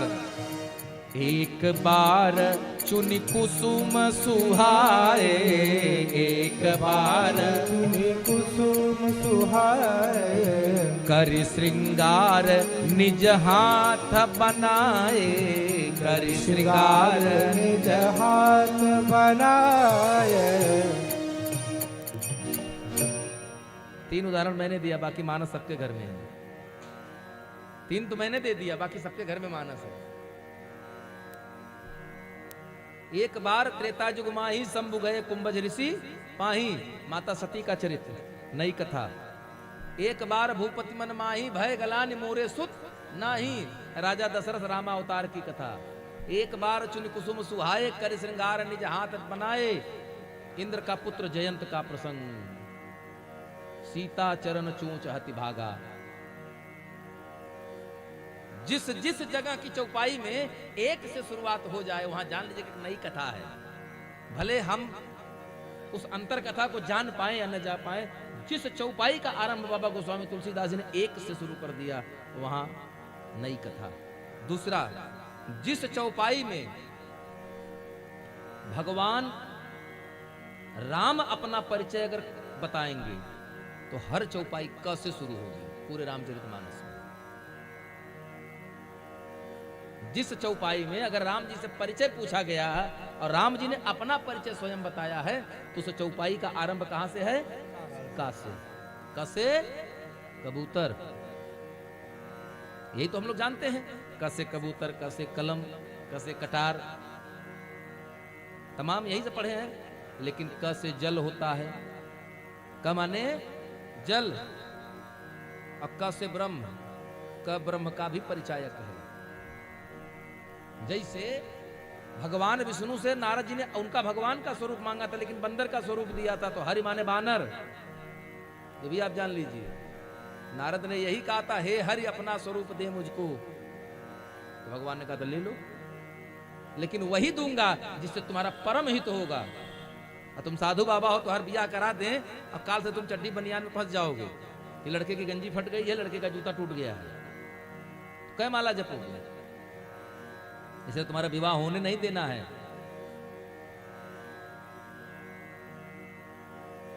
इतना होने के बाद एक बात बताएं, नारद बाबा ने जब भगवान ने विवाह नहीं होने दिया, नारद बाबा ने कहा अच्छा महाराज एक बात बताइए, मैं विवाह करना चाहता था तो मेरा होने नहीं दिया, और शंकर बाबा करना ही नहीं रहे तो जबरदस्ती करा दिए। सही है ना? नारद कर रहे थे, ये तो लड़की उड़की सब देख ही आए थे, लेकिन भगवान ने कहा नहीं विवाह नहीं करना है, गलत बात। अच्छे बच्चे गंदी जिद नहीं करते, शादी नहीं करना है, मेरा होने नहीं दिया।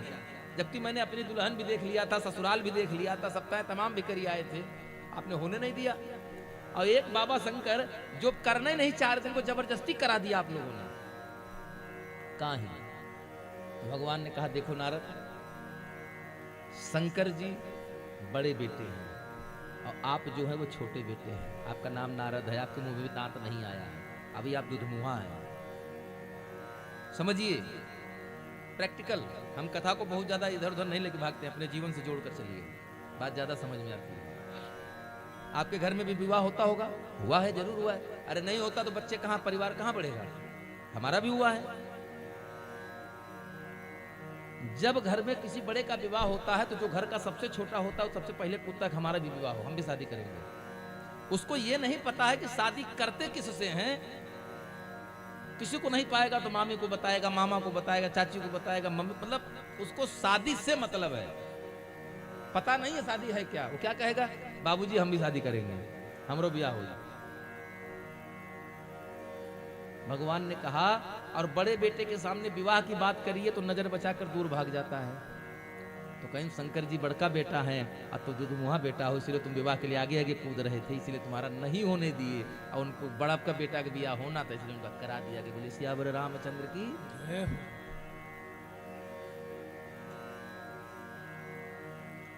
जिस चौपाई में भगवान राम ने अपना परिचय दिया है, कोसलेश दशरथ के जाए, हम पितु बचन मानि बन। ऐसी तमाम चौपाई आपको रामचरितमानस में मिल जाएगी।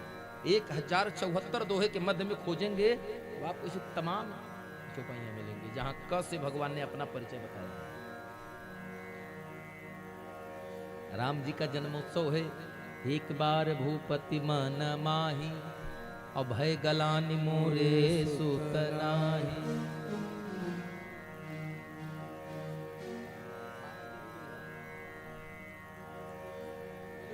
और गए। अच्छा, हम लोग क्या करते हैं, हमारे घर में संतान नहीं तो हम कहां जाएंगे? कहां जाएंगे बताइए? गुरुजी के पास। गुरुजी कौन जड़ी बूटी दी है? कहां जाएंगे? मेडिकल कॉलेज, पीजीआई, सिविल में जाएंगे। जिसके पास ज्यादा पैसा होगा सहारा अस्पताल, मेदांता, अपोलो जाएगा। जाना कहां चाहिए? गुरु बिन भव निधि तरई न कोई, गुरु बिन भव निधि तरई न कोई, गुरु बिन भव निधि तरई न कोई, गुरु बिन भव निधि तरई न कोई, जो बिरंचे शंकर सम होई जो विराजे शंकर कोई हो।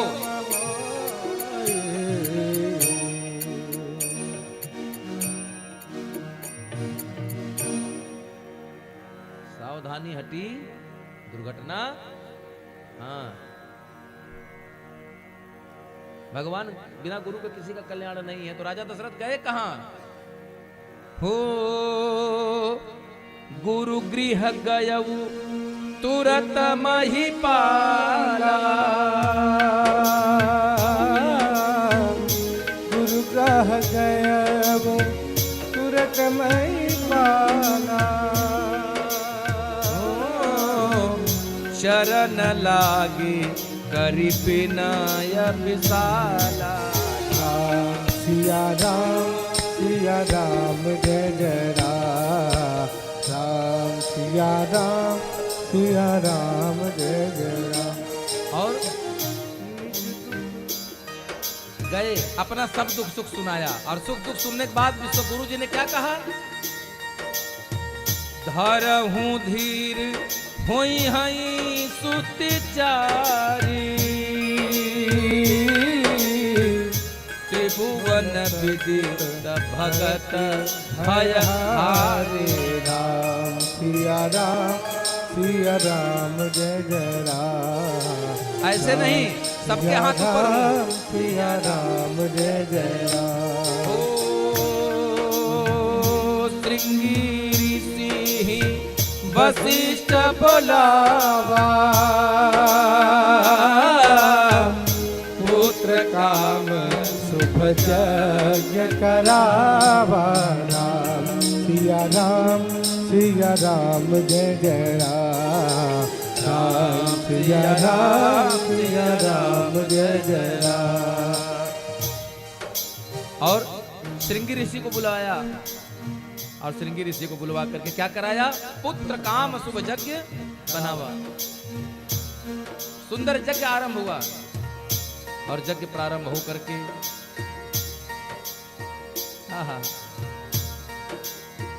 भगति सहित मुनि आहुति दीने प्रगटे अगिन चरु कर। राम सिया राम जय जय राम। राम सिया राम जय जय राम। यह बाटी देहु नृप जाई जथा जोग विधि भाग बनाए।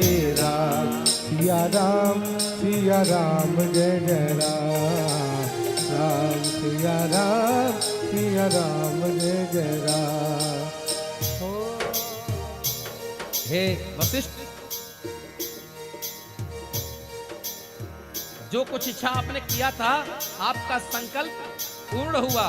यह खीर आप ले जाकर के जथा जोग हिस्से में आए वैसा बांट दीजिए। और राजा दशरथ को वह खीर गुरु वशिष्ठ ने दिया और गुरु वशिष्ठ के देने पर राजा दशरथ लेकर घर आए।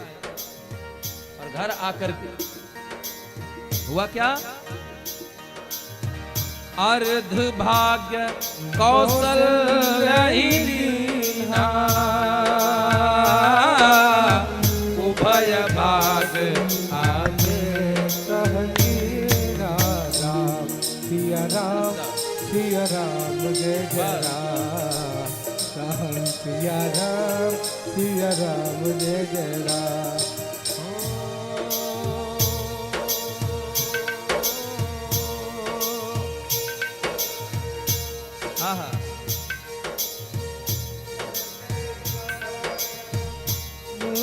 हाथ धरी दीन सुमित ही मन प्रसन्न करी। सभी लोग गाइए। सिया राम जय जय राम। बोलो बोलो राम। सिया राम जय जय राम। बोलो राम। सिया राम जय जय राम। सिया राम जय जय राम। सीताराम जय जय राम।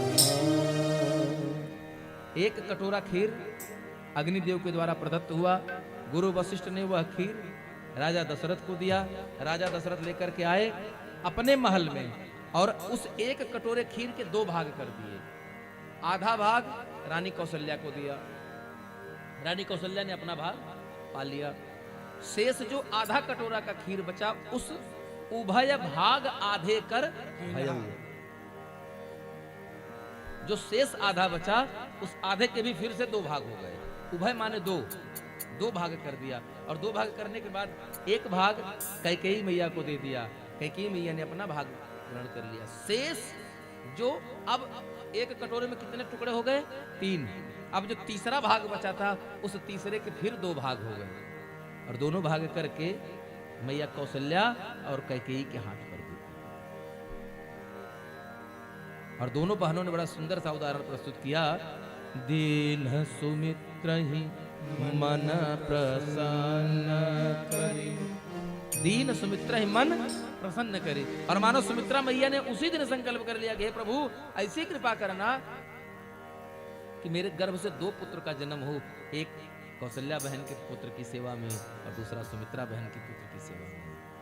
यहां राजनीति भी देखेंगे तो राजनीतिक दृष्टिकोण से भी बहुत उचित है। अगर देखेंगे कि राजनीतिक भविष्य की सोच, भविष्य की चिंता, राजनीतिक भी देखेंगे तो राजनीतिक दृष्टिकोण से बड़ा सुंदर संदेश है। यद्यपि मैं तो सबसे छोटी हूं, कौशल्या, कैकेयी, तब सुमित्रा, तो राजा बनेगा कौन? या तो कौशल्या का पुत्र बनेगा या राम का बेटा बनेगा। तो मेरे 2 पुत्र होंगे तो किसी न किसी एक इनकी सेवा में, एक उनकी सेवा में लगा देंगे। अरे भाई 2 पार्टी ज्वाइन करेंगे तो किसी न किसी की तो सत्ता रहेगी ही। सही है कि गलत? 2 पार्टी ज्वाइन कर लीजिए, 2 भाई हो, एक किसी में चला जाए, किसी पार्टी में। हम कह रहे किसी न किसी पार्टी की तो सरकार बनबे करेगी। जिसकी बनेगी उसके साथ हम भी हाथ मिला लेंगे, बस और क्या। लेकिन यहां बात उपासना की। राजा दशरथ पुरुषार्थ है, राजा दशरथ पुरुषार्थ हैं और जिनके घर में पुरुषार्थ होता है उन्हीं के घर में, और पुरुषार्थ के साथ अगर 3 चीजें एक साथ मिल जाती हैं तब उसके घर में वेद प्रकट है। कौन कौन? अगर आपके पुरुषार्थ के साथ ज्ञान कांड, कर्म कांड और उपासना, ये तीनों एक साथ मिल जाएं तभी उस घर में वेद का जन्म होगा, अर्थात भगवान का जन्म होता है। कौशल्या मैया ज्ञान कांड है, कैकेयी मैया कर्म कांड है और सुमित्रा मैया उपासना कांड है। राजा दशरथ स्वयं पुरुषार्थ है, इसीलिए भगवान का जन्म हुआ। बोलिए सियावर रामचंद्र की जय हो। यही इसका भाव है, अन्यत्र और कोई नहीं है। और जा दिन ते हरि गर्भ ही आए, सकल लोक सुख संपत्ति छाए। भाई प्रकट वाला, आइए हम सभी लोग चलते हैं। भगवान का प्रकट किस दिन हुआ था? सुर समूह विनती करे, पहुँचे निज निज धाम, जग निवास प्रभु प्रगटे, अखिला लोक भेषाम। जोग लगन ग्रहवार तिथि, सकल भय अनुकूल, चरु अचर हर सजुत, राम जन्म सुख मूल। चर अरु अचर हर सजुत, राम जन्म सुख मूल। किस दिन हुआ? अरे नौमी तिथि मधुमास पुनीता कैसे है? नौमी तिथि मधुमास पुनीता, नौमी तिथि मधुमास पुनीता, शुक्ल पक्षय विजित हरिप्रीता, शुक्ल पक्षय विजित हरिप्रीता। इसमें भगवान का जन्म हुआ। और कब हुआ? मध्य दिवस अति शीतल घामा, मध्य दिवस अति शीतल घामा, पावन काल लोक विश्रामा, श्री राम जय राम जय जय राम, श्री राम जय राम जय जय राम, श्री राम जय राम जय जय राम। और सुंदर भगवान के प्रकट का समय है चैत मास, शुक्ल पक्ष, अभिजित मुहूर्त और नवमी तिथि।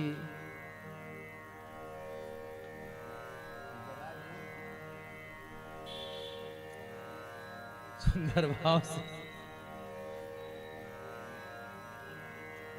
भगवान का प्राकट्य होता है। कब हुआ? दिन के मध्य में, नवमी तिथि शुक्ल पक्ष महीना, शुक्ल पक्ष का महीने में दो पाक, शुक्ल और कृष्ण, शुक्ल पक्ष उजाले में भगवान का जन्म हुआ। और आइए हम सभी लोग खड़े होकर सुंदर भगवान के जन्मोत्सव का उत्सव मनाते हैं। और एक सोहर एक बधाई के बाद आप लोगों से न्यौछावर बधाई सुंदर भाव से।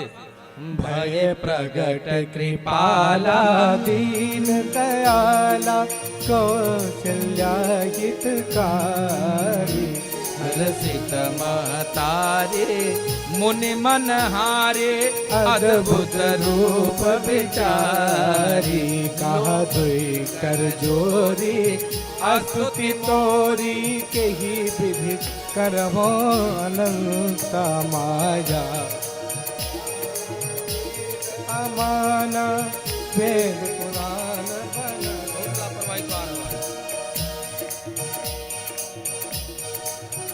लोचन भिरामा, करुणा सुख सागर सब गुण आगर, सोमम हित लागी अति अनुरागी, ब्रह्मांड निकाया निर्मित माया, रोम रोम प्रतिवेद कहे मम पुरुष,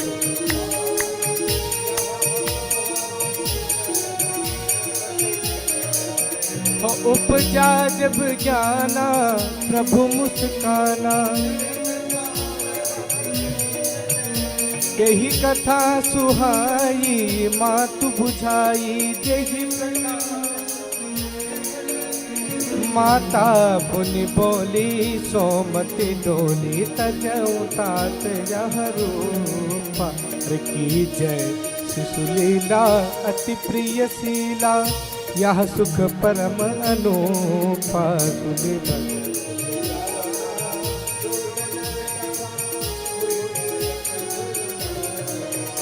यह चरित जगावहि हरि पद पावहि, तेन परहि भव को पहरामा, तेन परहि भव को पहरामा, तेन परहि भव को पहु, सीता राम राम राम राम राम, सीता राम राम राम, सीता राम राम राम, सीता राम राम राम, सीता राम राम राम, सीता राम।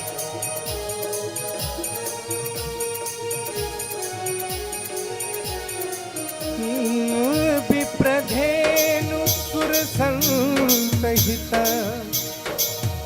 लीन मनुज अवतार। अरे निज इच्छा निरमित तनु माया गुण गोपार। निज इच्छा निरमित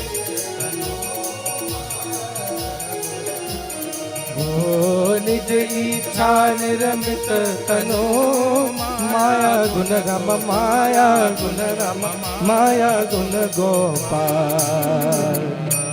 बोलिए श्री राजा रामचंद्र की। आप सभी भक्तों को भगवान राम के प्राकट उत्सव की बहुत सुंदर सी बधाई। और आइए डॉक्टर साहब शर्मा जी और सभी भक्त, जन्मोत्सव ऐसे नहीं मनाया जाता।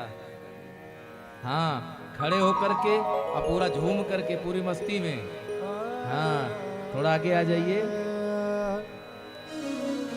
क्योंकि दुनिया में डीजे पर झूमने नाचने में कोई आनंद नहीं है। भगवान के सामने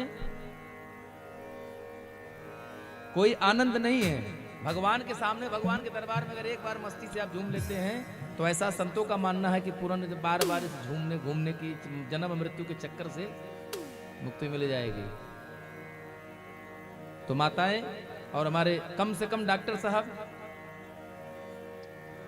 अच्छा जी जी, आपके लिए आप लोग कम से कम झूम करके, आज हमारे घर में भगवान का प्राकट्य हुआ है तो आइए झूम करके पूरी मस्ती में चलते हैं और बड़े भाव से कहेंगे क्या?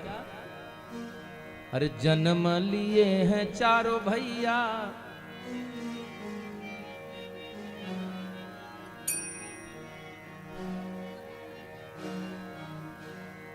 अरे धनी धनी नगर अयोध्या, धनी राजा दशरथ हो।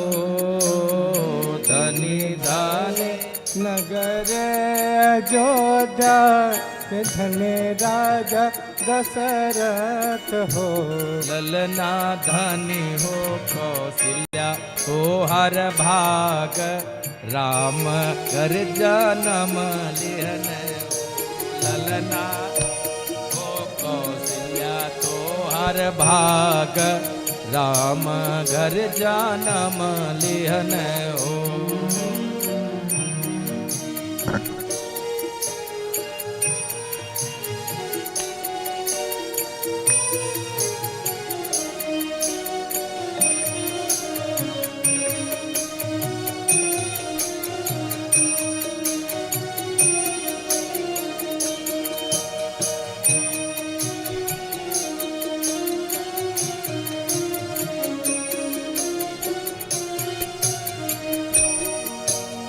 केकरा के राम जी जनम ले, केकरा लखन भैया, केकरे लखन भैया हो।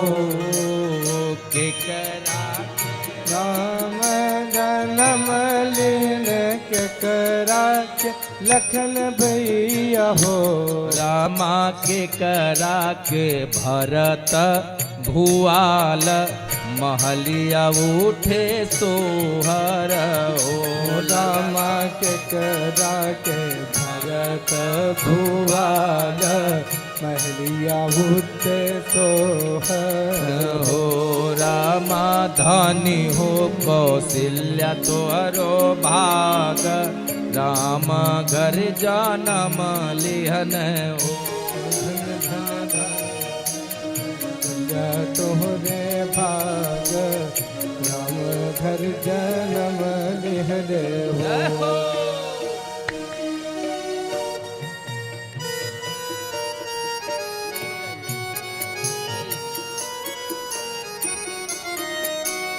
पूरी मस्ती से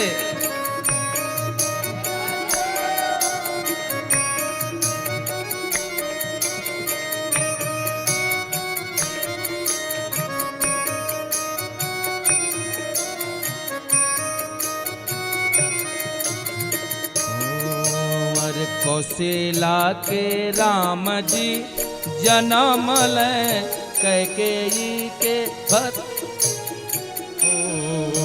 हर कौशला के राम जी जन्म ले सुमित्रा माई के लक्ष्मण सुमित्रा जी के लक्ष्मण हो हिललना स्वर्गी के भरत भुआल महलिया उठे सो ललना कैकेयी के भरत भुआल महलिया उठे सोहर हो ललना कैकेयी के भरत भुआल महलिया उठे सोहर हो ललना कैकेयी के भरत भुआल महलिया उठे सोहर हो ललना कैकेयी के भरत भुआल महलिया उठे सोहर हो ललना कैकेयी के भरत भुआल महलिया उठे सोहर हो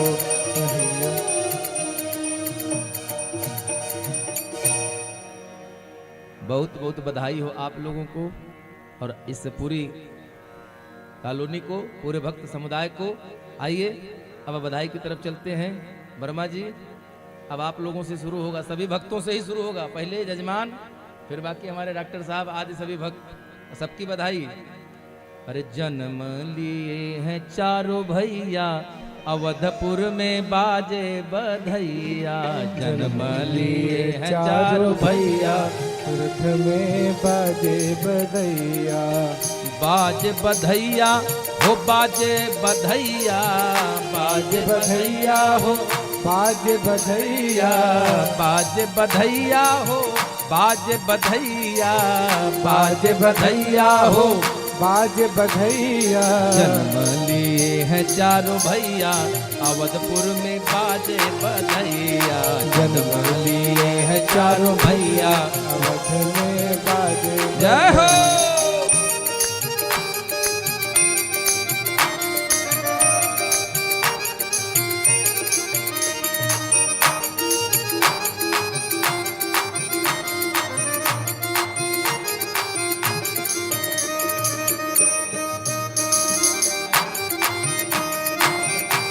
दादी और हाँ के बाद राजा दशरथ घर लाला भयो है, राजा दशरथ घर लाला भयो है, राजा दशरथ घर लाला भयो है, राजा दशरथ घर लाला भयो है। नाम धरे हाँ नाम धरे है रघुरैया अवधपुर में बाजे बधैया, नाम धरे है रघुरैया अवध में बाजे बधैया। जन्मे है चार चार भैया अवध में बाजे बधाई हो। सभी लोग झूम के मस्ती में। हाँ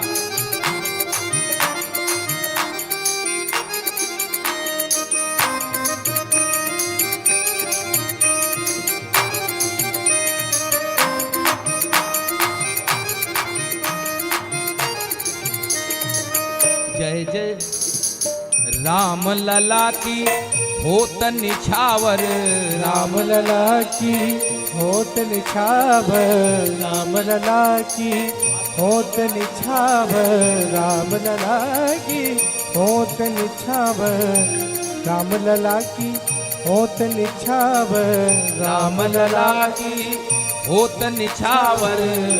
और दधि माखन धन गैया, क्या क्या निछावर हो रहा है। दधि माखन हरि गैया अवधपुर में बाजे दधि माखन और गैया अवध में बाजे बधैया। जन्म लिए क्या बात है? रघुरैया अवध अवधपुर में बाजे बधैया, चारों भैया अवध में बाजे बधैया। जय हो।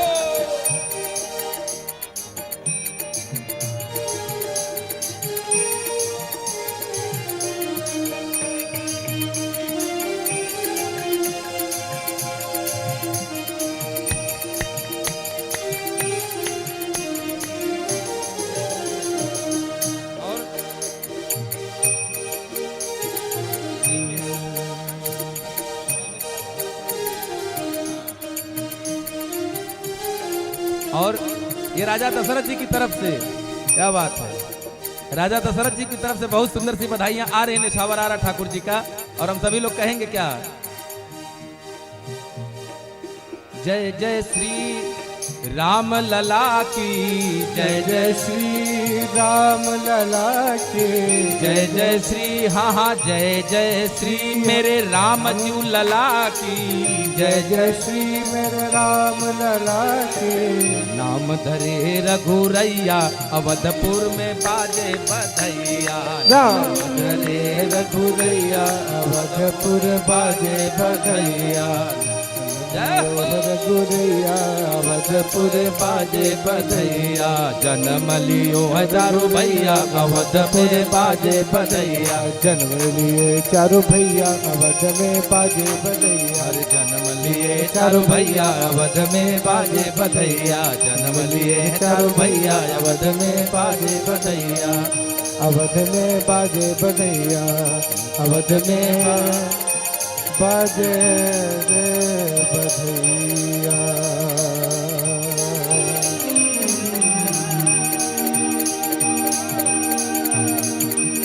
बधैया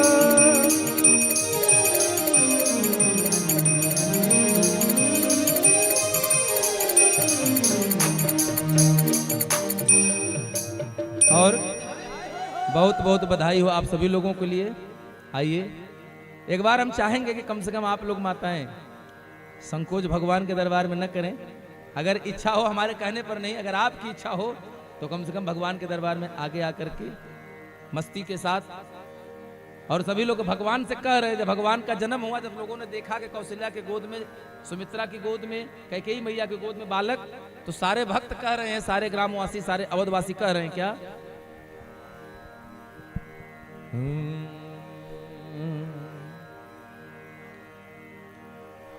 अरे ऐसन मनोहर मंगल मूरत, हर सुहावन सुंदर सूरत, सुहावन सुंदर सूरत नु हो। हे राजा जी, हे राजा जी, हे राजा जी एक रे तरहल हा जरूरत मुहूर्त खूबसूरत नु हो। हे राजा जी,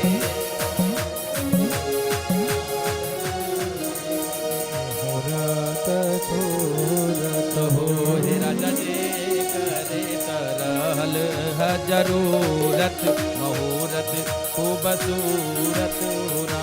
हे राजा जी,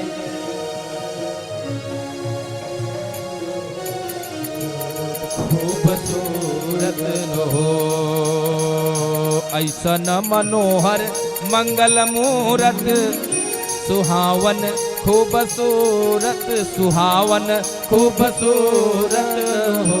हे राजा जी, हे राजा जी, हे राजा जी एक रे तरहल हा जरूरत मुहूर्त खूबसूरत हो।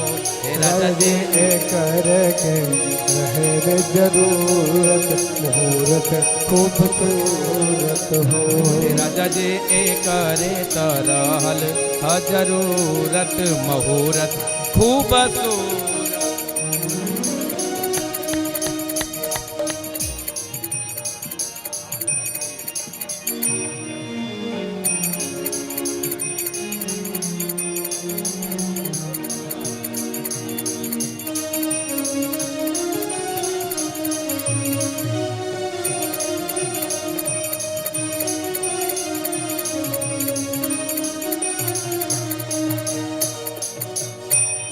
और मैया सब देख करके कहती हैं, हमरा बुझाता बबुआ नियम हुई है, नाना नियम हुई है, नारी के नियम हुई है हो।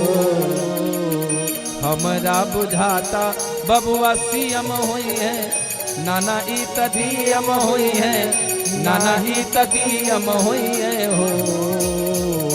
हे राजा जी, हे राजा जी हे राजा जे हिंद के सितारा ई तसीयम होई है ओकरे ऊपर पीयम होई है हो।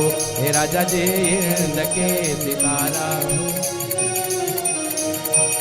ऊपर पीयम होई है। बधाई हो।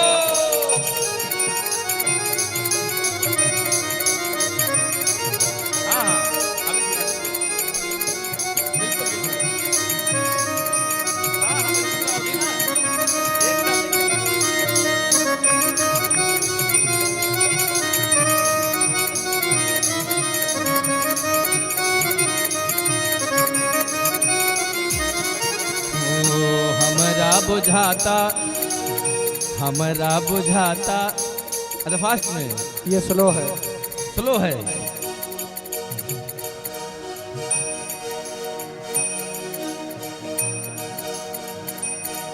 सब देव चले महादेव चले, सब देव चले महादेव चले, लय लय फूलन को हार रे आओ रामा नागरिया। सब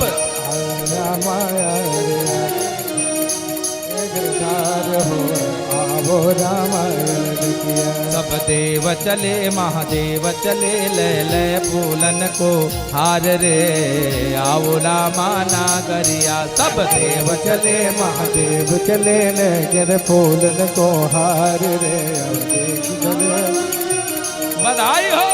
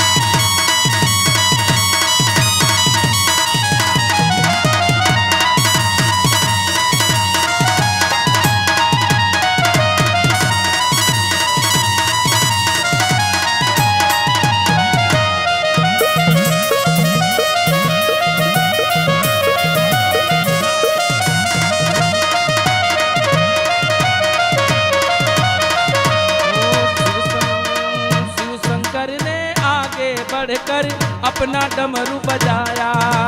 शिव शंकर ने आगे बढ़कर अपना डमरू बजाया। हाँ शिव शंकर ने आगे बढ़कर अपना डमरू बजाया। शिव शंकर ने आगे बढ़कर अपना डमरू बजाया। हाँ गंधर्वों ने ताल मिलाकर प्रभु की स्तुति गाया। गंधर्वों ने ताल मिलाकर प्रभु की स्तुति गाया। रामा प्रभु की स्तुति गाया। सब हरसी रहे मेघा बरसी रहे, सब हरसी रहे मेघा बरसी चले। अमृत के सरस फुहार रे आओ रामा नागरिया। सब देव चले महादेव चले, लय लय फूलन का हार रे आओ सबे राम नागरिया। सब देव चले महादेव चले, लय लय फूलन को हार रे आओ रामा नागरिया, आओ रामा नागरिया। आप लोगों को भगवान श्री कृष्ण के जन्मोत्सव की बहुत बहुत बधाई। इसके बाद हाँ हाँ राम कृष्ण दो एक है, भगवान राम के ही जन्म की बधाई। राम कृष्ण दो एक है, अंतर नहीं निमेश। और माता जी की एक इच्छा थी, हाँ दो पंक्ति। अरे जुग जुग जिया सुललनमा भवनमा के भाग जागल हो। हे ललना हे बबुआ हे ललना लाल होई है, कुलवा के दीपक मनवा में। कुलवा के दीपक मनवा में आस लगिल हो। ललना लाल होई है कुलवा के दीपक मनवा में आस लगिल हो। राजू के दिनवा सुहावन रतिया लुभावन रतिया लुभावन हो। दिन सुहावन रतिया लुभावन रतिया लुभावन हो। रमला दुवरा पे भरल बधाई महलिया उठे सोहर। ललना दुवरा पे बाजला बधाई महलिया उठे सोहर हो। और कहवा से आवले पियरिया पियरिया लागल झालर हो। कहवा से आवेला पियरिया पियरिया लागल झाल हो। लमा ललना कहवा से आवा ला सिंधुरवा से नुरवा भरल सिंदूर हो। ललमा कहवा से आवला सिंधुरवा से नुरवा।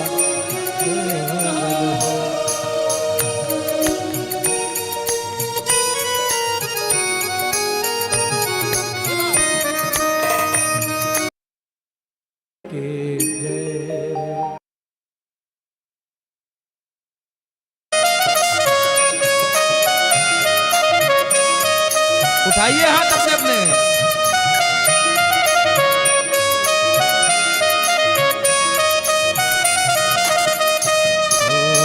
सासु सुहागिन बड़ी भागिन अन धन लुटावनी हो।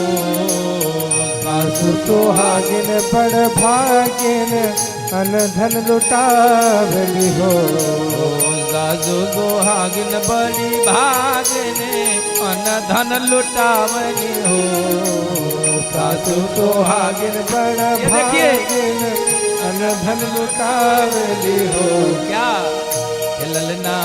ललना दुवरा पे बाजरा बधाई महलिया उठे सोहर। ललना दुवरा पे बाजरा बधाई महलिया उठे सोहर हो। ललना दुवरा पे बाजरा बधाई महलिया उठे सोहर हो। ललना दुवरा पे बाजरा बधाई महलिया उठ सोहर हो। बाजे बाजे आज बधाई राजा दशरथ के अंगना हो। बाजे बाजे आज बधाई राजा दशरथ जी के अंगना। बाजे बाजे आज बधाई हो। बाजे बाजे आज बधाई तो देखो लार बधाई। बाजे बाजे आज बधाई देखो देखो आज बधाई। बाजे बाजे आज बधाई देखो राजा बाजे बाजे आज बधाई राजा दशरथ के अंगना। बाजे बाजे आज बधाई। आप सभी लोगों को बहुत बहुत बधाई हो राम जन्म उत्सव की। आइए हम लोग कथा को और आगे की तरफ ले चलते हैं। समय आने पर नामकरण की, चूंकि बालक जब जन्म लेता है तो नामकरण की भी एक बार कम से कम आप लोग इतने भक्त हैं यहाँ, एक बार खूब गज कर जय घोष करिए। बोलिए सियावर रामचंद्र की जय।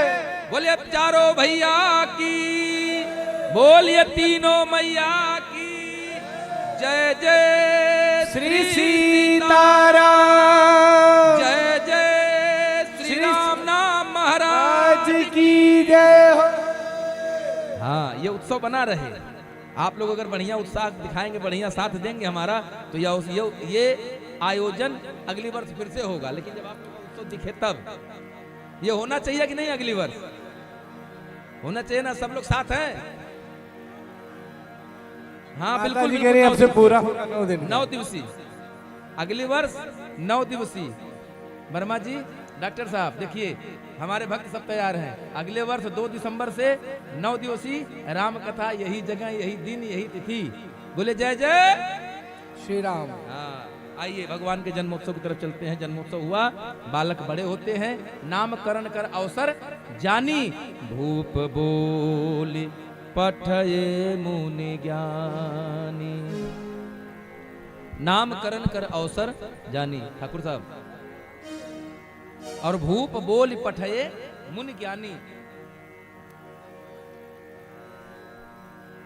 राजा दशरथ गुरु वशिष्ठ को बुलवाए और गुरु वशिष्ठ आए, आकर के चारों भाइयों का नामकरण करने का अवसर जान करके नामकरण करते हो। नामकरण किया तो कैसे नाम किया? अच्छा, चारों नगर में इतना उत्साह हो गया कि दशरथ पुत्र जन्म सुनी।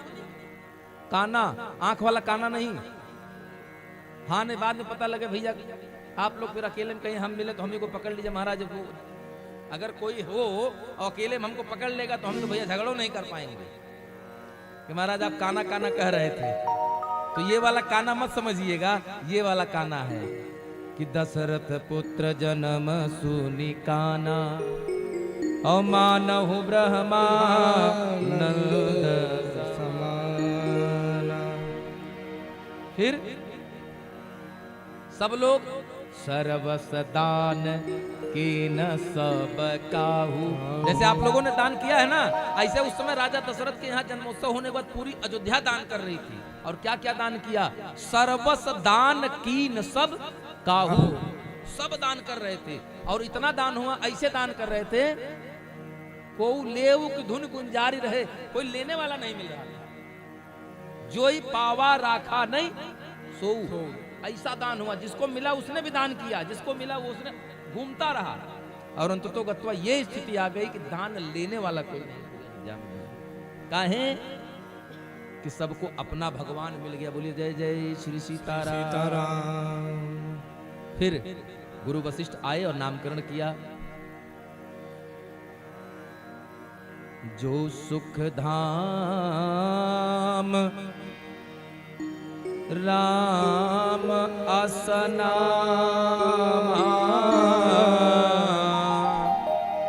अखिल लोक दायक विश्राम।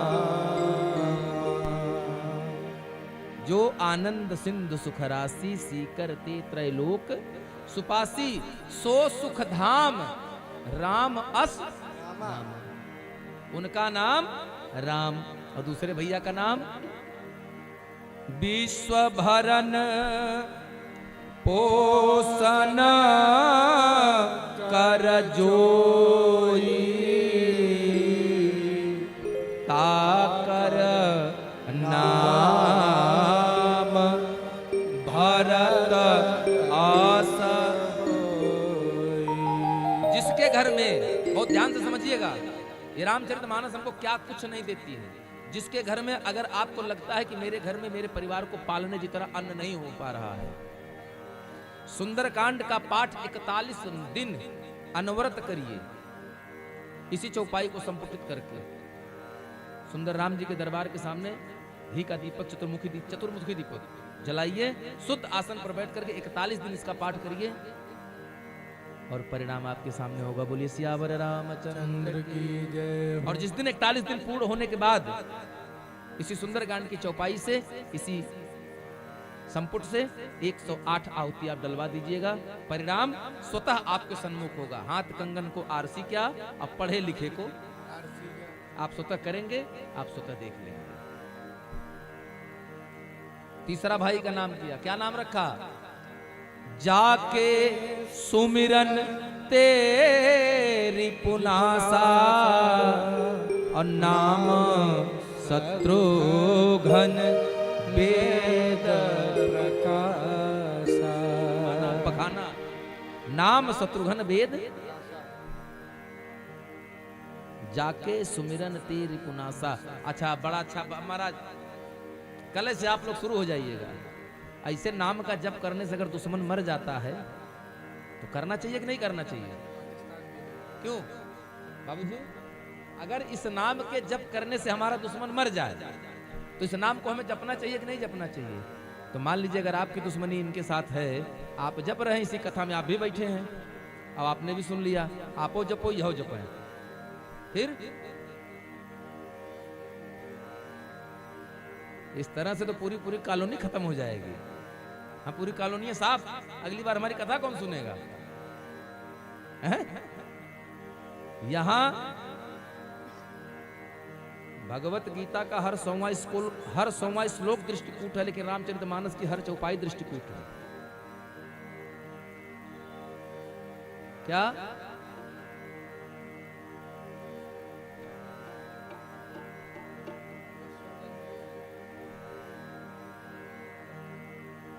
छह शत्रु हमारे हैं।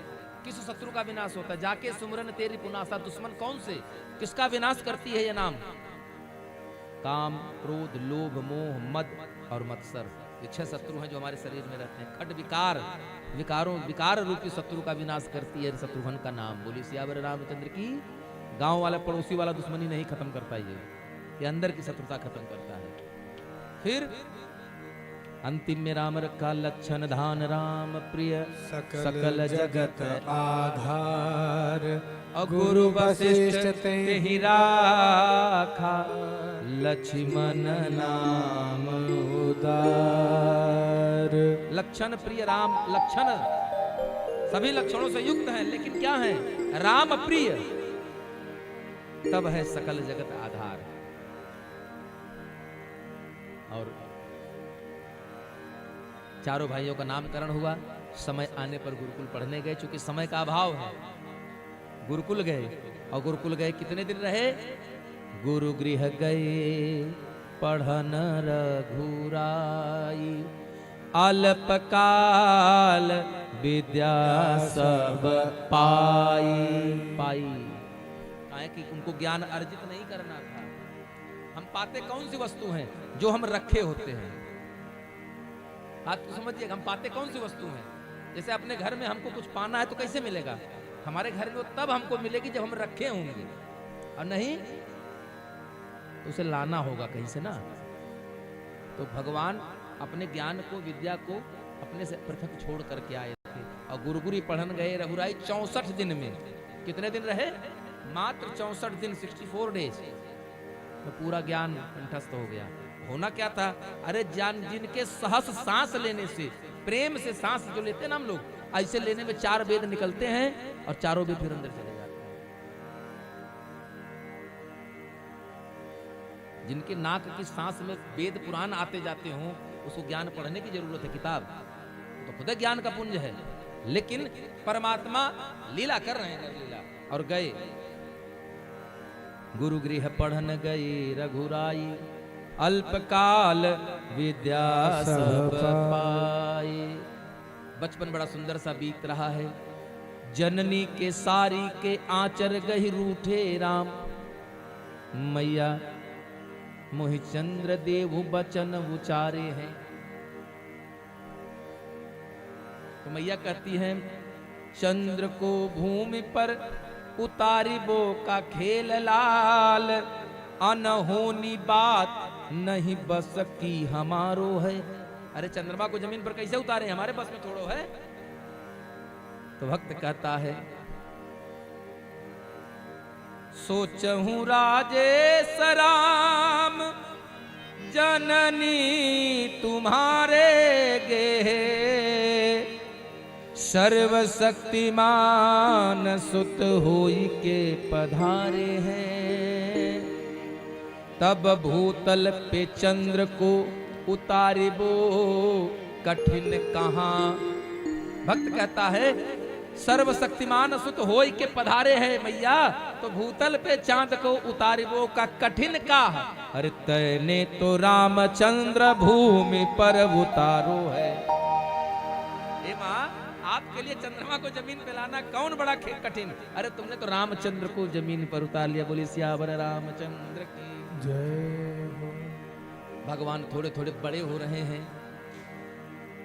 एक बाबा हैं, यद्यपि आज जो मेहमान आए थे उन्होंने कहा विश्वामित्र जी सर्वसमर्थ थे, लेकिन एक बात में समर्थ नहीं थे। इसलिए उनको राम की आवश्यकता पड़ी। विश्वामित्र अगर चाहते तो मारीच सुबाहु ताड़का को खुद मार सकते थे, लेकिन उन्होंने मारा नहीं। जानते हैं क्यों? क्योंकि बात मारने से नहीं बनेगी, बात तो तारने से बनेगी। हम मारेंगे फिर से आएगा, हम मारेंगे फिर से आएगा। तो बोले एक बार तार कर दो, एक बार तर जाएगा तो लौट कर दोबारा नहीं आएगा। विश्वामित्र सब जानते थे। विश्वामित्र महामुनि ज्ञानी और बसहि विपिन शुभ आश्रम जानी। विश्वामित्र महामुनि ज्ञानी, विश्वामित्र महामुनि ज्ञानी, बसहि विपिन शुभ आश्रम जानी। बसहि विपिन शुभ आश्रम जानी। गाधी तनय मन चिंता व्यापी, गाधी तनय मन चिंता व्यापी। हरि बिनु मारायण निश्चर पापी, हरि बिनु रहिन निश्चर पाचे।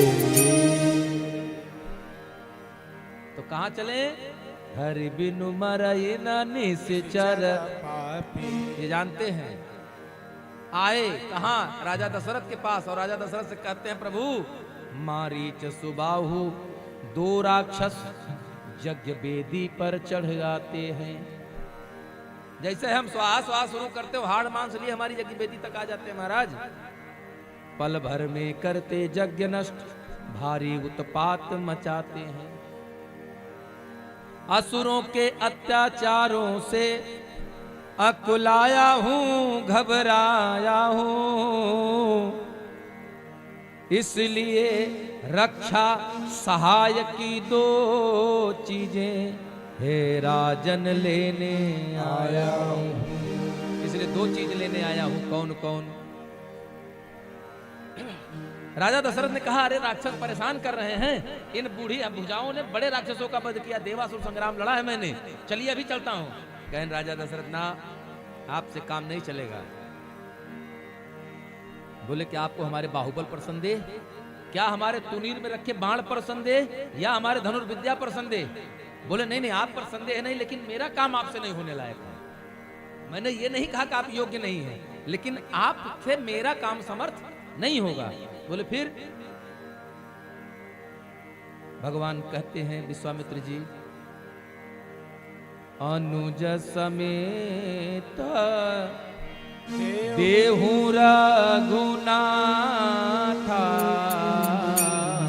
अनुज सहित वही देहु रघुनाथा।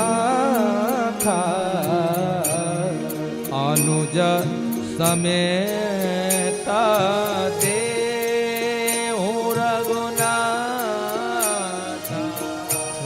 अनुज समेत देहु रघुनाथा।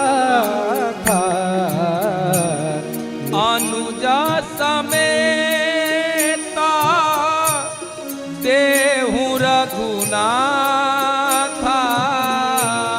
अनुज समेत देहु रघुनाथा। निश्चर बध मैं हो बसनाथा। निश्चर बल, क्या बात है, मैं हो सनाथा। श्री राम जय राम, जय जय राम। श्री राम जय राम, जय जय राम। क्योंकि उतना समय नहीं है कि कथाओं को विस्तार दे सकें। राम कथा में 2 लोग अनाथ थे और भगवान के मिल जाने के बाद दोनों सनाथ हो गए। 2 लोग थे, पहला विश्वामित्र, निश्चर बधमय होब सनाथा। ये तो अभी कह रहे हैं, अभी 1 मिनट 5 मिनट रुके, आगे पुष्टि हो जाएगी कि मैं सनाथ हो गया। और दूसरा बाली, कारण कवन नाथ मोहि मारा। ये 2 लोग अनाथ थे, बाकी सब सनाथ थे, यही 2। और पूरी रामायण में एक ही बंदर मरा है, पदुम 18 जूथप बंदर, और वो बंदर केवल और केवल बाली, बाकी कोई बंदर नहीं मरा। ये भगवान की कृपा है, क्योंकि मरेगा वही जो धर्म के विरुद्ध होगा, और जो धर्म के साथ होता है उसकी मृत्यु नहीं होती सरकार, उसकी तो गति होती है। भगवान जैसे ही कहा कि अनुज समेत देहु रघुनाथा राजा दशरथ। अच्छा, बहुत ध्यान से समझिएगा, जब राम मुनि आए हैं तो क्या लिखा, विश्वामित्र महामुनि ज्ञानी, बहुत बड़ा विशेषण। और जैसे कहा अनुज समेत देहु रघुनाथा, तैसे राजा दशरथ ने कहा सावधान, चौथे पन पायो सुत जारी। बात समझ में आ रही है? विप्र बचन नहीं कहे बिचारी। ए पंडित जी, जरा सोच समझ कर बोलिए। बुढ़ौती में 4 बेटा पैदा हुए हैं, मांग रहे हैं आप। यद्यपि सब सुत प्राण की नाई, लेकिन राम देत नहीं बनई गोसाई। मुझे सारे पुत्र प्रिय हैं, लेकिन राम देत नहीं बनई गोसाई। राम को छोड़ दीजिए, मांगो एक बार इशारा करिए, देहु सर्वस सर्व धन कोसा सब दे दूंगा। पूरा नगर, पूरी अयोध्या की राजधानी, पूरा पूर्व कोस खजाना, हाथी घोड़ा सेना सिपाही सब, लेकिन एक राम को छोड़ करके। लेकिन भगवान विश्वामित्र जी कहते हैं,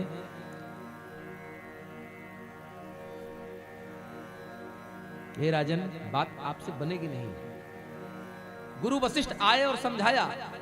क्यों जानते हैं? 2 बात जागबलिक जी ने बताई थी, आपको बहुत ध्यान से सुन लीजिए, बहुत ये अंतर कथा की बात है। जिस समय राम जी का जन्म हुआ चारों भाइयों का, उस समय सारे गुरु वशिष्ठ आए थे। उसी बीच में याज्ञवल्क्य भी आए थे। याज्ञवल्क्य जी आए जो हस्तरेखा के विशेषज्ञ थे।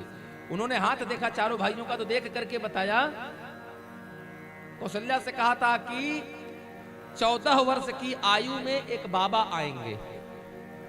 कितने वर्ष में? 14 वर्ष की आयु में एक बाबा आएंगे, इनको मांग कर ले जाएंगे, और 1 ले जाएंगे, 2 करके लाएंगे। 1 जाएंगे और वापसी में डबल होकर आएंगे, 2 होकर आएंगे। इसलिए सोचना मत, तुरंत दे देना। राजा दशरथ ये बात नहीं जानते थे, मैया कौशल्या जानती थी। और दूसरी बात क्या बताई थी? लक्ष्मण जी के लिए बताया था। और बताया क्या था? आयु जोड़ लीजिए, 15 वर्ष माने 14 वर्ष 7 महीना में भगवान का विवाह हुआ, यानी 15वां वर्ष। 12 वर्ष चारों भाई बड़े प्रेम से रहे हैं। कहां? अयोध्या में। 12 वर्ष हर्ष जुत तहां रहे रघुनाथ। 12 वर्ष, तो 15 और 12 कितना? 27। 14 वर्ष का वनवास, 14 27 और 14 41। 41वें वर्ष में लक्ष्मण जी के ऊपर मारकेश ग्रह थी, जिसके कारण उनकी मृत्यु की संभावना प्रबल थी। मारक युग था। और उपाय में बताया था कि चाहे जितना महामृत्युंजय और चाहे जो कुछ कर लेंगे, कोई उपाय काम नहीं करेगा। क्यों? क्योंकि उस समय यह बालक जो रहेगा वो परदेश में होगा। यह बचपने में बता गए थे याज्ञवल्क्य जी। इसीलिए जब विश्वामित्र जी राजा दशरथ के पास आए, राजा दशरथ ने आनाकानी किया, लेकिन गुरु वशिष्ठ ने समझाया, कहा संत का मदद करने में हमारा ये आपका जो कुल है सर्वदा आगे रहा है, इस कुल को कीर्ति को धूमिल मत करिए। और भेज दिया, वशिष्ठ के समझाने पर भेजा। तब तक गुरु बाबा फिर कह दिए कि जाओ माँ से आदेश ले लो। लेकिन कह तो दिए कि माँ से आदेश, भाई देखो फॉर्मेलिटी कुछ होती है ना, कुछ दिखावा तो करना पड़ता है। और जैसे विश्वामित्र जी ने कहा, राम जी भगे, राम लक्ष्मण। अब विश्वामित्र जी दाढ़ी खजुआ रहे हैं कि हे भगवान, पिताजी को समझाने में तो 4 घंटा बीत गया। अभी माता जी के पास गए, ऐसा और रातों में निकल रहे, लेकिन 4 घंटे पिताजी के पास लगा, 4 घड़ी माता जी के पास नहीं लगा। कारण क्योंकि माता जी जानती थी कि विश्वामित्र जी आए हैं, ये ले जाएंगे और इनको विवाह करके ले आएंगे।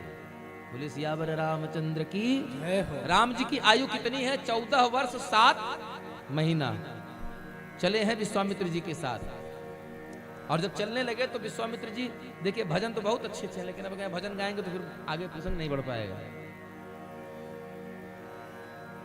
जब चलने लगे तो राजा दशरथ ने गुरु वशिष्ठ विश्वामित्र के हाथ में हाथ देकर के राम जी का कहा, मेरे प्राणनाथ सुत दो, ये राम लक्ष्मण मेरे प्राण के आधार हैं, लेकिन आज से तुम पितु मात आन नहीं को, आज से आप ही इनके माता और पिता हैं। विश्वामित्र जी लेकर चले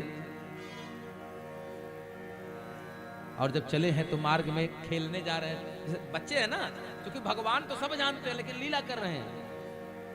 तो विश्वामित्र जी बोला, ए उधर मत जाओ, उधर कांटा है। तब तक लक्ष्मण भगे, बाबा इधर से आइए, आम फड़ा है, आम में फल लगा, बेर तोड़ ले रहे कट। बोला इधर मत जाओ, इधर मत जाओ, उधर मत खेलो, इधर आओ, इधर आओ।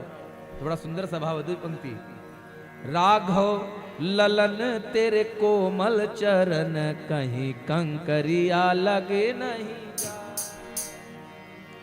राघव ललन तेरे कोमल चरण, कहीं कंकरिया लग नहीं जाए।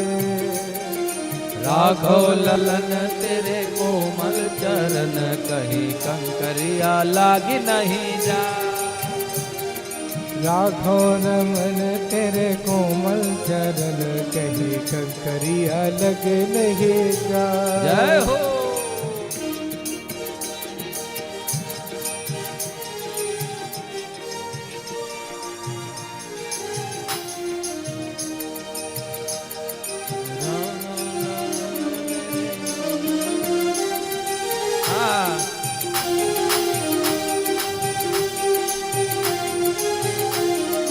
और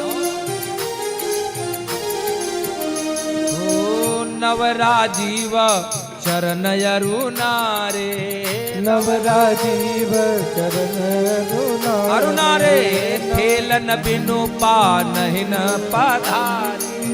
खेल बिनु पानहिन पधारे। नीरज ओ नीरज नयन मोद मंगल नयन, लाल तेरी मैं लेती बला। नाघव ललन तेरे कोमल चरण, कहीं कंकरिया लग नहीं जाए। रवि कर उदित शीस नहीं छाही, रवि कर उदित नहीं छाही। बदन निरखी सर सिज सकुचाही, बदन निरख सकित सकुचाही। सूरज हाय हाय सूरज किरण पर शरण शरण, कहूँ मुकड़ा नहीं कुमला। सूरज शरण देखे मुकड़ा कमल कर, मुकड़ा मैं कुमला। राघव ललन तेरे कोमल चरण, कहीं कंकरिया लाग नहीं जाए। कहीं कंकरिया लाग नहीं जाए। कहीं कंकरिया लाग नहीं जाए। लेकर चले आगे। विश्वामित्र जी कहते हैं, राम थोड़ा जल्दी जल्दी चलो, क्योंकि आगे जंगल है, जंगल में एक राक्षसी रहती है, नाम है ताड़ुका। अब लक्ष्मण जी धोती खींचे, एक बगल से लक्ष्मण और दूसरी तरफ से राम। बाबा हम ताड़ुका देखेंगे, बाबा हम ताड़ुका देखेंगे। लेकिन चले जात मुनि दीन दिखाई। वो देखो ताड़ुका, और जैसे कहा वो देखो ताड़ुका, तब तक सुनी ताड़का क्रोध करे धाई। दौड़ी। अब जब दौड़ी तो राम जी ने एक तरफ से पैर पकड़ा, एक तरफ से लक्ष्मण, गुरुजी बचाइए, गुरुजी बचाइए। विश्वामित्र जी सोचे कि हमारा निर्णय गलत हो गया क्या, हम तो भगवान समझान कर ले आए थे, ये तो लग रहा है राजा दशरथ के बेटे हैं। गुरुजी बचाइए, मार देगी हमको। सब गुरुजी के पीछे छिप गए। तब विश्वामित्र जी ने कहा, अच्छा तुम आंख बंद करो, आंख बंद करो। सारे लोग आंख बंद करिए। अब विश्वामित्र जी जब तक हाथ में कमंडल में जल लिया, कहें कोई बात नहीं, अगर ये साधारण बालक हैं तो अभी हम हैं, इसका वध तो हम कर ही देंगे। विश्वामित्र ने कमंडल में जल निकाला, तुरंत मंत्र जपना शुरू किया। राम जी ने देखा कि गुरु जी की आंख बंद, और तब तक गुरु विश्वामित्र जी ने एक आंख बंद करके जब तक मंत्र पढ़े तब तक राम जी ने धनुष उठाया, एक बाण चलाया। एक ही बाण प्राण हरि लेना, एक ही बाण प्राण हरि लेना, दीन जाने निज पद देना, दीन जाने ते निज पद देना। एक ही बाण में मारा, तब तक जब ताड़का को मारा एक बाण लगा और ताड़का गिरी बड़ा जोर से, और जब गड़गड़ा के गिरी तो विश्वामित्र जी डर गए, कहने लगता है काम हो गया। उधर ताड़का गिरी और राम लक्ष्मण, ऐसा देखिए कितने चालाक हैं। बाबा की आंख अभी बंद, बाण उठाया, मार दिया, मार करके धनुष फिर फेंक दिया बाबा, और तब तक ताड़का गिरी। बड़ी तेज की आवाज हुई और राजा दशरथ के बेटों को खा गई ताड़का। विश्वामित्र सोचे, हे भगवान हम कौन मुंह दिखाएंगे जाकर, अभी तो कहकर भेजे थे तुम मुनि पिता मात आप हो, बाकी कोई दूसरा नहीं है, अब हम कौन मुंह दिखाएंगे। विश्वामित्र जब डर के आंख खोला तो देखा नहीं, राम लक्ष्मण सही है। और जब राम लक्ष्मण सही है तब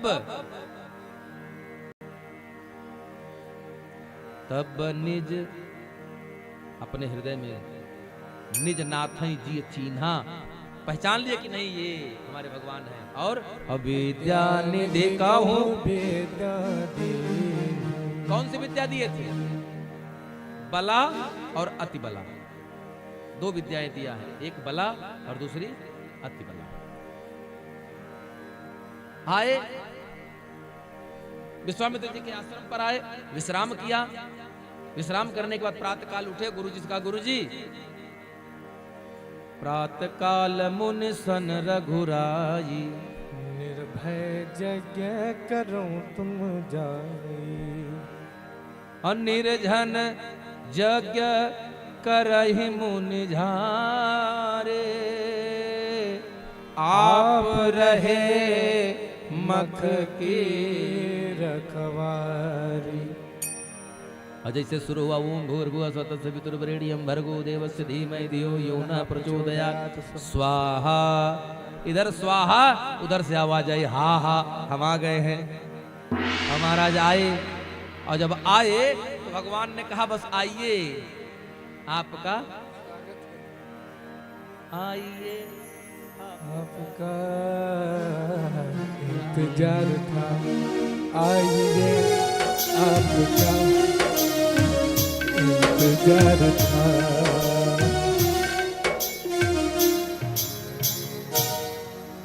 भगवान राम ने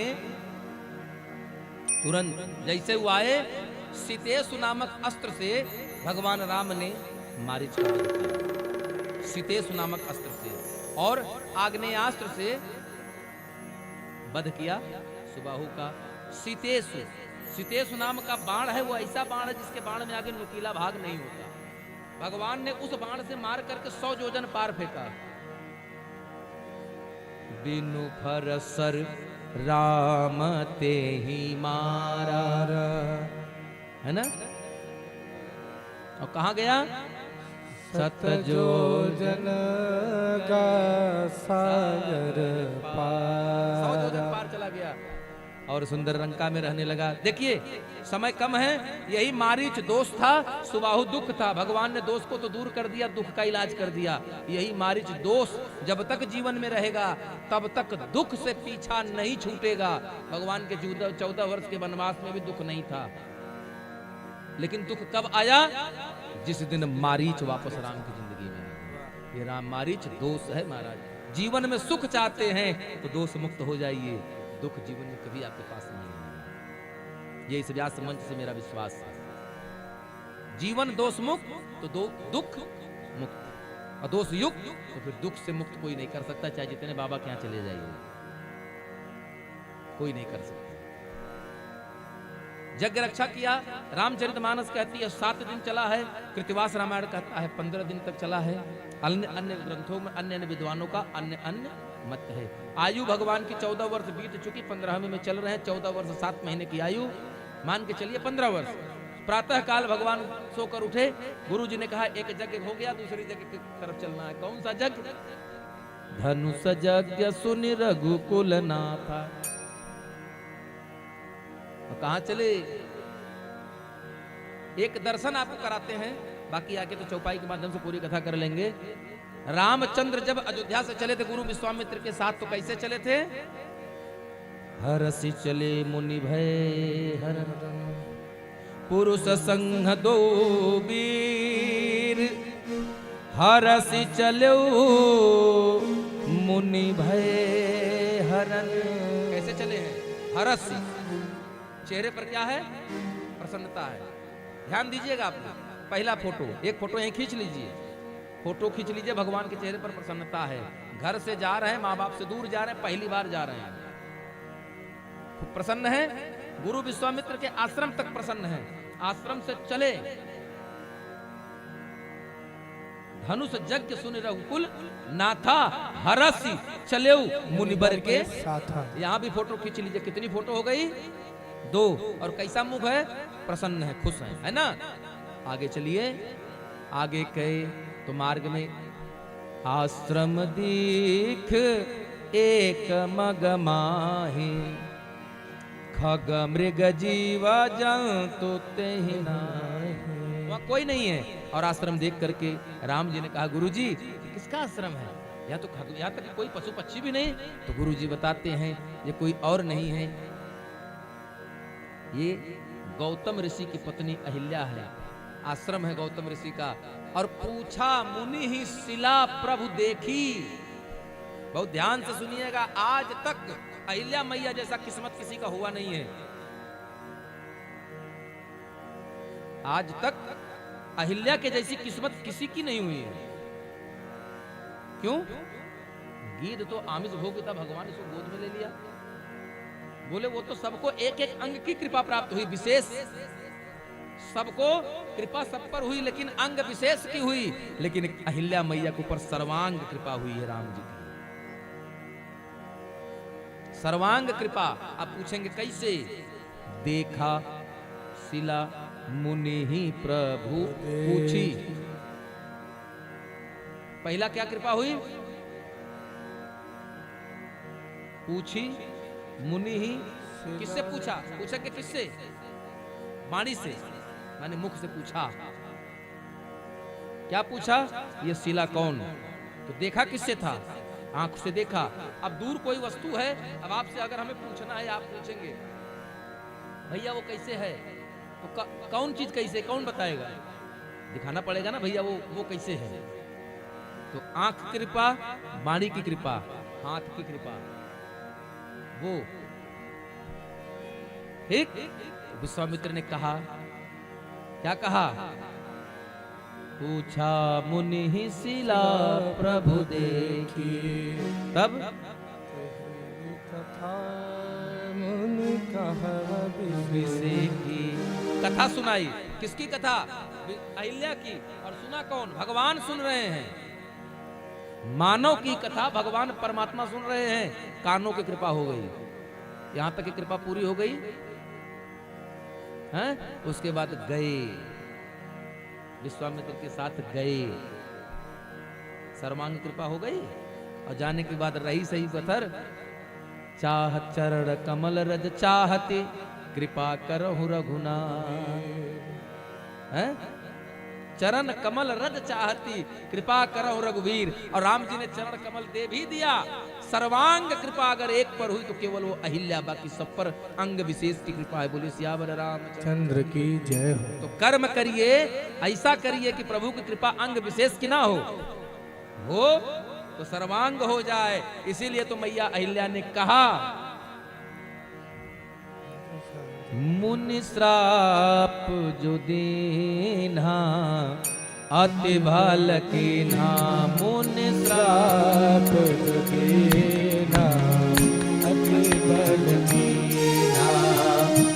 परम अनुग्रह मैं माना। मुनि श्राप जो दीन्हा अति भल कीन्हा। परम अनुग्रह राम माना देखाऊं भरि लोचन भव भय मोचन देखा क्यों भय लोचन भव भय लोचन इह ये लाभ शंकर आना सीताराम राम राम सीता राम राम राम सीता राम राम राम सभी लोग सीता आइए। राम राम राम सीता राम राम राम सीता राम राम राम सीता राम राम राम सीता राम राम राम सीता राम राम राम सीता राम राम राम। आपके चरणों की धूल मेरे ऊपर पड़ी तो मुझे एक बात समझ में आई। क्या? दोनों नाकों से नीर बह रहा है, आंसू बह रही है, जुगल नयन जलधार बही रो रही है और हाथ जोड़कर कहती है मुनि श्राप जो दीन कीन दीना बड़ी कृपा रही, अगर शायद वो श्राप नहीं होता तो आज आप मुझे भेंटते हैं। इस बात का प्रमाण मैं बता दूं, जिन जिन भक्तों को जिन जिन जीवों को ब्राह्मणों का श्राप लगा देवता नहीं स्वयं परम पिता परमेश्वर आकर मिले। दो लोगों से भगवान जरूर मिले, किसको? जिन पर ब्राह्मण का श्राप और जिनको नारद से मुलाकात। इन दोनों को जिसको जिसको मिल गए उसे परमात्मा मिल गए। अब जब यहां से सब कुछ करने के बाद मैया कहती है कि मैंने आज वो अनुभव किया कि शंकर बाबा इतने प्रसन्न क्यों हैं। काहे? जेहि चरणन ते निकसी गंगा शंकर जटा समाई सोए चरणन केवट धोइली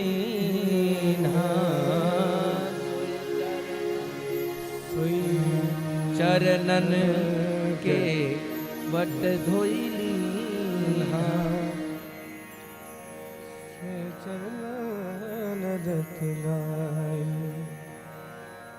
भज मन राम चरण सुखदाई। उन चरणों की धुले हुए चरणों की जो जूठन जिसको कहते हैं चरणोदक बाबा शंकर के सर पे रखा। अब मुझे समझ में आया कि यही लाभ बाबा के पास है, इसीलिए बाबा हरदम प्रसन्न रहते हैं। बोले हर हर महादेव। ऐसे नहीं बात बनेगी। हर हर सभी लोग हाथ उठाइए पूरे पूरे। हाँ, इतने हाथ कछुए निकालते हैं, उन्हीं के पूरे नहीं निकलते, बाकी हम लोगों को तो भगवान ने पूरे दिए हैं जो सीधे होते हैं। सही कह रहे हैं गलत? फिर राम जी अब अहिल्या का उद्धार करके चले हैं। कैसे हैं? 2 फोटो खींचे थे ना, अयोध्या से चले तो प्रसन्न, मुनि के आश्रम से चले तो प्रसन्न, लेकिन अहिल्या का करके चले तो फिर कैसे चले हैं?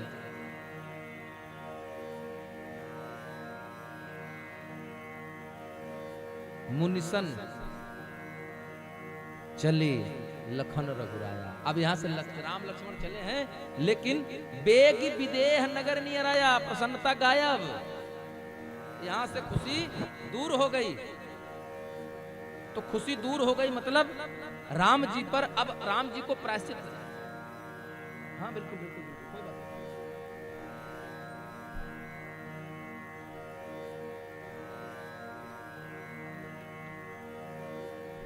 राम जी अयोध्या से चले तो प्रसन्न, आश्रम से चले तो प्रसन्न, लेकिन अहिल्या का उद्धार करके चले तो प्रसन्नता गायब हो गई। यहाँ फोटो खींच लीजिए, तीसरी फोटो यहाँ की लीजिए कि चेहरे से प्रसन्नता दूर चली गई। क्यों? क्योंकि ब्राह्मण पत्नी के ऊपर चरण रज पड़ा, पैर से स्पर्श हुआ, इसलिए पाप लग गया, क्योंकि क्षत्रिय है। यहां राम जी के चेहरे पर प्रसन्नता नहीं है। तीसरी फोटो, चले कहां?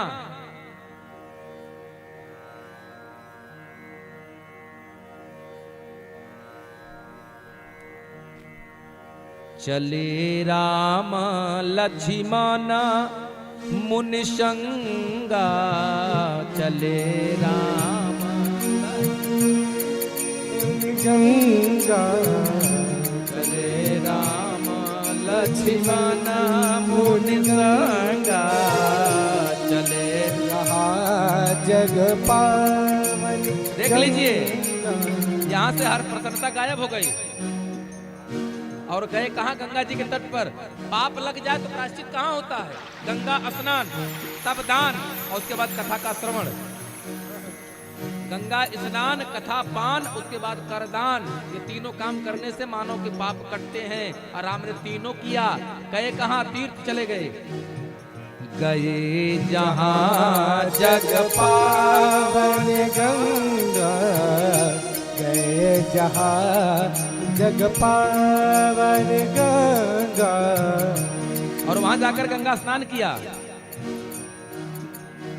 और स्नान किया, स्नान करने के बाद कथा सुनेंगे।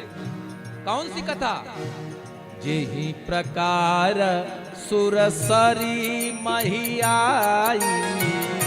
जिस प्रकार सुरसरी मैया। दो काम, तीर्थ में आकर स्नान हो गया, कथा भी सुनी। विविध दान मही देवन पाई। विविध दान मही देवन पाए। तीनों काम हो गया। गंगा में स्नान, कथा का पान और किया दान। अब चले तो फिर एक फोटो खींचिए, चौथी।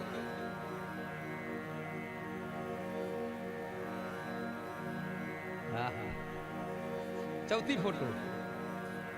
यहां से भी चले हैं तो बिल्कुल प्रसन्न है महाराज। अरे हरसी चले वो मुनि संग रघुराया। हरसी चले मुनि वृंद रहाया। बेगी विदेह जय हो निहराया। हरसी चले मुनि वृंद सहाया। बेगी विदेह नगर निहराया। चौथी फोटो। गंगा के तट से चले तो कैसे चले? हरसी, फिर प्रसन्न हो गए। काहे कि प्रायश्चित हो गया। बोली सियावर रामचंद्र की जय हो। अब राम जी पहुंचे कहां? मिथिला के पास। समय कम है। भगवान मिथिला में गए, रुके एक आम के वृक्ष के नीचे, अमराई में रुकते हैं। और वहां अमराई में रुक करके नहीं भाई उत्सव कराना है, इसलिए इसको जल्दी कराना है। हाँ, उत्सव पर विशेष ध्यान, क्योंकि कलयुग है ना, यहाँ लोग उत्सव में ज्यादा भागते हैं। पार्टी बहुत जरूरी है। सही बात है कि नहीं? मैं हाथ उठाइए जो पार्टी के पक्ष में हो। और इतनी बड़ी पार्टी हो तब तो कहने क्या, दोनों हाथ उठ जाने चाहिए। अरे विवाह में चलना है, बारात में चलेंगे, बढ़िया बढ़िया लड्डू रसमलाई मिलेगी। वाह वाह। अभी संकोच कर रहे हैं आप लोग। बताइए, राम नाम में आलसी, भोजन में होशियार। बोले सियावर रामचंद्र की।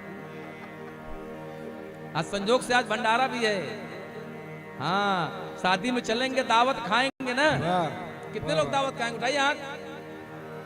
हे भगवान राम राम राम राम। भोजन में भी पीछे हैं ये लोग। अरे भोजन में कम से कम हाथ उठाइए तो चौदह हम बिल्कुल लंबे चौड़े। हम महाराज हम रहेंगे भंडारे में। क्यों? क्योंकि ये भोजन नहीं है, ये प्रसाद है। और प्रसाद ही एक दुनिया में एक ऐसी चीज यही है जिसमें चोरी भी जायज है। यही एक वस्तु है भगवान का प्रसाद जहां चोरी भी जायज है। आपने देखा होगा, एक हाथ का प्रसाद लेकर आदमी गप पीछे दबाता है और दूसरा हाथ, भैया हमको नहीं मिला है।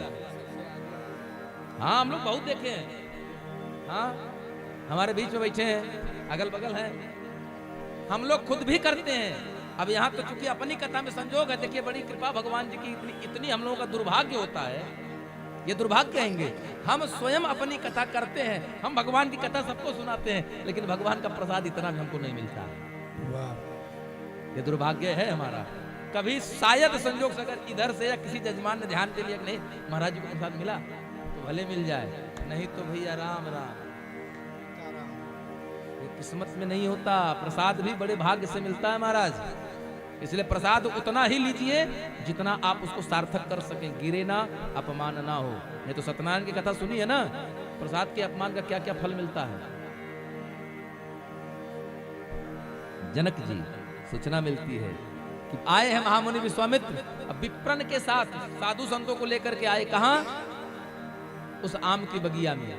आम की बगिया में आए और विश्वामित्र जी के साथ में लेकर के गए। राम लक्ष्मण को देखा। राम लक्ष्मण को देखने के बाद विश्वामित्र जी के साथ राम लक्ष्मण को देखा तो कहते हैं ये कौन है? ये कोई रघुवंश, कोई राजा महाराजा के कुल के तिलक हैं या ब्राह्मण कुल के पालक हैं या कोई देवता है? बात तीनों पूछ लिया और तीनों को विश्वामित्र जी ने कहा हाँ। क्यों? क्योंकि भगवान हैं, दूसरा क्षत्रिय रघुवंश के बालक हैं, दो ब्राह्मण के पालक हैं। विश्वामित्र की जग रक्षा भी तुरंत करके चले आए। बोली सियावर रामचंद्र की जय। लेकर साथ में गए। अच्छा, राम जी को जनकपुर में रुकाया कहां गया?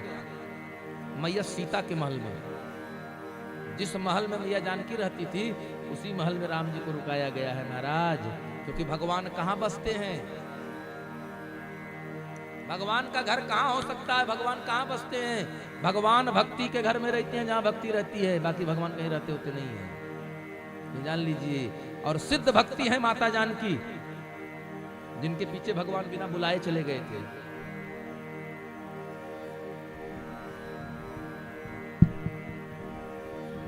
एक प्रसंग आता है पुष्प वाटिका, उस पर छेड़ेंगे नहीं।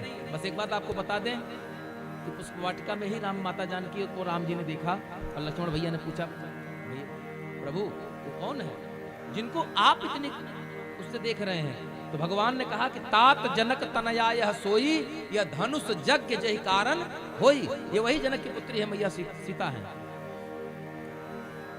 आगे बढ़ा, मैया पार्वती की पूजा करती है। मैया ने वरदान दिया कि गौरी अनुकूल सिय हिय हरसन जात, कहे मंजुल मंगल मूल पाम अंग भरत हरे। और क्या कहा? वही वर मिलेगा जिसे तुम चाहती हो। और लेकर के चली गई सखियों के साथ मैया। राम जी गुरु जी के साथ पहुंचे। कहां?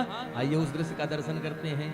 धनुष यज्ञ के मकसाले में चलते हैं। मकसाला पहुंचे, धनुष रखा है। सब मंचन ते मंच एक सुंदर विशद विशाल, मुनि विश्वामित्र के साथ राम लक्ष्मण को उसी सबसे अलग बना था और सबसे बड़ा था, सबसे ऊंचा उसी सिंहासन पर बैठाया किसको? राम लक्ष्मण और गुरु विश्वामित्र को। और आया बंदी जन ने ढिढोरा पीट दिया कि सुनो, इस सभा के मध्य जो धनुष रखा है, जो भी इस धनुष की प्रत्यंचा चढ़ा देगा, जनक की पुत्री सीता का विवाह उसके साथ हो जाएगा। और उसके बाद इतना सुनने के बाद परिकर बांधी उठे अकुलाई, तिल भर भूमि न सके छड़ाई। कोई हिला नहीं पाया। एक एक करके बारी बारी सब लोग गए। और अंत में हुआ क्या? एक ऐसा भी समय आता है, हालांकि इस चौपाई पर बड़ा मतभेद है, कि भूप सहस दस एक ही बारा, अलगे उठावन टरई न नहीं उठा। क्योंकि हम क्या करें, समय बड़ा अभाव हो जाता। 7 दिन 9 दिन की कथा को 2 दिन में समेटना।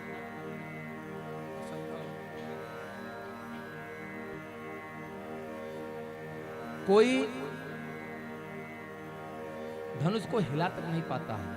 और तब लक्ष्मण जी, जनक जी खड़े होते हैं और कहते हैं कि जाओ अपने अपने घर में। आज मान लिया कि वीर विहीन मही में जानी, मैंने जान लिया कि कोई वीर नहीं है। जाओ सब लोग। रचान विधि वैदेही विबाहु, इसलिए तजहु वास निज निज गृह। जाओ सब लोग। कही जनक जस अनुचित बानी, विद्यमान रघुकुल मनि जानी। इतना सुनने के बाद तो लक्ष्मण जी तमतमा कर खड़े हो गए महाराज। खड़े हुए तो बहुत भला बुरा कहा।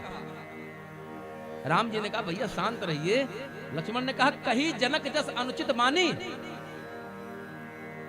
राम जी ने कहा थोड़ा सा सीनियर जूनियर छोटे बड़े का ख्याल रखो, जाने दीजिए, मत बोलिए। कहे ना कंदुक इव ब्रह्मांड उठाओ, कांचे घट जी में डारो होरी। आप खाली कह दो, तुरंत उठा लूंगा ब्रह्मांड को। अतः जितने रजवा सब बैठे थे उसमें से एक कह रहा है कि ब्रह्मांड उठाने जा रहा, भाग चलो अपने अपने घर। तो दूसरे राजा ने कहा भाई सुनो, आप भी इसी ब्रह्मांड में आपका घर है, अगर आप दूसरे ब्रह्मांड में जाओगे तो घड़ा फूट जाएगा। 15 मिनट 10 से 15 मिनट का समय और आइए उत्सव मनाते हुए बिल्कुल प्रभु की पावन आरती करेंगे। अंत में राम जी उनको समझाते हैं और विश्वामित्र जी, विश्वामित्र समय शुभ जानी, और राम जी को आदेशित कर दिया कि हे राम जी आप उठिए और धनुष को तोड़ दीजिए। राम जी उठे और ते ही छान राम मध्य धनु तोरा, ते ही छान मध्य राम धनु तोरा, भरे भुवन धुनि घोर कठोरा, हरे भुवन धुनि घोर कठोरा। धनुष तोड़ दिया, सब खड़े रहे, लेकिन काहू न लखा देख सब ठाड़े, सब खड़े रह गए, लेकिन धनुष कब उठा और कब टूट गया ये किसी ने देखा ही नहीं, क्योंकि धनुष जब टूटी तो इतनी तेज रोशनी चौंक पहुंच गई कि सबकी आंखें अपने आप बंद हो गई, और जब बंद हुई उसी समय धनुष टूट गया। तब तो कोहबरमा में राम सीता की सखियों ने कहा, लक्ष्मण से कहा कि कैसे काहे इतना गुरूर में हो, तुम काहे करत अभिमान, हे रघुबर राम लला, तुम काहे करत अभिमान, हे रघुबर राम लला, तुम काहे करत अभिमान, हे रघुबर राम लला, तुम काहे करत अभिमान, रघुबर राम लला। राम जी लला हो राम जी लला, राम जी लला हो राम जी लला, तुम काहे करत अभिमान, हे रघुबर राम लला, तुम काहे करत अभिमान, रघुबर राम लला। बिनु चिट्ठी बिना चिट्ठी के आए हो, बिनु चिट्ठी ब्याह उछंग में, बिनु चिट्ठी तुम ब्याह उछंग में, बिनु चिट्ठी तुम ब्याह उछंग में, बिनु चिट्ठी तुम ब्याह उछंग में, बिनु ही बुलाए मुनि बाबा के संग में, बिना बुलाए मुनि बाबा के संग में। चिट्ठी भी नहीं गई, कोई बुलौआ भी नहीं गया, साधु बाबा के साथ में चले आए, और आए कैसे,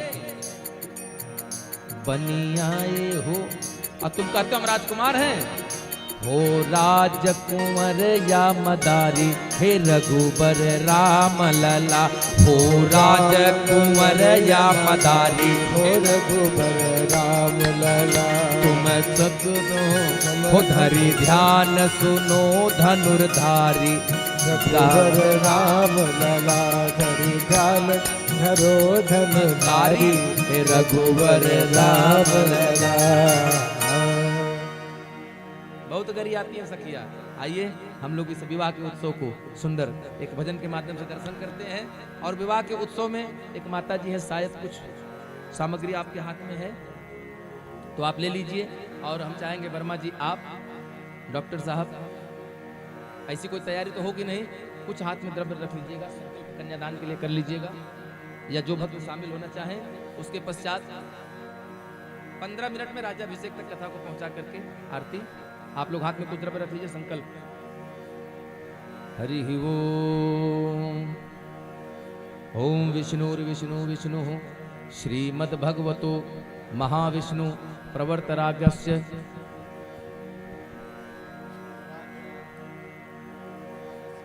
हरि ओम।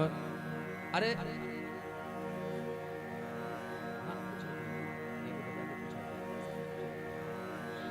हरि ओम। ओम विष्णुर्विष्णु विष्णु श्रीमद्भगवतो महापुरुषस्य विष्णुराज्ञाः प्रवर्तमानस्य अद्वैतस्य श्री श्वेतवाराह कल्पे वैवस्वत मन्वन्तरे अष्टाम्बित शतमे कलियुगे कलि प्रथम चरणे भूर्लोके भरतखंडे भारतवर्षे आर्यावर्तैक देशे देशांतर्गते उत्तर प्रदेशे तद प्रदेशांतर्गते लक्ष्मणपुरी नगरे लखनऊ जनपदांतर्गते पूर्व संकल्पित ग्रह गुण गण विशेषण विशिष्टायाम शुभ पुण्यतिथौ यथा नाम न गोत्राय, अपने अपने गोत्र का नाम ले लीजिएगा। यथा नाना नाम गोत्राय समुत्पन्नो अहम नाना नाम यजमानस्य सपरिवारो अहम बंधु बांधव सहितस्य मम अभिलषित मनोकामना संसिद्ध्यर्थ सकल पूर्ण फल प्राप्ति अर्थ कायिक वाचिक मानसिक सांसर्गिक चतुर्विध पुरुषार्थ सिद्धत द्वारा श्री राम कथा ज्ञान यज्ञ मध्य श्री राम कथा अमृत महोत्सव मध्य द्वितीय दिवसीय रात्रि वेलायाम श्री जानकी मंगल राम विवाह कर्मणि विवाहांगभूत शंकन्यादानम संकल्पम महं करिष्ये च कार्यष्ये। ओम जजाग्रतौ दूरमुदैति दैवं तदुसुप्तस्य तथैवेति दूरंगमं ज्योतिकानं ज्योतिरेकं तन्मयि मनः शिव संकल्पमस्तु संकल्प सिद्धिरस्तु संकल्प पुष्टिरस्तु। बोले सियावर रामचंद्र की जय। और राम सीय सिर सेंदु देहि। सुंदर सुमंगली ब्राह्मण पढ़ते हैं, माता जानकी का सुंदर पाणी ग्रहण संस्कार होता है। आइए एक भजन के माध्यम से, उसके पश्चात सीधे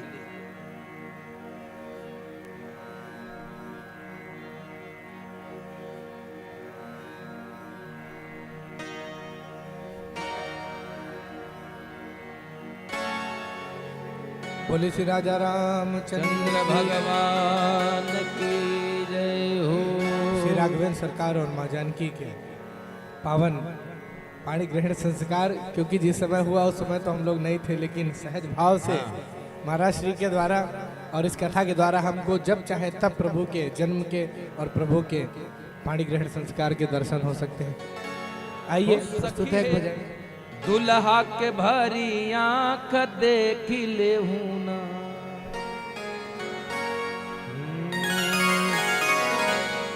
जैसन पहुना हमार वैसन कतहूँ के हूँ। जैसन पहुना हमार वैसे कतहूँ के होना। हो जैसन दूल्हा हमार वैसन कतहूँ के होना। हो जैसन दूल्हा हमार वैसन कतहूँ के होना। ओ सखी है दुल्हा के भरी आँख देख ले हूँ ना। सखी है दुल्हा के हाथ भरी दे भरी आँख।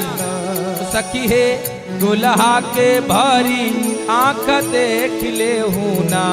सखी है दुल्हा के भरी आँख देख ले हूँ ना। जैसन पहुना हमार वैसन कतहूँ के हूँ।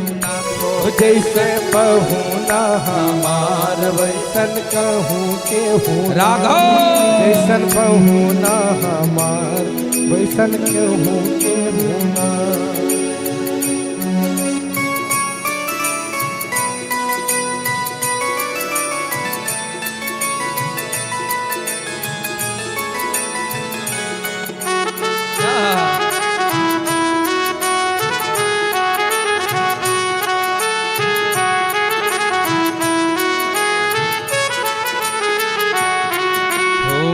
काली काली जुल्फे और केस घुंघराले।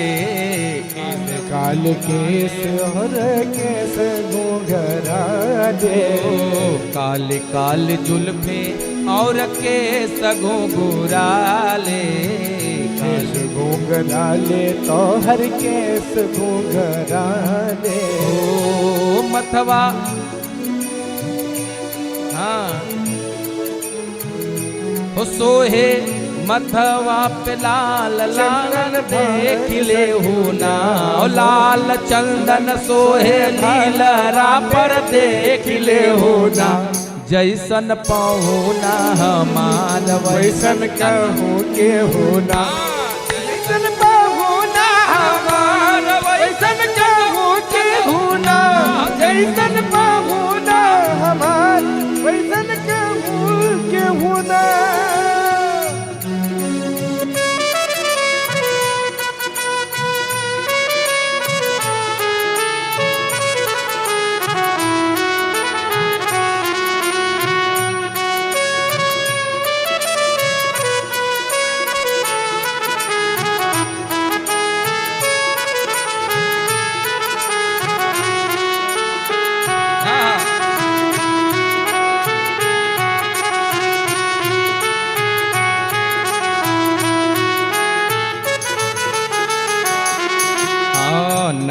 कजरारे और अधर अरुणारे, नैन कजरारे अरु अधर अरुणारे, नैन कजरारे और अधर अरुणारे, नैन कजरारे अरु अधर अरुणारे।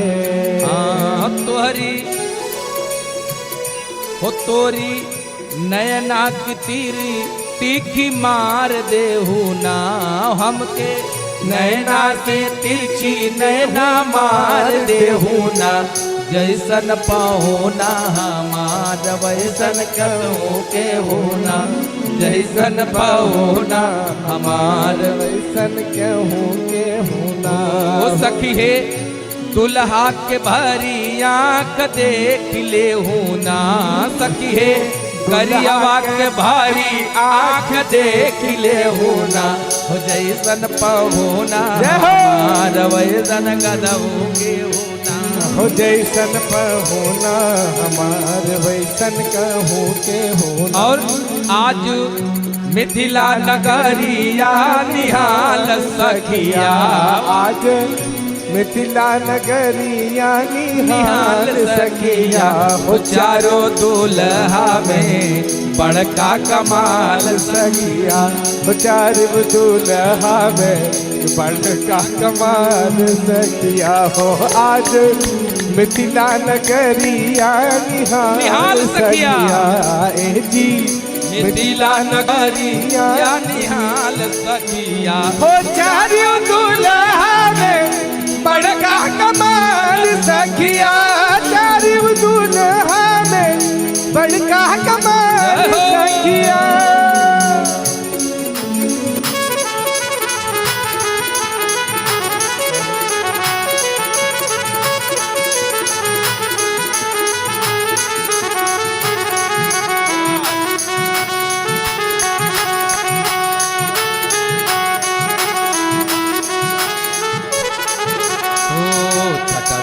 राय माथे हीरा मणि मौरिया, माथे मणि मौरिया, माथे हीरा मणि मौरिया, कच घुंघराले कारे मन की फसरिया, मन की फसरिया भैया मन के फसरिया। सखिया कह रही है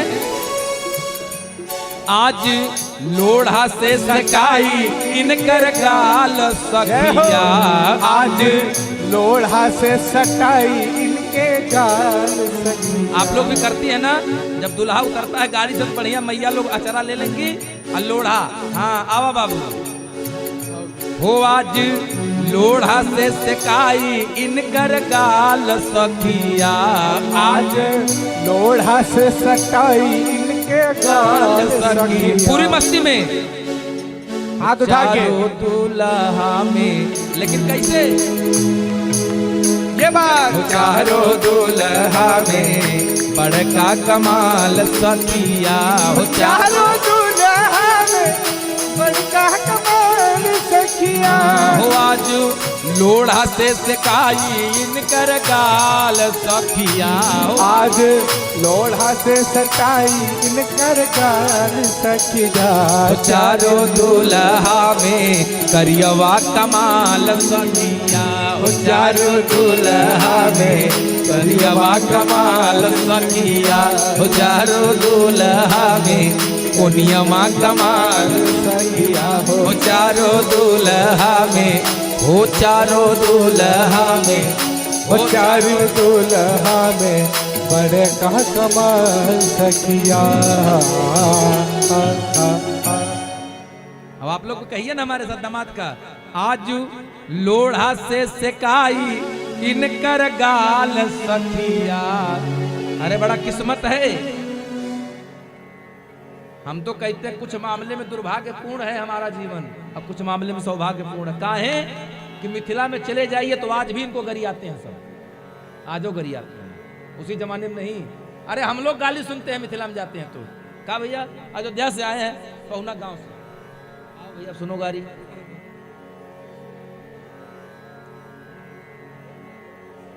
हाँ तो कम से कम सभी लोग बोलिए तो हमारे साथ, आज लोढ़ा से सिकाई इनकर गाल सखिया। आज हाँ दोनों हाथे चारों दूल्हा में बड़का कमाल सखिया। चारों दूल्हा में हाई करियवा कमाल सखिया। हाँ सुंदर विवाह हुआ बहुत सारा। कहते हैं 1 महीना रहे हैं अयोध्या में कि राजकुमार राम लक्ष्मण। न्योता गया है दुनिया की एक बारात ऐसी रही, शायद आप नहीं जानते हैं, बता दें। जिस बारात का न लगन पका था, लगन की फिक्स नहीं था, न लगन फिक्स न मुहूर्त फिक्स, और जौन ऐसी बारात गई जिसका दुल्हा नहीं था। अरे राम जी की अजब बारात अवध से मिथिला चली। राम जी की अजब बारात अवध से मिथिला चले। राम जी की अजब बारात अवध से मिथिला चली। हाथी घोड़ा रथ और पालकी। हाथी घोड़ा रथ और पालकी। तब 1 महीना के बाद जब न्योता भेजा गया जनकपुर से कि हम तावत बानी पाती लई के पार से राजा जनक दरबार से, दूत गया चिट्ठी दे दिया और तब राजा दशरथ बारात लेके चले हैं। कैसे?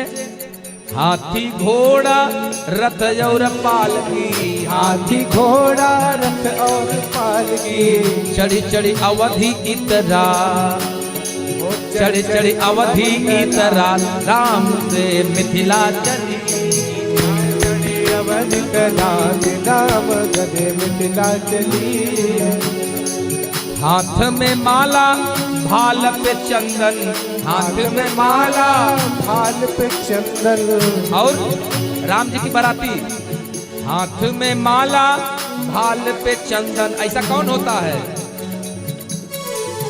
सब दाढ़ी वाला देखा। सब दाढ़ी वाला देखा। अवध से मिथिला चली। सब दाढ़ी वाला देखा। सब साधु बाबा मिथिला चली। यह बारात सब भांति मनोहर।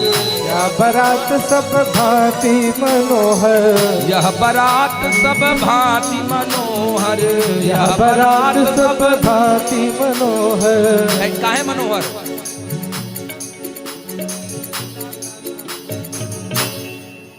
यह बारात सब भांति मनोहर। कृष्णा भैया काहे बारात मनोहर थी, काहे अद्भुत थी? अरे नहीं दुल्हा है साथ। हो नहीं दुल्हा है साथ। अवध से मिथिला चले। नहीं दुल्हा है साथ। अवध से मिथिला चली। राम जी की अजब बारात अवध से मिथिला चले। राम जी की अजब बारात अवध से मिथिला चली। राम जी की अजब बारात अवध से मिथिला चली। मिथिला में पहुंची, गांव वाले कहन कहा भैया दुल्हा कहाँ? कहन पीछे हुई। घूमते घूमते बात चली गई, लेकिन दुल्हा का पता नहीं चला। तो कुछ मजाक किए, कहन मिथिला में कहन लगन कौन दिन है, कब ब्याह है? कहन वो पता नहीं। कहन मिथिला में बहु व्यंजन मिलेंगे। देखिए मजाक है।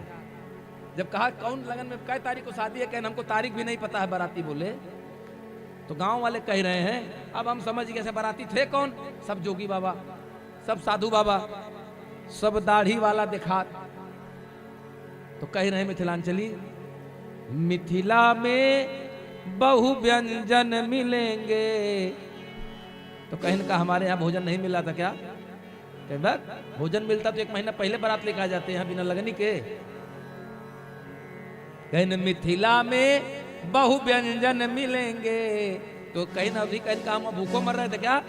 हमारे राजा दशरथ के राज में क्या भूखों मर रहे थे? तो कहीं वहां मर गए सतुआ खात। वहां मर गए सतुआ खात। तब तो अवध से मिथिला चली। वहां मर गयो सतुआ खात। अवध से मिथिला चली। बड़ा सुंदर विवाह का उत्सव था। हम लोग का दुर्भाग्य है कि आज वहां नहीं है, यही है, लेकिन यही आनंद ले लेते हैं। आइए विवाह हो गया, विदाई हुई। राम जी के साथ चारों भाइयों का विवाह हुआ। एक ही मंडप में राम, लक्ष्मण, भरत, शत्रुघ्न, सीता, उर्मिला, कुसुकेत, मांडवी, श्रुतकीर्ति चारों के साथ विवाह हुआ। अब विवाह करके चारों भाई आए अयोध्या। 12 वर्ष हमारे राम जी अयोध्या में रहे हैं। कितने वर्ष? 12 वर्ष। अब आइए आप लोगों को हम 5 मिनट में पूरी राम कथा, और वो भी तिथि सहित, ज्यादा प्रसंग में नहीं जाना है। कुछ नई चीज भगवान करेंगे, आप लोगों को मिलेगी अगर प्रयास करेंगे तो। हर घटना का तिथि क्रम आपको दे दूंगा। ये हम नहीं, हमारे गुरु जी की कृपा है। हर घटना तिथि के साथ कि किस तिथि को क्या हुआ, और मानस की चौपाई गाते हुए पूरी राम कथा को हम लोग विश्राम तक ले चलेंगे। बोले सियावर रामचंद्र की जय हो। और उसके पश्चात तुरंत आरती। हम लोग कहां तक आ गए हैं? कहां पहुंचे हैं? अयोध्या। और अयोध्या आए तो हुआ क्या? रानी कैकेयी ने माता सीता को मुंह दिखाई में, कैकेयी का जो भवन था जिसका नाम है कनक भवन, वो माता सीता को मुंह दिखाई में कैकेयी ने दिया था। बोले सियावर रामचंद्र की जय हो। और मैया सुमित्रा ने अपने बड़े पुत्र लक्ष्मण को माता जानकी की गोद में डाल दिया था। इसीलिए वनवास के समय में कहा, क्या कहा था कि बेटा यहां तुम क्या कर रहे हो? जब कहें माता हम आपसे आदेश ले रहे हैं, यहां क्यों आए? तात तुम्हार मातु बय देहि,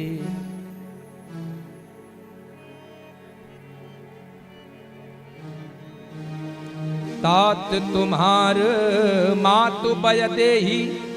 हे भय लक्ष्मण, तुम्हारी मां मैं नहीं हूं, तुम्हारी मां तो मैं देही सीता है। अब पिता राम सब भांति स्नेही। पिता कौन? लक्ष्मण। तो अवध तुम्हार काज कछु नाही। अयोध्या में तुम्हारा कोई काम नहीं। अगर राम बन तो लक्ष्मण का अयोध्या में कोई काम नहीं, तुम भी जा सकते। और लक्ष्मण जी चले आए। यह समर्पण है। हमने कहा था ना उपासना, यही उपासना है, यही समर्पण है। अब बिना समर्पण की उपासना हो नहीं सकती। आइए 12 वर्ष राम जी अयोध्या आए। अयोध्या में रहे 12 वर्ष। करि विवाह आए घर ही, मंगल मोद अपार। 12 वर्ष विलासयुत रहे, कृपा आगार। 12 वर्ष रहे, और 12 वर्ष के बाद भगवान राम की अवस्था कितनी? 27। राजा दशरथ एक दिन शीशा देखे क्या? श्रवण समीप भये सित केसा, अमानहु मनहु जठरपन असवुपदेशा। क्या उपदेश दे रहा है? कि चौथे पन जाई नृप कानन। महाराज अब राजपाट छोड़िए, ये चाबी जो है ना तिजोरी वाली, ये बेटा बहू को सौंपी, और चलिए तपस्या करने, राम राम करने। राजा दशरथ ने गुरु वशिष्ठ को बुलाया, कहा कि लगन मुहूर्त बताइए। तो गुरु वशिष्ठ ने ठीक है, कोई लगन कोई मुहूर्त विचारने की जरूरत नहीं। कब? क्योंकि जुदी ने जुगरी तब ही जब राम हो ही जुगराज। वो लगन मुहूर्त तब शुभ है जब राम राजा बन जाए। बोले सियावर रामचंद्र की। लेकिन आयु कितनी है? हो वर्ष 27 में रघुनाथा, कीन गमन बनल छे मन साखा। सिया राम जय जय राम। आओ से सभी लोग गाइए। सिया राम जय जय राम। आप लोग बस भाव से सुनिएगा। यह कृतिवास रामायण का संकलन है। इसी चौपाई के माध्यम से पूरी राम कथा का दर्शन आपको कराते हैं। वो कई दिन वनवास में रहे, एकदम बिल्कुल मीठा मीठा। हाँ बस 3 दिवस बीते जलपाना, कियो राम सीता जग जाना। सिया राम 3 दिन केवल जलपान। जय राम सिया राम जय जय राम। चौथे दिवस लखन रघुराई, श्रृंग बेर फल कुछ तब खाए। राम सिया राम जय जय राम सिया राम जय जय राम। 5वें दिन श्री कृपा निधाना, सुरसर उतरी चले भगवाना। राम सिया राम जय जय राम सिया राम जय जय राम। 5वें दिन भगवान गंगा पार कर लिए। इसके बाद आए हैं भरद्वाज जी के आश्रम में प्रयागराज। प्रयागराज में 1 दिन रहे हैं राम जी। वहां से चले वाल्मीकि जी के आश्रम पर गए और वाल्मीकि जी ने बताया चित्रकूट गिर करहु निवासु।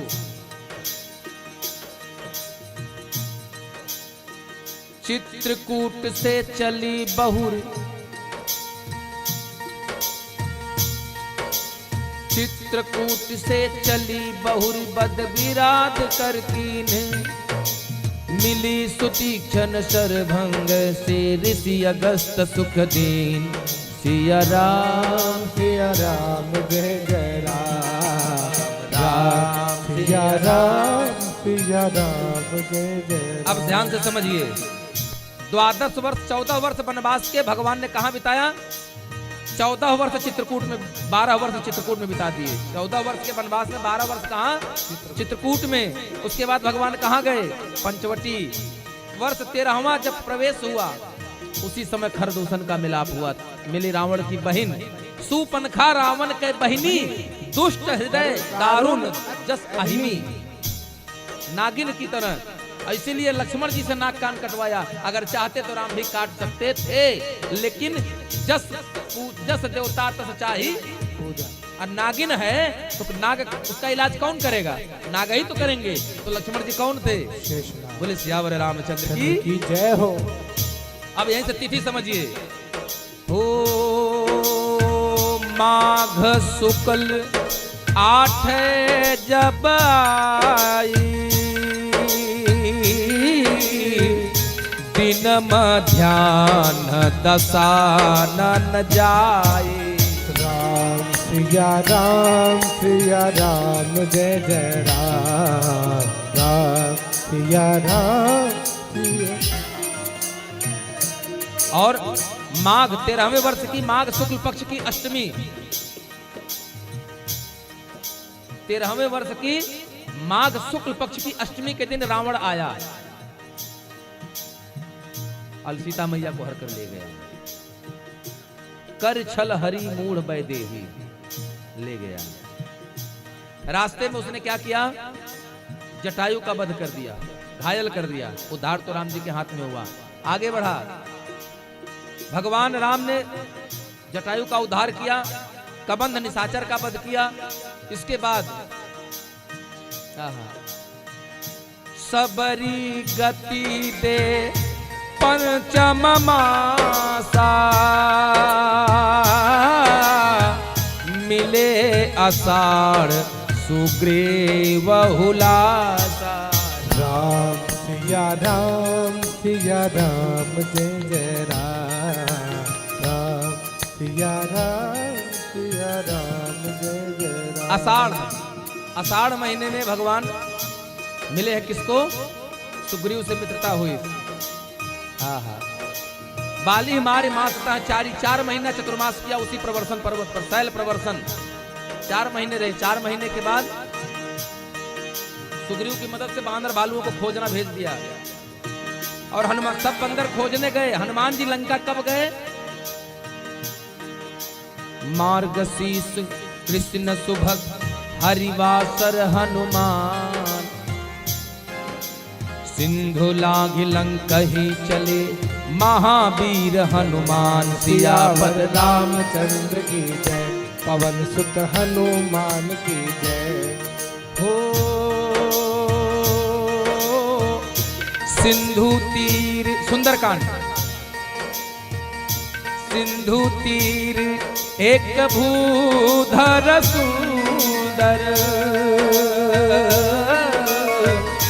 कौतुक कूटि चढ़ो तावो पर। राम सिया राम सिया राम जय जय राम, राम सिया राम सिया राम जय जय। एकादशी के दिन, हरिवासर माने एकादशी, जो दिन भगवान जिस दिन हो, एकादशी। मार्गशीर्ष जो चल रहा है अगहन की कृष्ण पक्ष एकादशी के दिन हनुमान जी लंका के लिए समुद्र तल से छलांग लगा देते हैं। ध्यान से समझिएगा, बहुत कठिन, बड़ी दुष्कर चीज है जो मिली है गुरुजनों से बड़ी। समुद्र तल से छलांग लगाई, मार्गशीर्ष अगहन कृष्ण पक्ष एकादशी के दिन, और सिंधु लांग लंका ही चले महावीर हनुमान सियावर रामचंद्र की। और लंका में कब पहुंचे? सीता मैया की खोज शुरू कर दिया कब? त्रयोदशी ढूंढे हनुमाना, पुण्य शोक वन माहि समाना। राम सिया राम जय जय राम, राम सिया राम जय जय। और जनक सुतात के दर्शन पाई, मैया जानकी को पुष्पोटी में दर्शन किया, और दर्शन करने के बाद अशोक वाटिका को उजारना शुरू किया। कौन से दिन?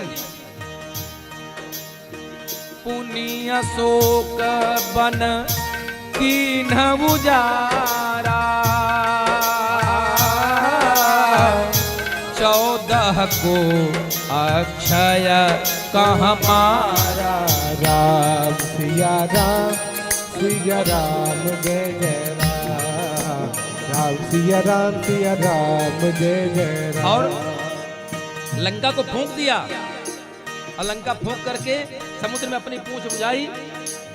पूंछ बुझाए कोई श्रम धरि लघु रूप बहो, जनक सुना के आगे ठाड़ भयो कर जोर, सियावर रामचंद्र की पवन सुत हनुमान की जय। बोलो भाई सब संतन की। चले तहाते सब सुख पाई, 5 दिवस मग माही बिताए। राम सिया राम जय जय राम, राम सिया राम जय जय राम। और किष्किंधा पर हनुमान जी राम जी से कब मिले? सीता पता लगा करके। अगहन शुक्ल छठ सुखदाई,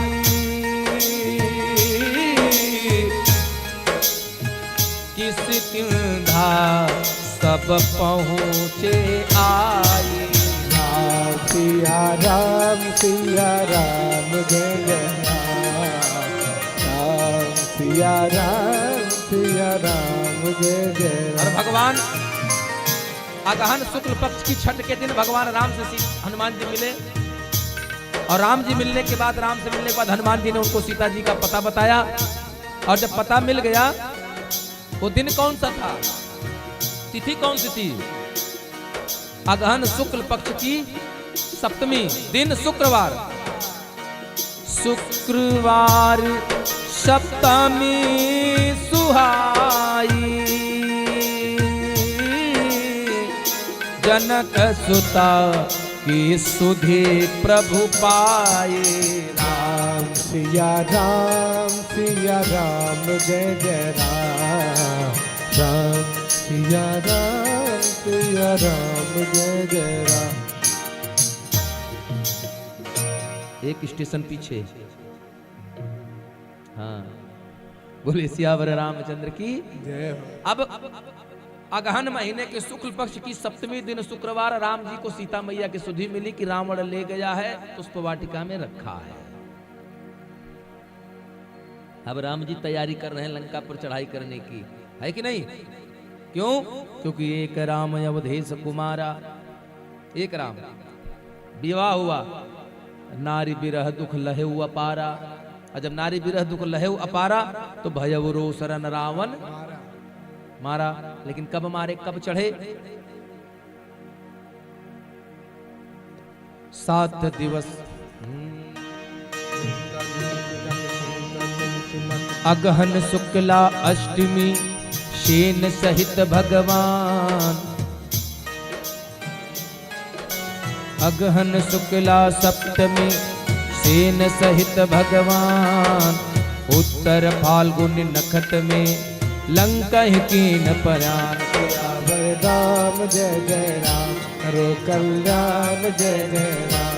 हो 7 दिवस मग माहि बिताए, 7 दिवस मग माहि बिताए। पूनव को वारिधि तट आए। पूर्णिमा के दिन,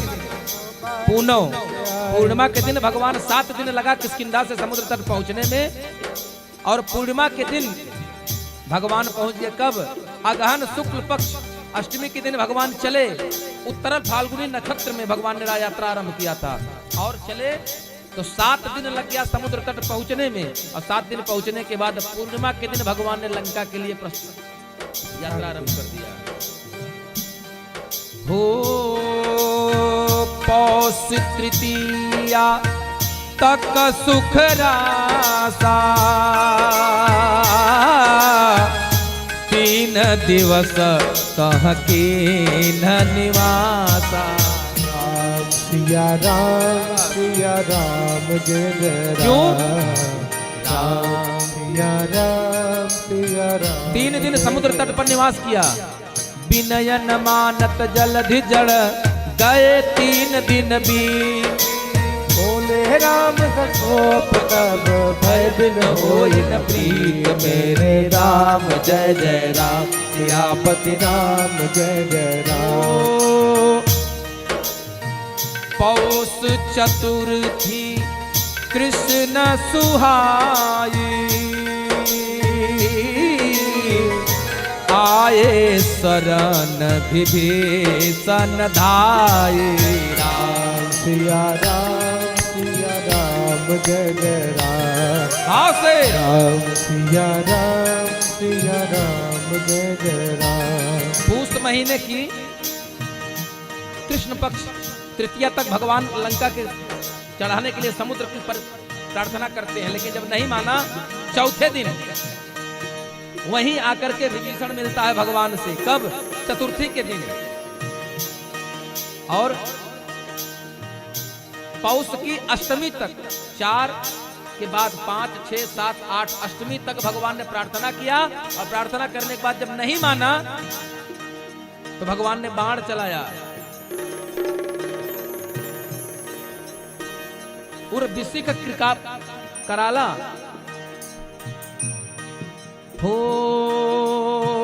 जरत जंतु जल निधि जब जाने,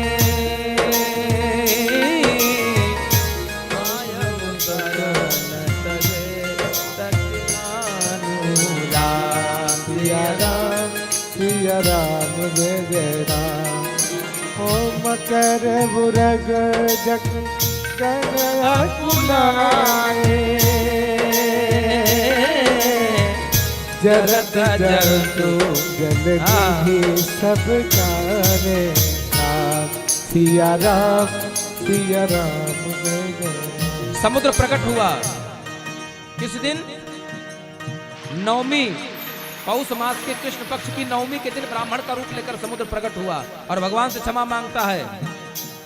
कहा प्रभु समुद्र पर पुल बनाकर चले जाइए, ये मेरी मर्यादा है, मैं आपको मार्ग दे रहा हूँ। राम जी के आदेश पर पुल बनना शुरू हुआ। किस दिन? दशमी, पौष कृष्ण पक्ष की दशमी के दिन समुद्र पर पुल बनना शुरू हुआ। 4 दिन में पुल बना है। कितनी लंबा चौड़ा? 100 योजन लंबा, 10 योजन चौड़ा। पुल कितने दिन में बना? 4 दिन में। दशमी को 10 योजन, एकादशी को 20 योजन, द्वादशी को 30 योजन और शेष 13 को 40 योजन, कुल मिलाकर 100 योजन पुल बना, जिसकी लंबाई चौड़ाई 10 योजन चौड़ा और 100 योजन लंबा। 14 से द्वितीया तक उतरे सागर पार, उतरे सागर पार, उतरे सागर पार। 10वीं तक गढ़लंक कहाँ घेरे सहित खपार, घेरे सहित कपार, घेरे सहित कपार। हो पौष शुक्ल हरिवासर आई, सुख सारंग कपिसेन दिखाई। राम सिया राम सिया राम जय जय राम, राम सिया राम जय जय राम। पौष शुक्ल हरिवासर आए, सुख सारंग कपिसेन दिखाई। दशमी के दिन, पूष कृष्ण पक्ष दशमी के दिन, शुक्ल पक्ष की दशमी के दिन भगवान लंका के पास उतर गए और पूरी वानर सेना के साथ लंका को घेर लिया। और लंका घेर लेने के बाद पूष शुक्ल पक्ष एकादशी के दिन सुख सारंग आकर के भगवान को वानर सेना दिखाते हैं। और जैसा निर्णय हुआ कि सेना को 4 भाग में बांधकर लंका के चारों द्वार पर खड़े कर दिए जाएं। बस हो गया। अब ऐसे बीच में तो छोड़ा नहीं जा सकता। भगवान उसी दिन से युद्ध आरंभ हो गया। कब? माघ कृष्ण पक्ष द्वितीया के दिन, प्रतिपदा के दिन अंगद समझाने गए थे लंका में, लेकिन माना नहीं। और नहीं माना तो द्वितीया से नवमी तक आई, 2 दल युद्ध की न हरसाई। और द्वितीया से ही युद्ध शुरू हो गया। छत्र मुकुट रावण के जोई, काटे प्रभु ताहि दिन सोई। सेन दसानन की दिन तीनी, भई सनद युद्ध रन भीनी। उसके बाद से युद्ध प्रारंभ हो गया। आवस माने अमावस, मावस तक कपिसेन से मारे दैत्य सुधीर। माघ शुक्ल की चौथ तक लरे वो दसानन वीर। और अंत में रावण, मेघनाथ आदि सब मारे गए। सुंदर चैत्र कृष्ण पक्ष की द्वादशी से चैत्र शुक्ल पक्ष की चतुर्दशी तक, हाँ भैया, चैत्र कृष्ण पक्ष की द्वादशी से चैत्र शुक्ल पक्ष की चतुर्दशी यानी 18 दिन तक राम और रावण का युद्ध हुआ। 18 दिन युद्ध हुआ और 18 दिन युद्ध होने के बाद हो चैत्र शुक्ल 14 जब आए, मरे वो दसानन जग दुखदाई। राम सिया राम जय जय राम। हो पूनौ के दिन देह दसानन, दाह विभीषण कियौ दुखित मन। राम सिया राम जय जय राम। राम सिया राम जय जय राम। चैत्र शुक्ल पक्ष की चतुर्दशी के दिन रावण का मरण हुआ। रावण के मरने के पश्चात पूर्णिमा के दिन, चूंकि चैत्र चतुर्दशी के दिन रावण मरा, तो पूर्णिमा के दिन विभीषण ने राम जी के आदेश पर अपने भाई दशानन रावण का अंतिम संस्कार किया। और जो बंदर भालू घायल मरे पड़े थे, प्रतिपद कह बैसाख की इंद्र अमित बरसाय। भालू की सजो रण परे, तिनको दियवो जिलाए।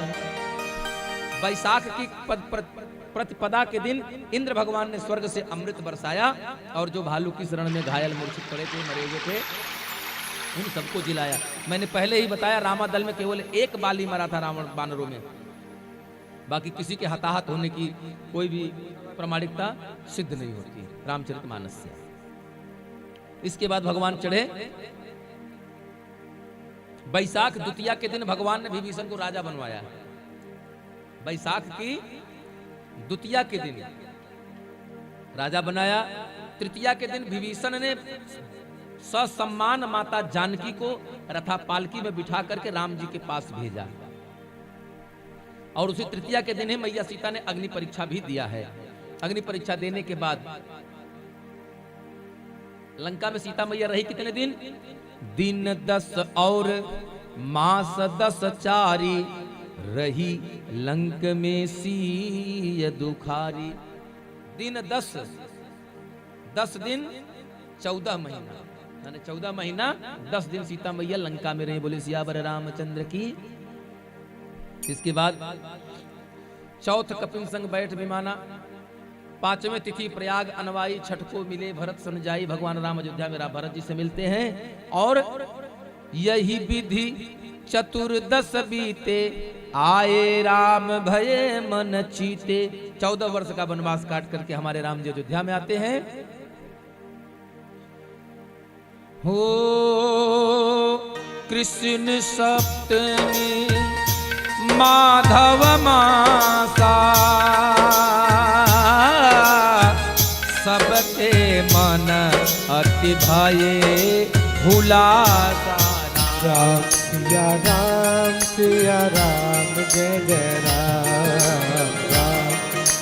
राम सिया राम जय जय राम। 41वें वर्ष में रामचंद्र भगवान बोलो, रामचंद्र भगवान बोलो, रामचंद्र भगवान। आयु 32 वर्ष की जनक सुता गुड़ खान। मैया जनक सुता गुड़ खान, मैया जगत सुता गुड़ खान। 41 वर्ष के राम और 32 वर्ष की मैया जानकी। क्या हुआ? राम राज बैठे त्रयलोका, हर्षित भये भये सब शोका। राम सिया राम जय जय राम। राम सिया राम जय जय राम। भगवान बैसाख कृष्ण पक्ष की सप्तमी की 41 वर्ष की आयु में राजा बने। आइए सुंदर सा एक भजन और उसी के पश्चात पावन आरती।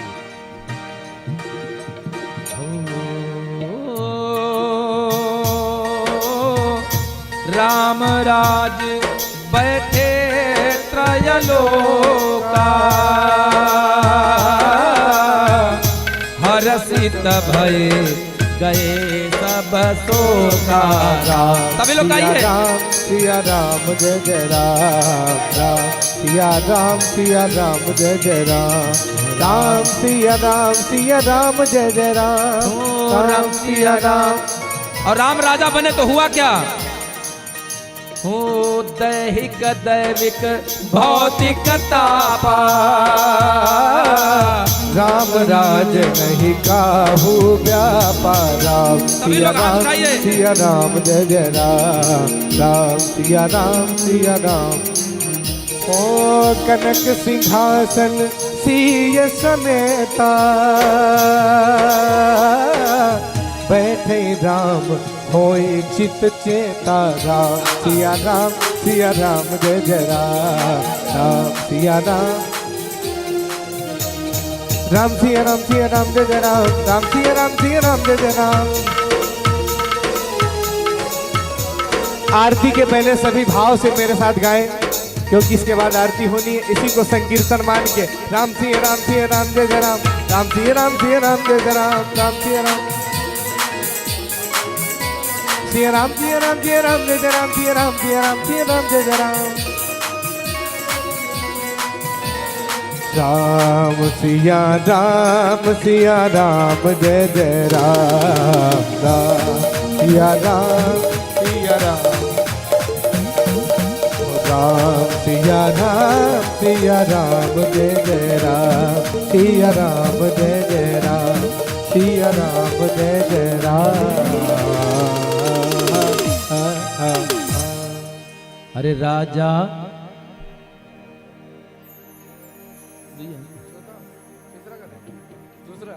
तीन तीन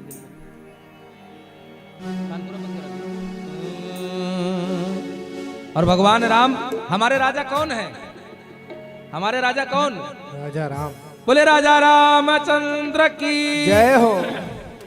अरे राजा बने रघुरैया अवधपुर में बाजे बधैया। राजा बने रघुरैया अवध में बाजे बधैया। राजा बने हैं रघुरैया अवधपुर में बाजे बधैया। राजा बने हैं रघुरैया अवध में बाजे बधैया। हाँ धन्य अवधपुर धन्य राजा दशरथ। धन्य अवधपुर धन्य राजा दशरथ। धन्य है कौशिला जी मैया अवध में बाजे बधैया। धन्य है कौशिला मैया अवध में बाजे बधैया।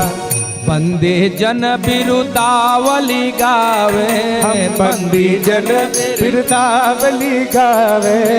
बंदे जन बिरुदावली गावे। बंदी जन बिरुदावली गावे। जय जय जय महाराज की सुनावे। जय जय जय सीताराम की सुनावे। हो जय जय जय हो राजा राम की सुनावे। फूल बरसावे सुररैया अवधपुर में बाजे बधैया। फूल बरसावे सुररैया रज में बाजे बधैया। राजा बने हैं रघुरैया अवधपुर में बाजे बधैया। राजा बने हैं रघुरैया अवध में बाजे बधैया। और सभी लोग खड़े होकर वेद मंत्र मुनि अपने वृंदा स्थान पर खड़े हो पढ़त जाए। हैं। वेद मंत्र मुनि वृंदा पढ़त हैं। वेद मंत्र वृंद पढ़त है। गलियन गलियन बाजा बजत है। गलियन गलियन हमारा बाजा बजत है। गलियन गलियन में बाजा बजत है। गलियन गलियन में बाजा बजत है। और नाचे हैं लोग लुगैया। हो नाचे हैं लोग लुगैया अवध में बाजे।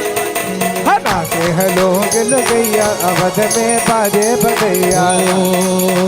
राजा बने हैं रघुरैया अवध में बाजे बधैया। राजा बने हैं रघुरैया अवध में बाजे बधैया। राजा बने हैं रघुरैया अवध में बाजे बधैया। राजा बने रघुरैया अवध में बाजे बधैया। अवध में बाजे बधैया। 12 जोड़ी नगाड़ा बाजे। 12 जोड़ी नगाड़ा बाजे। 12 जोड़ी नगाड़ा बाजे। 16 जोड़ी सहनैया। 16 जोड़ी सहनैया अवध में बाजे बधैया।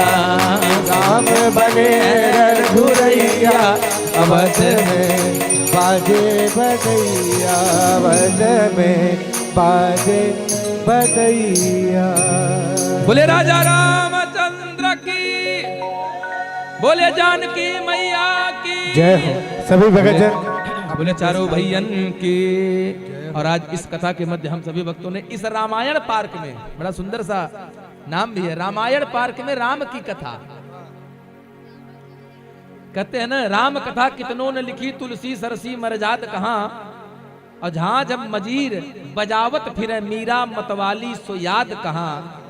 सूर अनेक कन मांगत फिरे, पर चाह में सूर सो याद कहाँ। और नरसिंह बसें प्रतिखंभन में पर काढ़िबे को प्रहलाद कहा। ये रामायण पार्क है और सचमुच यहाँ राम कथा। और बड़ी दिव्य बात तो ये समझिए, हमको भी उम्मीद नहीं थी कि हम 2 दिन में पूरी कर पाएंगे, लेकिन हुई है सोई जो राम रच राखा। और आइए सभी भक्त भगवान नाम कीर्तन पावन आरती। पहले आरती मानस जी की आरती, मानस जी की आरती, कथा का विराम वो वैदिक आरती होगी। हाँ बिल्कुल, आप लोग आगे सन्मुख आइए और भगवान की पावन आरती।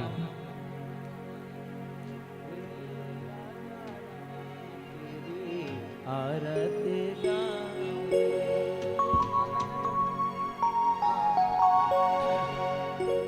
हे राजा हरि ओम ओम। चंद्रमा मनसो जात जसो सूर्यो वजायत श्रोतांगायस्य प्राणस्य मुखादरनिरजायत। हे राजा राम तेरी आरती गाऊं, हे राजा राम तेरी आरती गाऊं, हे राजा राम तेरी आरती गाऊं। हे राजा राम सभी लोग गाइए। आरती गाऊं, आरती गाऊं प्रभु आप पूरी झाऊं। आरती गाऊं प्रभु आपको मनाऊं। हे राजा राम तेरी आरती गाऊं, हे सीताराम तेरी आरती गाऊं। कनक सिंहासन राजत जोरी, कनक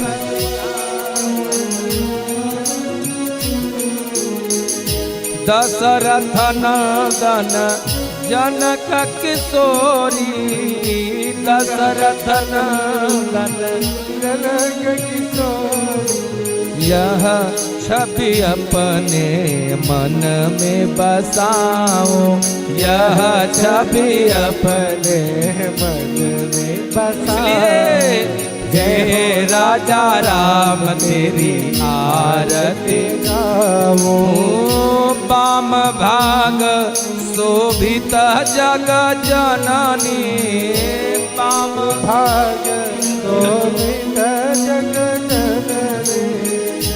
चरण विराजत है सुत अंजनी, चरण विराजत इन चरणों में मैं शीस झुकाऊं। हे चरणों पे मैं शीस झुकाऊं। हे राजा राम तेरी आरती गाऊं। हे राजा राम तेरी आरती गाऊं। चरणों से निकली है गंगा प्यारी, ओ चरणों से निकली है गंगा प्यारी। चलते सारी दुनिया है तारी, जिसने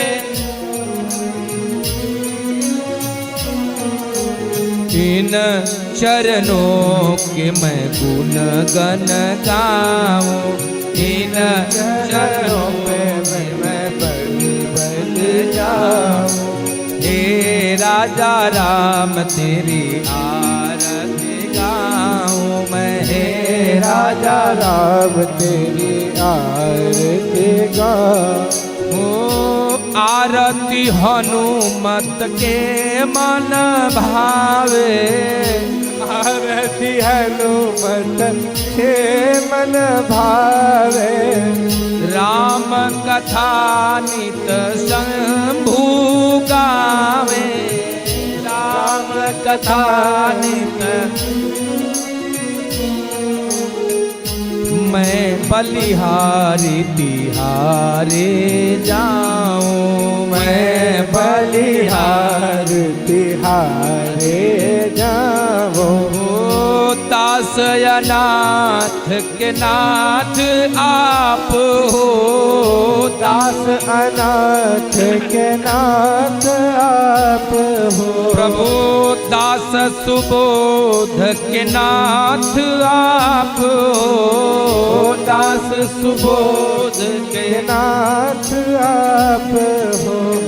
सुख दुख जीवन प्यारे साथ आप हो, सुख दुख जीवन प्यारे साथ आप हो।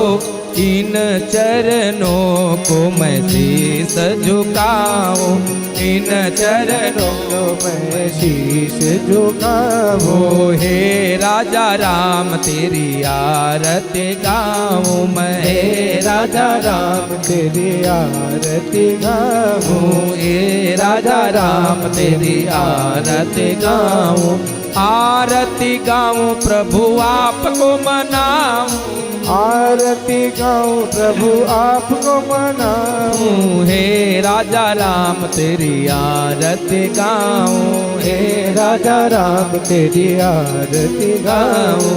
हे राजा राम तेरी आरती गाऊं तेरी कर राजा राम तेरी आरती गाऊं। कर्पूर गौरम करुणावतारम संसार सारम भुजगेन्द्रहारम सदा वसंतम हृदयारविंद भवं भवानी सहितं नमामि। त्वमेव माता च पिता त्वमेव बन्धुश्च सखा त्वमेव विद्या द्रविणं त्वमेव सर्वं मम देव देव। हरे राम